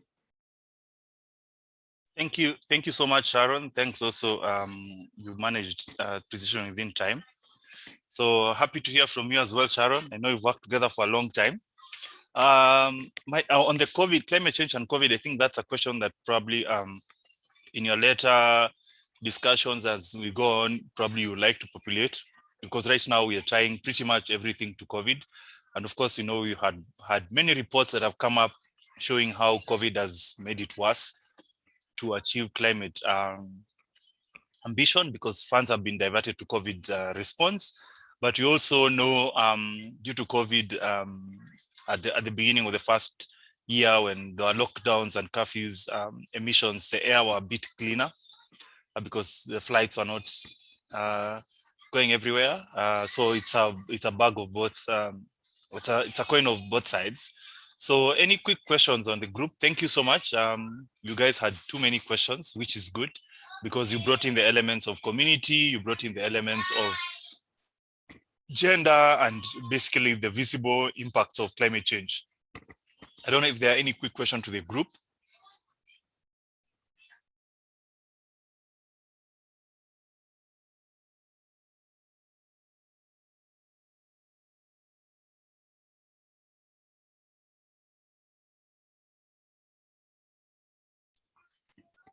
Without any questions there, could you welcome group 3, please? Group 3 was by you, Arnold. You're tackling nature-based solutions. Yes, we had our able secretary, our good friend Hoder. I've just welcome her to share with you guys. Okay, thank you, Arnold. About nature-based solutions, first and foremost, what's nature-based solutions? These are actions to protect, sustainably manage, and restore natural or modified ecosystems that address societal challenges effectively and adaptively. Okay, our first question was talking about what I think I've talked about what are nature-based solutions. The other question was, do they provide adequate solutions to climate change mitigation and adaptation measures? Yes, the nature-based solutions are they are adequate because they rely on functioning natural and modified ecosystems. They are nature derived and nature inspired, and they look at the climate benefit, the biodiversity benefit, and the human benefit while they are being implemented. The other question was about what are some of the challenges for increased uptake of nature-based solutions. We identified some of the challenges that the nature-based solutions face. One, we have the issue of human-nature relationships and conflicts. When we talk about human-nature relationships and conflicts, we have the issue of urbanizations and deforestation, because human natures, they are different. And right now, there is more of the urbanization bit more than the restoration of the nature. And then we have the environmental risks and challenges for restoration. We have policy and governance, in the sense that there are some policies that have been put in place, but they are not yet implemented. We have one of us raised the issue of public data in terms of the issue of mangroves. They don't know how many have been planted, or there's no continuous data on what has been done and what has not been done. Then we have lack of coordination of the nature-based solutions. We have inadequate funding from some of these nature-based solutions. They have little funding, which is a very big challenge to ensuring that the nature-based solutions are working. Then we have lack of political will and long-term commitment. We know that most of our politicians, they are not, we don't have anybody who's interested in pushing the issue of nature-based solutions to be a thing in our country. Then we have politics and weak structures.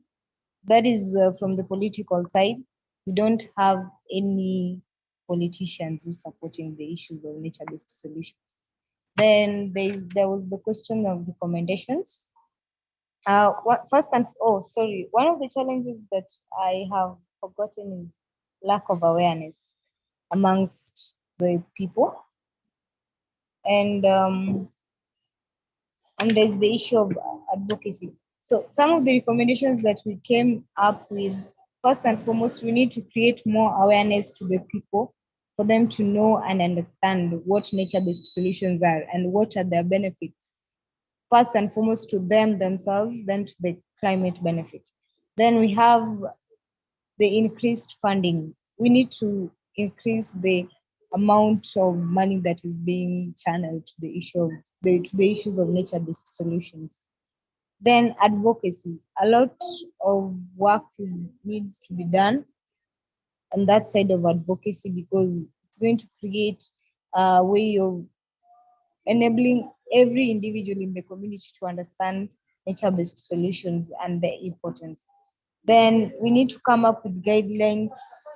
That is the policies that have been put in place. They need to be implemented so that they are easily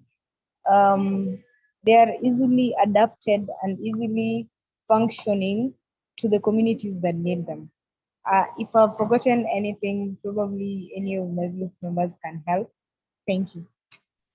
Thank you so much, Rhoda. Thank you for your able presentation.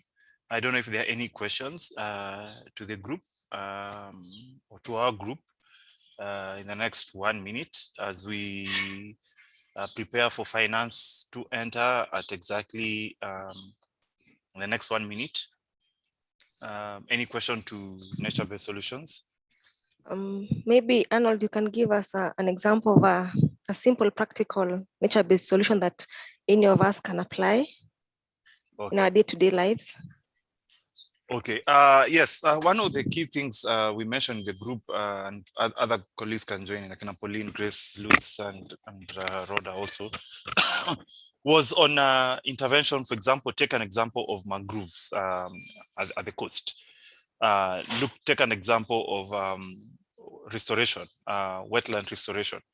So we all know mangroves at the coast do a lot of things, apart from just absorbing the CO2 or the greenhouse gases that Michael had mentioned too. They also play, so which is a mitigation aspect, they also play adaptive option for climate. For example, when there's flooding, usually the mangrove, the roots sort of act like as barriers to erosive or excessive erosion of soil and siltation at the coast. So mangrove is one of is a natural thing. It's a natural ecosystem, but has benefits. Look at an example of like the ocean, the Indian Ocean we have. The amount of carbon it absorbs. But you know now, because we are polluting too much and we're emitting too many greenhouse gases, you find that there's ocean acidification. What you hear, the water has become too salty, even for the fish and natural marine to survive. So those are examples. Took an example of also forest. When you hear government has gazetted or government have degazetted against some of the forest towards forestation, and government is saying we cannot be able to allocate, we cannot be able to reforest this forest. Those are examples of natural ecosystems. And when you hear even like we're increasing forest cover, we are against getting people to occupy our Mau forest because of the importance of Mau to the country or the water tower. And you know, the flooding in Narok is actually attributed to the fact that the trees have been cut. Because when you hear to the stories back then in the 60s, there was no flooding in Narok. But when people started living there and cutting down trees, the trees are holding soil. And now that nothing is happening like that, now the whole water is just flooding in Narok town.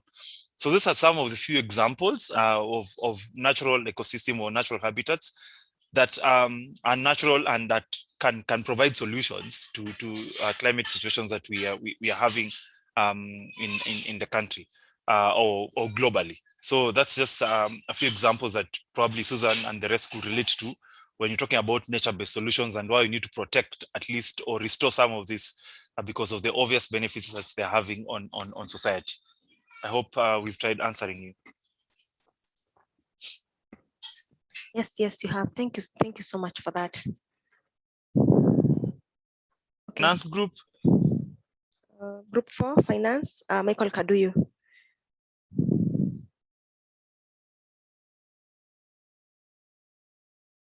Can you hear me? Hello? Loud and clear. Thank you so much.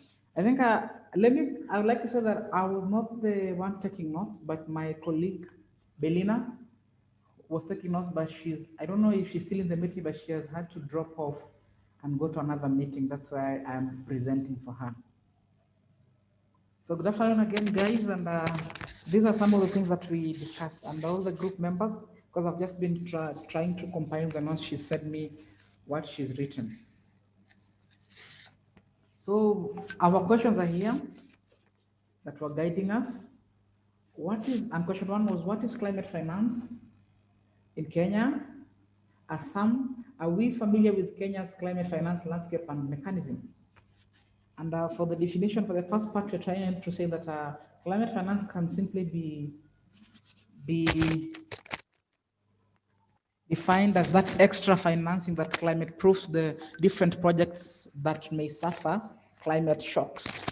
And here the example that was being given was like, for instance, if you're developing, let's say, a road, or let me say a bridge, and you know very well that when there's normal rainfall, the river normally floods to let's say 10 meters or 15 meters. So for you to climate proof the river, you'll need to go higher, like let's say raise the bridge to 25 or 20 meters. So that extra financing that you are developing, you are building the bridge to raise it from 15 meters to 20 meters. We are calling that climate finance.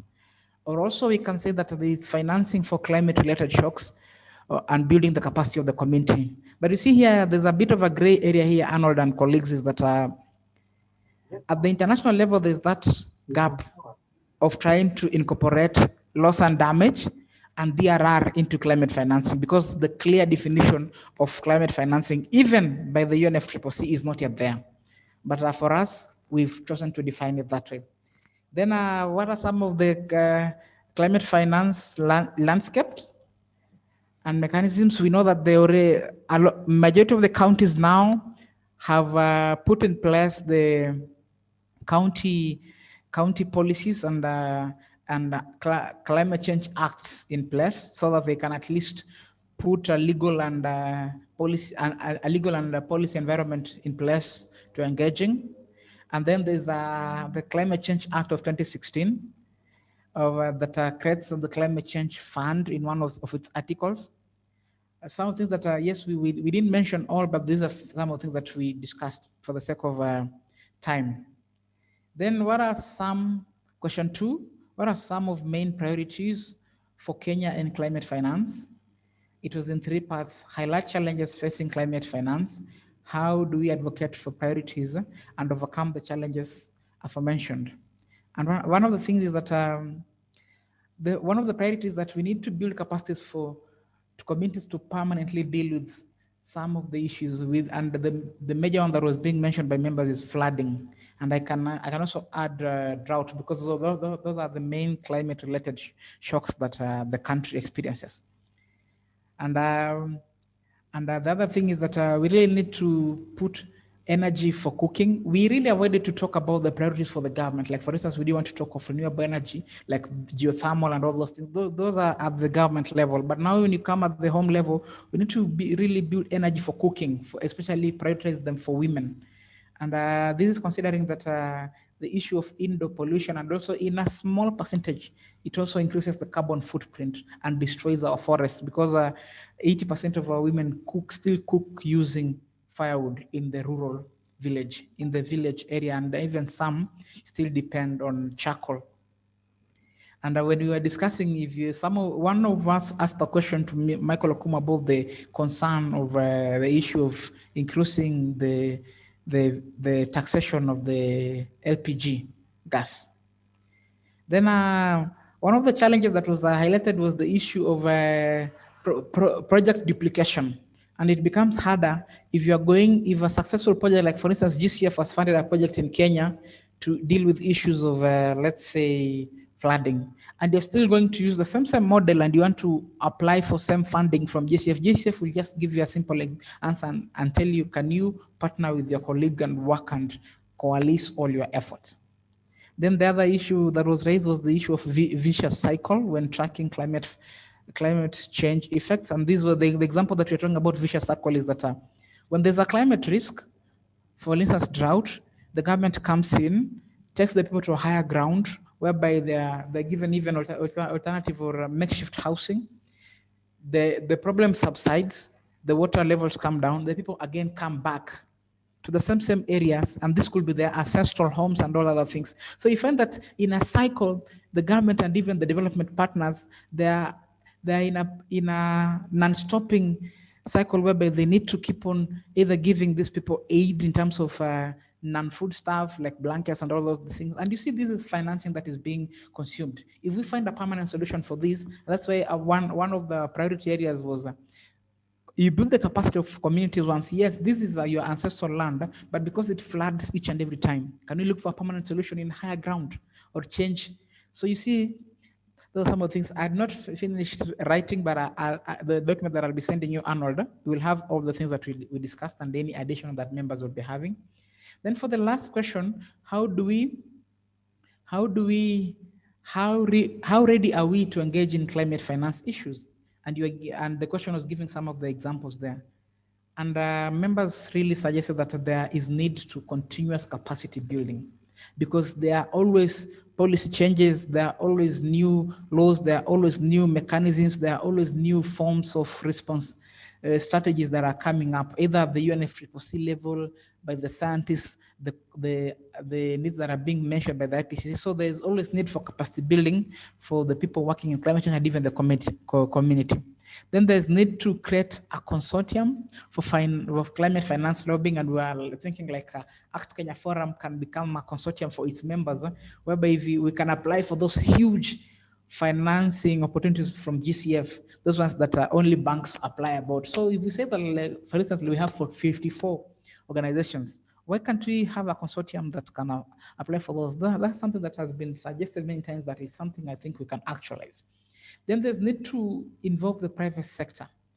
And the private sector comes in very much because in Africa, we've not really tapped into this potential area in terms of, when you go, just an example, when you go to the COPs, you'll find that developing countries have come, or Annex 1 countries, as the Kyoto Protocol used to call them, have come with the business communities. You'll find that Microsoft, a person from Microsoft is part of the delegation of the US delegation to the UNFCCC. But the Kenyan government, you'll only find it's either the government officials or the people in the developing, like the NGO world and the CSOs, but for private sector.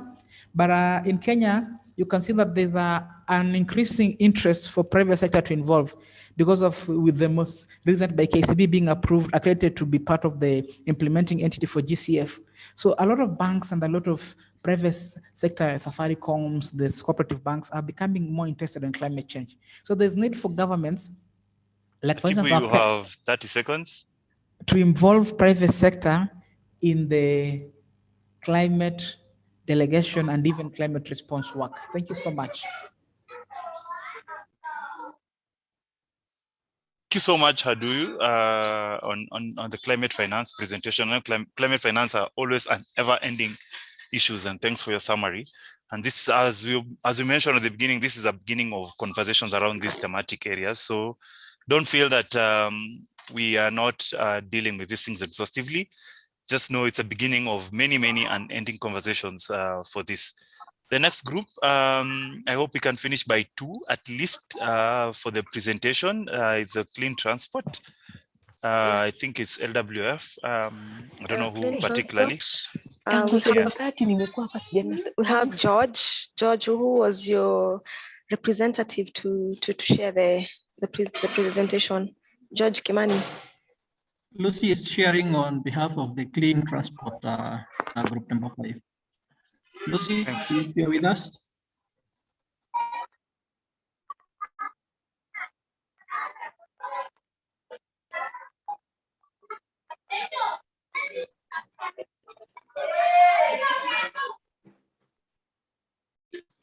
Yeah, Lucy is in, but she's muted. Lucy, you can unmute.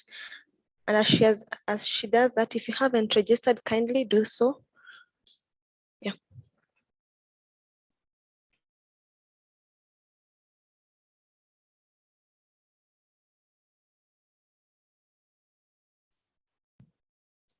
Lucy.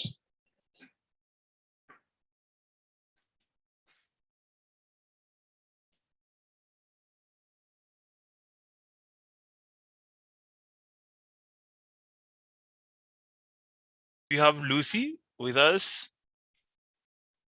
If there are any questions, probably as she prepares, do you have any questions for climate finance, Hadu and associates? Any questions to finance presentation? I don't know if Lucy's on set now. George and your group, you know we're gonna find you.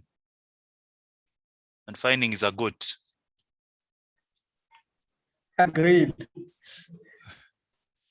Now that everyone who's visiting each other are giving goats, so you also have to give us a goat. Maybe I could ask any other member as we get Lucy, any other member of group number 5 who would be willing to make some few remarks or notes on this?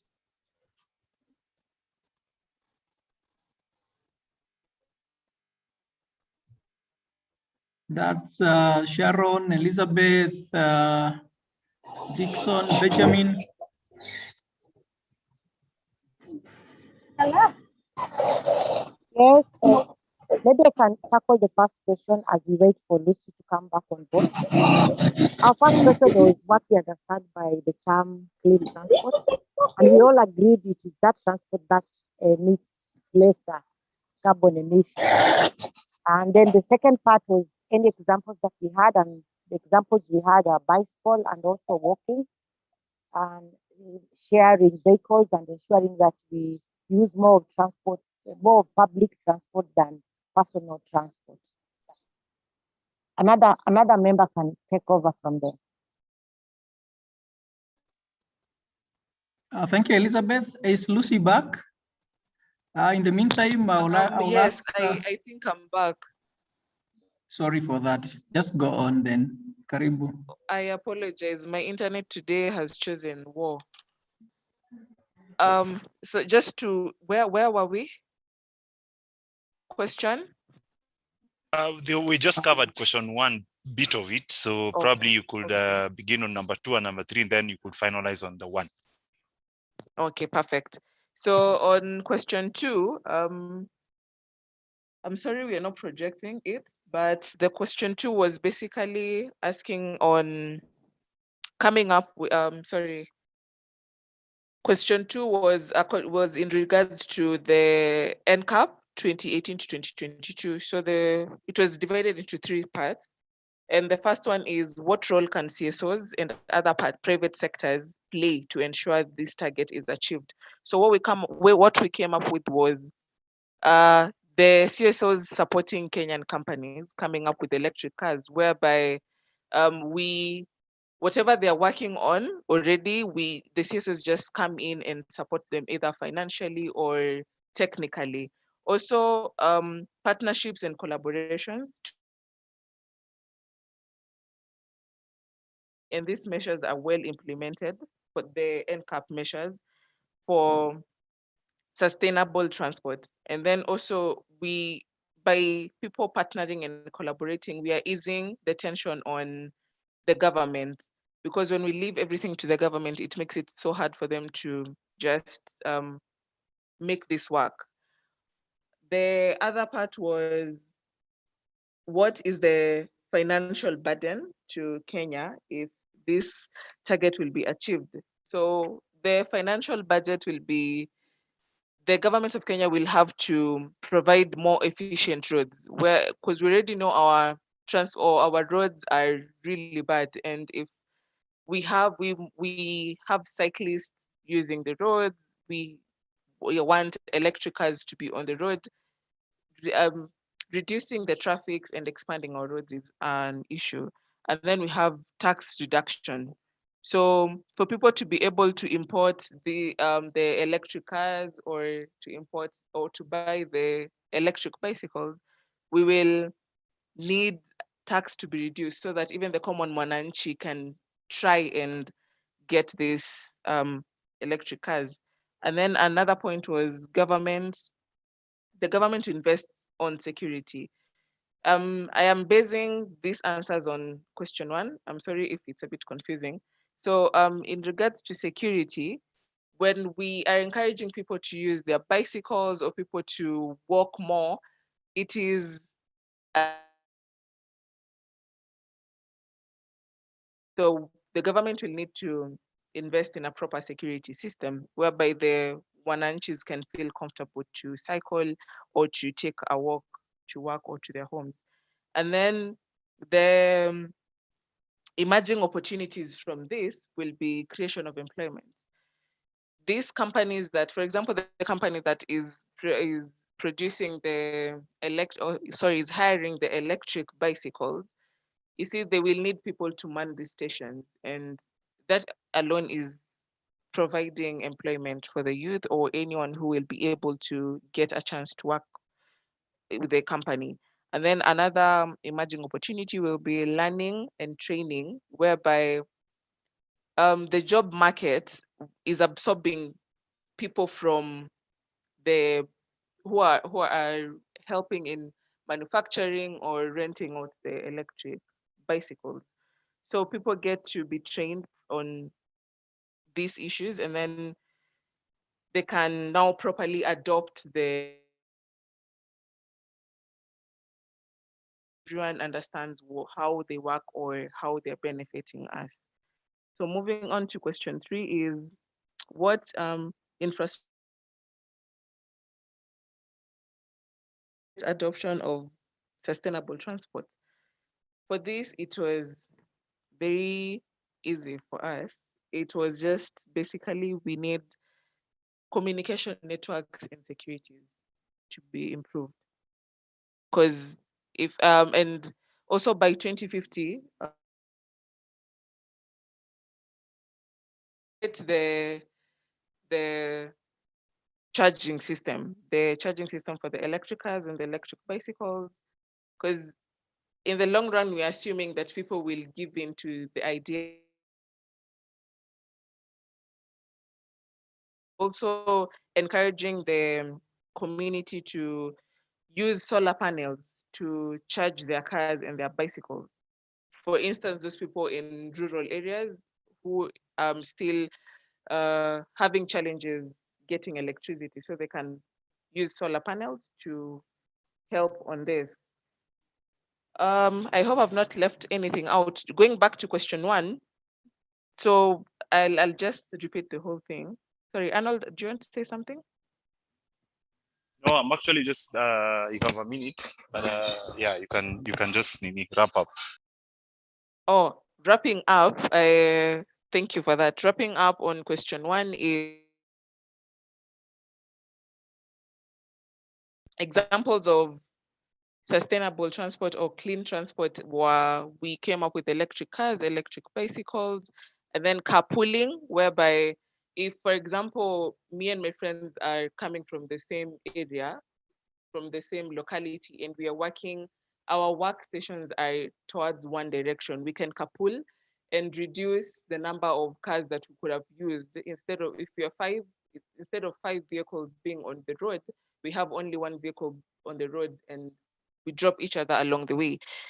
And also walking, which is a health, which also is positively impacting on our health. So yeah, public transport to be affordable, whereby we don't have to, not everyone has to use their own cars to go to work or to go to their respective places. So public transport can be made affordable and effective, then that would be amazing. I'm sorry I rushed through that, and once again, apologies for my poor internet connection. No worries. Today, the internet seems to have been really messing up people. Thanks for that presentation on Group 5 on clean transport. Just to note that one additional point there will be, or awareness point to note is Kenya, we already have a bill in Parliament now. I think 2020, as I mentioned earlier, it's called Non-Motorized Transport NMT bill by Neslo Lesuda. So it would be good to have a look at that bill and see. Basically, it talks about creation of bicycle lanes, and I see NMS is trying to do that. We're also aware of the failed BRT system on Thika Road, the red line on Thika Road. That was all aimed at ensuring that you have massive public transport so that we reduce the number of people having cars. But I'm hearing,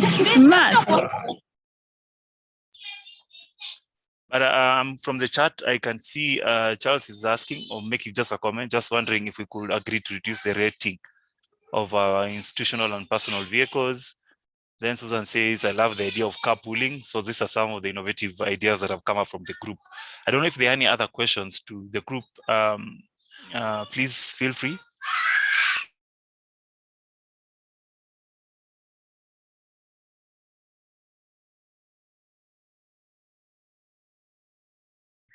Just a question on the comment. Someone said on rating, probably I'm not the one, I'm not understanding what he means, Charles Macharia means on reducing the rating of our institutional and personal vehicles.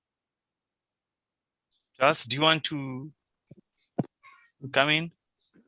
Okay, thank you, Arnold. I'm just looking at the guzzlers we have in the institutions, and there's an appetite, especially for the middle class, to own even those Prados at a personal level. So just wondering, for those of us who do have errands within the city, we could have, yes, that vehicle that you need for you to be able to do a successful field monitoring trip up country. But when you're within the city, I think we could make a decision to have a smaller rating vehicle instead of having those Prados shuttling all over the city. By rating, you mean the engine size? Or probably my comment will be with the new technology as well as the emission standards coming into enforce. Yeah, then coming into enforce, most of actually the new cars, whether a V8 engine or a V, I don't know how high they go, they are actually more efficient, and as well they are more, they have actually less emission reduction. So I'm not so sure whether it's the terminology of that we are saying, sorry, what's the word? Yes, rating, but yeah, that's something we could also look into. Thank you.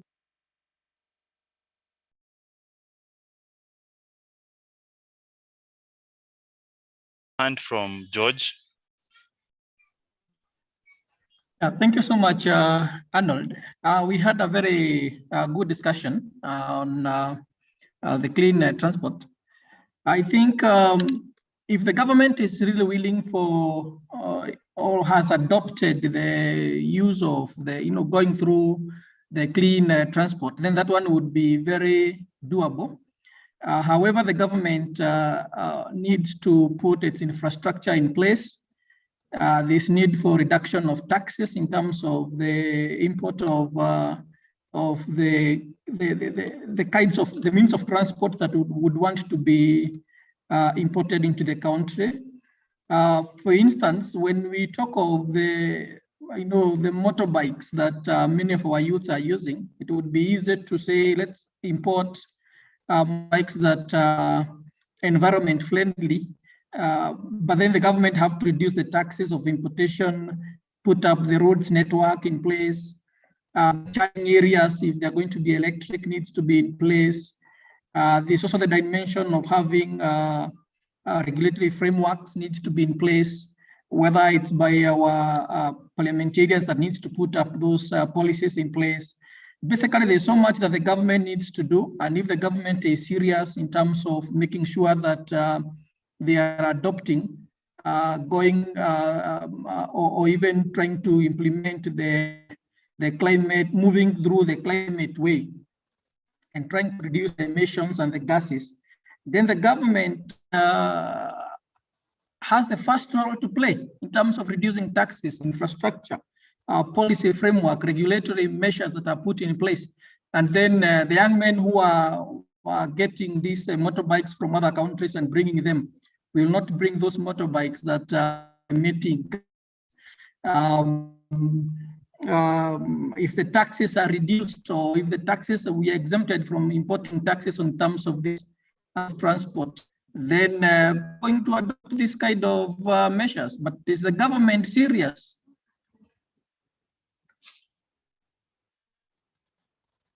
Great points coming out from that deliberation. I don't know if there are any other concerns or any other question to any of the groups, by the way, as we go into wrapping up the session and sort of giving guidance on the main thing that's expected of us out of this dialogue. Maybe just a comment, Arnold, to the rapporteurs, kindly just compile the notes and share with me. Yeah. Okay, great. So I don't know if there are any questions, but please feel free to just type them out in the chat box or raise your hand. I could be able to see from my end. If not, then Susan and Charles could be able to see, and then we could bring to your attention the question. But thanks so much from all the presenters or from all the colleagues who participated in all the groups that are organized around the thematic areas, pretty much informed by the priorities for the COP. As it had been presented by a very good friend, Helen, from the British High Commission. So a few issues that have come up out of this. So I'll explain a few, just take a summary of the key highlights of the presentations. I'm sure they will be sent in, and then we'll have access to them and we'll probably able to find and pick some of the things here. I'll share on that, and then I'll also just give you an overview, a sketch draft format of the position paper that we are supposed to develop out of this engagement, which is our main outcome or expectation on all of us, which I hope will be shared to everyone so that you're able to share with your respective organizations, and also for just your own understanding of what has happened today. So we've had the discussion around the clean energy sector, or issues or perspectives coming in from group one. And there we are looking at the challenges that are facing the faith community in terms of, pushing for clean energy sources. And clean energy sources, as much as most of it didn't come out as renewables, because it's not only renewables that could serve as clean energy, there are other forms. But I think the main gist of this group was looking at renewable energy, basically moving away from the fossil fuels, the oil, the coal, and all those nuclear and those kind of things, because we all know of the impact of oils and fossil fuels on the climate that we're experiencing. And then also efforts that are being put in place by churches to basically divest from this dirty energy, or to shift to renewables. And there's some of innovations that are there. So the quick question is, are we divesting enough? Are we divesting from fossil fuel as faith-based organizations? Or are we calling for, governments and other stakeholders to shift away from fossil-based economy and systems to, to other renewable energies, but are still installing big generators in our establishments? Or how are we investing, for example, on solar within our establishments, within our hotels, within our schools, within our premises? And that was well covered. Then we went to adaptation and resilience. And here, I think pretty much informed by what was shared by our good friend from CCD, Michael, on adaptation. Basically, what are the impacts are we seeing? And I'm happy the group was able to bring out some of the evidence of real-time impacts of climate change in our country, the sectors that have been impacted. They're able even to bring in the gender-differentiated aspects of climate change, which is good. And resilience, adapting, because as you've all heard from many of the conversations, for those who've been in this space for a while, the issue with most African countries or developing countries is not really emission. we contribute negligible emissions to the global GHG inventory. But our main focus is actually a priority. Priority area is adaptation. We need to, we're already suffering. We are reeling from the impacts of these adverse weather events. So our focus and our monies and advocacy should be channeled towards increasing adaptation finance, which we've seen is a priority for the COP presidency, the UK at least. But also we realize that from the adaptation gap report, the adaptation needs are huge, but the funding is little. If you look at the larger financing, climate change financing, you realize a lot of funding is going to mitigation, and probably your guess is as good as mine, because mitigation makes business sense. It's private sector who are developing solar panels. They're the ones who are, developing hydropower electricity, as opposed to, supporting resilience, livelihood building activities in ASAL areas. And we need to sort of call for balancing between what goes to adaptation and what goes to mitigation. But at least for Africa, for Kenya, our priorities are towards there. And we also looked at the nature-based solutions, which we said it's not really new. It's just gaining traction in the climate change spaces, but it's been there with different names. I'm sure we all know of eco-based system approaches to, management of disaster, water security, and all that. But it's gaining prominence and traction in climate change discussions, of course, with its limited funding and with a lot of focus. And, when a COP presidency or the guys, COP presidency, basically a country that's chairing the COP discussions and negotiations, prioritizes it, it means it's given more weight, and it's likely to generate more resources going forward in terms of how do we tap into nature, or how do we restore our relationship with nature to ensure that it benefits us more. And those are good discussions that have come in. We've looked at climate finance here, and it's good that we've got an understanding, and it is hoped that this will excite us to get to know what Kenya is doing on climate change finance. There's a lot of funding that has come in through various multilateral development banks. I know the World Bank funded the Treasury with almost 100 million project to basically do local-led financing options for the country. It would be good for us who are in this space, civil society, and more importantly, faith-based, to start engaging in these processes. There's green climate finance, there's adaptation fund by NEMA, and there are other small grants that come through agencies like UNDP, small grants to support biodiversity, climate change efforts here and there. And it's important that we get into these spaces and know, for example, how this fund is being used going forward. And this growing call, and I like what the group presented, calling for us guys coming together and as a consortia, putting on proposal, developing bankable, what GCFs would call bankable proposals to get funding. It would be amazing how AKF could come together and sort of submit a proposal to either GCF or any other source of funding that is within our spaces, and be able to implement a project or pilot out climate resilience projects within ourselves. As you all heard from Michael, our NDC has been priced at 62 billion Kenyan shillings. That for us to achieve that NDC, the updated NDC, the first updated NDC will need 62 billion to do that. And it's important to know that we are also saying we are generating our own resources towards climate change. I think you've seen very well, for those, I'm sure we all watch news and follow news in whatever platforms. The president has been so good in giving some of these speeches, whether it's a Biden's climate summit, whether it's, leaders' pledge on nature conservation. Kenya has always been well represented. And Kenya was among the only 5 countries that was invited to the Biden Summit, alongside Gabon, Nigeria, South Africa, to give, to raise climate ambition in the just concluded summit. That shows there's a lot of potential and there's a lot of going on climate change in the country. How well we are placed to know this is going and to use that for our support is something that we need to deliberate and discuss more. The clean transport, yes, a lot of good ideas have come up, very creative ideas on how to, enhance that transport. So in summary, these have been the key things or key highlights that are picked. Of course, more of them will come in the detailed position paper that you're drafting.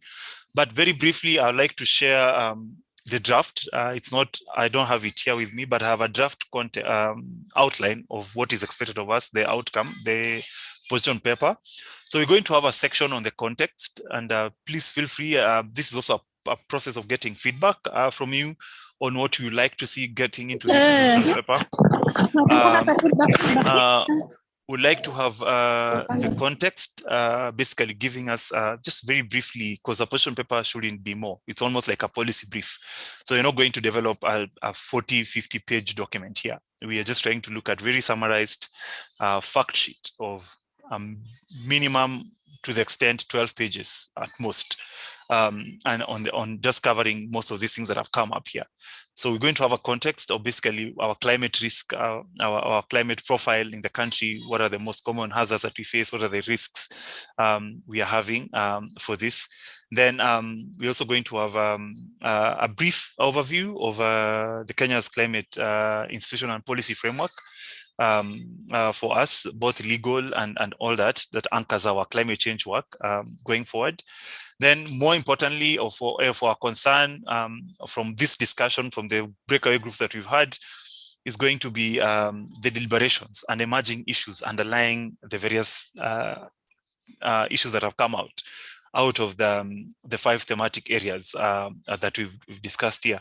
Then we're going to have key recommendations, possible key recommendations and actions points going forward, and probably annexes. So probably we'll have an annex of the presentations here, Kenya's updated NDC, and any other important document that we find you need to read, so that you enrich our knowledge and our discussions around this particular area. So this should be coming your way. The team will tell you, Susan and Macharia here, and Akina Lillian. But it's my hope that before the end of next week, this should have come for either your input or support. But it's also an opportunity for you to give us a suggestion on what you like to see going into this particular paper. Just to be a fact sheet, just to give you ideas on key issues around climate change for us in this country, and for action forward, especially for ACT members who are engaging in climate change space. So I'd like to hand over this to Susan and team for wrap up and closure, and for any other emerging issue, and more importantly, comments on what you like to see going into that position paper. But thank you so much for your time and your comments on various deliberations on the themes. Thank you. Thank you so much, Arnold. We really appreciate taking us through that session, and thank you to everyone. I can hand over now to Charles to take us to the finalizing session. Okay, thank you so much, Arnold and Susan. And I'm really appreciative to all of us for our resilience. As we wrap up, I want to thank you all. And as Arnold has indicated, we are going to share with you the draft, hopefully before the end of next week, for further review and input before we can circulate it to the larger community. We would want to invite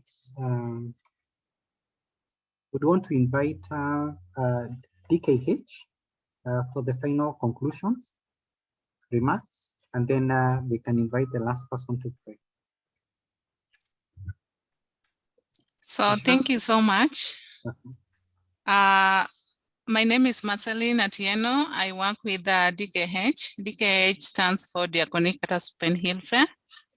DKH is a member of ACT Alliance and is currently the convener for AKF. It is our pleasure to be part of today's discussion. Today, our regional director, Madam Catherine Julian, would have loved to be with us, but due to other engagements, she was unable to do so. So please accept her apology and gratitude to you all who have managed to participate in today's discussion. So I would like to first start with thanking the ACT Alliance for sponsoring this event, the ACT Kenya Forum Advocacy Working Group for organizing this multi-stakeholder dialogue, bringing together stakeholders and partners from different sectors to discuss climate change issues and build collaboration among ACT Kenya Forum members, the government stakeholders and the UN agencies, ecumenical partners, the private sector, academia on other matters pertaining to climate justice and the forthcoming COP26. I believe that this has been a very good and enriching discussion despite the few technical hiccups, and that we have all benefited from this very good insight in the area of climate change and adaptation, including mitigation to enhance the resilience and collaboration on climate justice with various stakeholders from the local to global. During our engagement, numerous challenges have been presented and many questions have been raised, which means that we were very active in learning, and not all the answers have been given. And this just provides us all individually and collectively an opportunity to continue with these discussions. I would not summarize the whole of today's deliberation. I'd rather emphasize on our responsibilities as institutions, individuals, and organizations who have the ability to make a difference for the current and future generation. Primarily, the question we are left with is, how do we move from this dialogue to action-oriented behavior geared towards climate justice and collaboration? As informed at the beginning of the session, and also as Arnold has rightfully put it, one of the main output from today's session was to develop a position paper that will be our contribution to the COP26 discussions. Nevertheless, our actions should not stop at this particular paper. We need to actively and continuously engage in climate agenda in our planning and our programming. For instance, we need to balance adaptation and mitigation by increasing investment in these areas, shifting the focus from mitigation to adaptation as well. We need to consider mainstreaming disaster risk reduction intervention, humanitarian actions, preparedness and response actions, including coordination with other actors, stakeholders, and having Nexus project aimed at having sustainable solution to the current problems as we are faced with.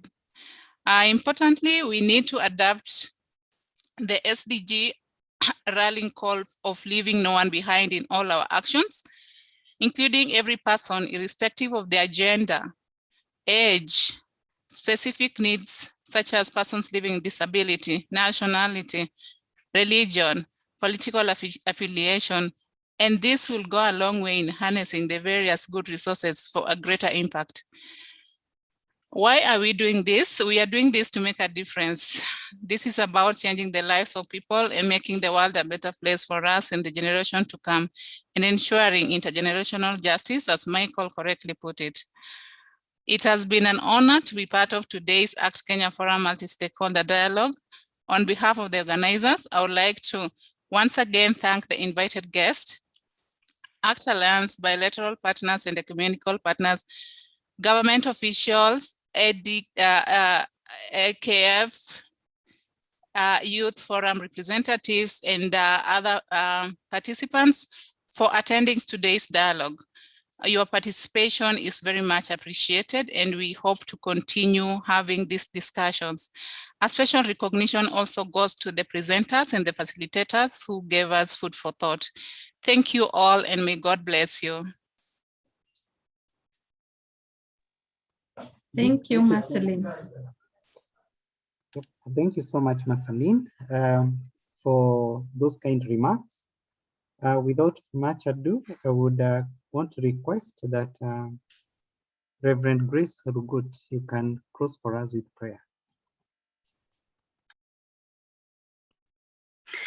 Thank you, Charles. Let's pray. Dear Lord, let's pray.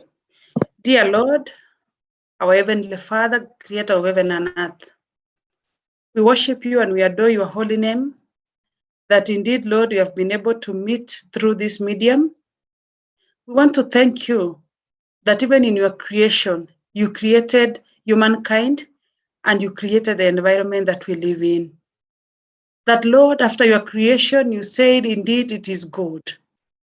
And that, Lord, you placed humanity to be able to take care of your creation. Dear Lord, you bestowed the mankind to be able to take care of what you have created and also to use it. We come before you. We want to pray for forgiveness, that indeed, Lord, there are those actions, there are those things that we have done that we have not become good stewards. At the moment, we see the world crying. We see that your people are perishing through floods. Your people are perishing because of drought. And this is because of the human work. We pray for your forgiveness. You reminded us today that, Lord, in all aspects of life, we need to always remember that we have been bestowed with taking care of your creation. And dear Jehovah, with these deliberations, and as the religious organizations comes together to be able and have a way forward and see what they can do, to be able to fulfill the calling that you have called mankind to do in this world, we pray for your mercy and grace. We worship you, Lord, that whatever we do in reaching the people around us in our communities, the people we are reaching in this world, the head of states, and those of us all who are involved in matters climate change, want to pray for your mercy, Lord, that you may impact us with your wisdom and knowledge, that we may serve you diligently and faithfully. Bless each and every participant who has attended this meeting today, that we may become your ambassadors, ambassadors that, dear Lord, you have even given us an opportunity to use what you have blessed us with. Thank you, Lord. Thank you, Father, that even as we leave this meeting, we pray that you will guide us in the name of the Father, the Son, and the Holy Spirit. Amen. Amen. And thank you. Amen. Everyone. Amen. Amen. Thank you. Amen. Amen. Yeah. Okay, bye-bye.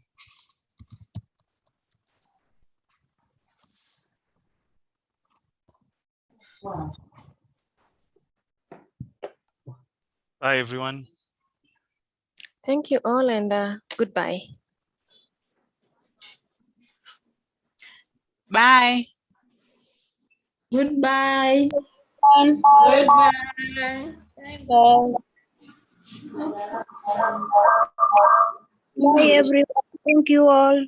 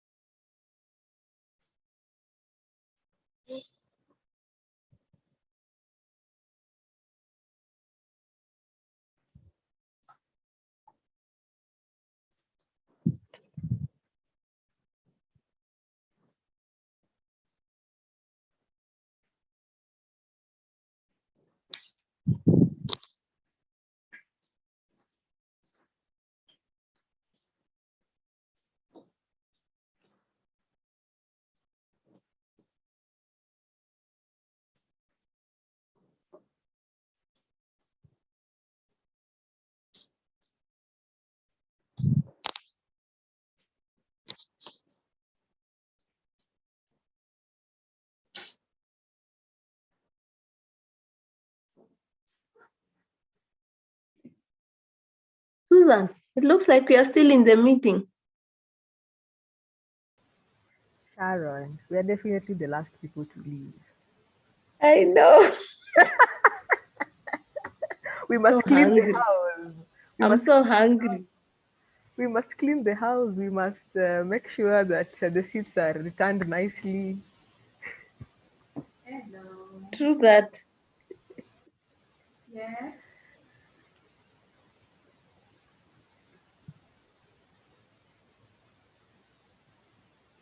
I think other people left, eh?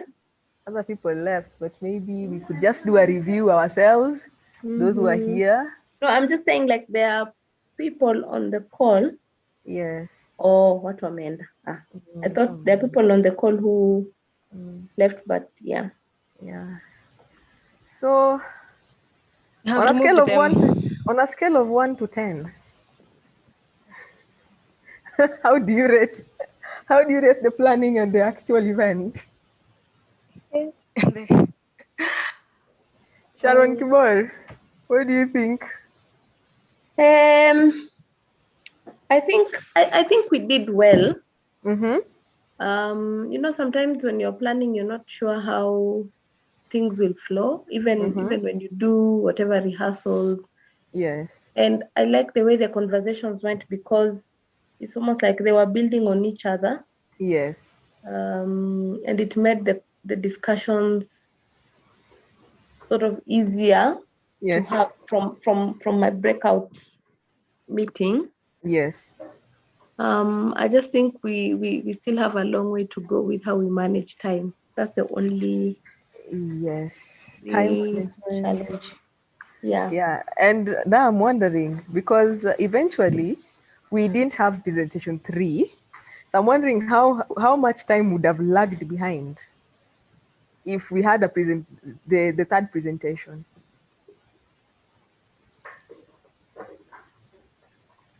Yeah. Yes. Yes, Sharon. So time management is something we need to work on going forward. What do you think, Susan? For me, I would say, first of all, we began on a crisis mode. Last minute turned down by some of the presenters, which is okay. I'll say, I think that's also a lesson. Like by the time we are having the D-Day, you know, we have concrete affirmation like, I'm coming, not you're saying that you'll not make it a few minutes to the meeting. But also I'll say we've done well, and the coordination, especially on you know, closing up the gaps. Sharon, you did well. Thank you so much, Sharon Linda, for stepping in, and you know, people could not notice that there was a gap, but we had a few gaps here and there. But generally, I would say we did well, and thank you to all of you for the support. I really do appreciate. Yeah, but it's a learning session, and as Sharon, as you said, Sharon Linda, walking through with the presenters before the D-Day, very important. Yeah, it's very important. I think Sharon Kibor will agree. One thing we missed out on was having some musical. I mean, so it's not musical. It's good to have even videos. If you're doing an online meeting, have videos because there might be gaps. There might be gaps when somebody is not talking, and you see. So I think for those of us who are here, Sharon, Susan, and myself, as long as you're doing an online meeting, just make sure you have relevant videos that can keep people occupied as you're doing something else, as you're trying to figure out a gap. What do you think, Sharon Kibor? I totally agree with you, Sha, because I think anyway, I didn't feel, I feel exhausted at the end of it, but I didn't feel like it was boring. Okay. I feel like compared to the first, I don't know whether I'm the one who had just psych, but compared to our first workshop that we had, yes, it looks like we had a more interesting conversation this time round. Yes. And it was very natural and very organic. Yes. But I agree that it's good to have interludes with something a bit different, so that we are not talking for too long. But I didn't feel like I was struggling to stay in the meeting. No. Yes, I agree also. I think our first presenter, whoever contacted that person, bless you 100 times, bless you. That person did us justice with the setting of the pace for this meeting, and that was very good. And I'm just saying, for us as a learning point, as long as you have an online meeting, have relevant videos in case you have like a glitch where a speaker can't come through. There's something else you can show people instead of the silence as you sort out the the technical hitches. Otherwise, thank you so much.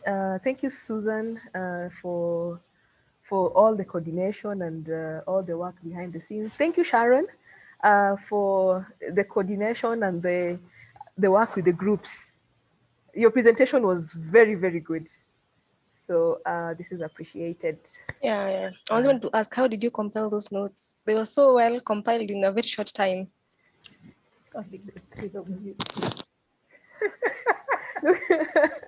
Guys, Marceline wants to see. Marceline? Hi, Machani. Okay. Hi. Hi, Marceline. Nice to see you. Nice to see you too. Yes, where is Sharon Kibor? I am here. No, you can't see me. No problem. We understand, Mommy. Have you met her before? Of course, Marceline. I've met her many times. And Susan, have you met Marceline? No. No, this is just where I stop my remarks. We've never met, though we've met virtually. Yes. Our desks are seeing each other. Ah, nice. Yes. Okay. Yes. Nice one, guys. Nice organization, nice presentation. Yeah, thank you, Marceline, also for the wrap up. The English was on point. Jesus Christ. Anyway, don't worry. We have to prepare. You know, when you are given an opportunity, you have to think through it and prepare for it. So, yes, that is as a result of preparation. Yeah. So, Susan, I've noticed that I'm not in the mailing list of those who are receiving any contribution. I don't even know how I got the link to join. You're not in the mailing list? How? Because it was. I don't know. So long as you got that, you're supposed to be in the mailing list. I don't even have that. That's what I've been telling her. I don't even, but you see, she's able to get emails that I'm not getting. It's okay. We'll sort it out. Let me see. We had two groups. One group was for those who registered early, and the other one was for those who registered late. But you registered I'm early. not even in any because I registered very early. You registered very early. Let me see. It's still okay. All right. So guys, can we end this? Me, I'm so hungry. Yes, even me, I'm hungry. So bye, Sharon. Bye. Bye. Sorry, I spoke while on mute. Bye, girls. Enjoy your day. Okay, bye. Girls power. It feels like Friday already. Yeah. It is Friday. It's declared.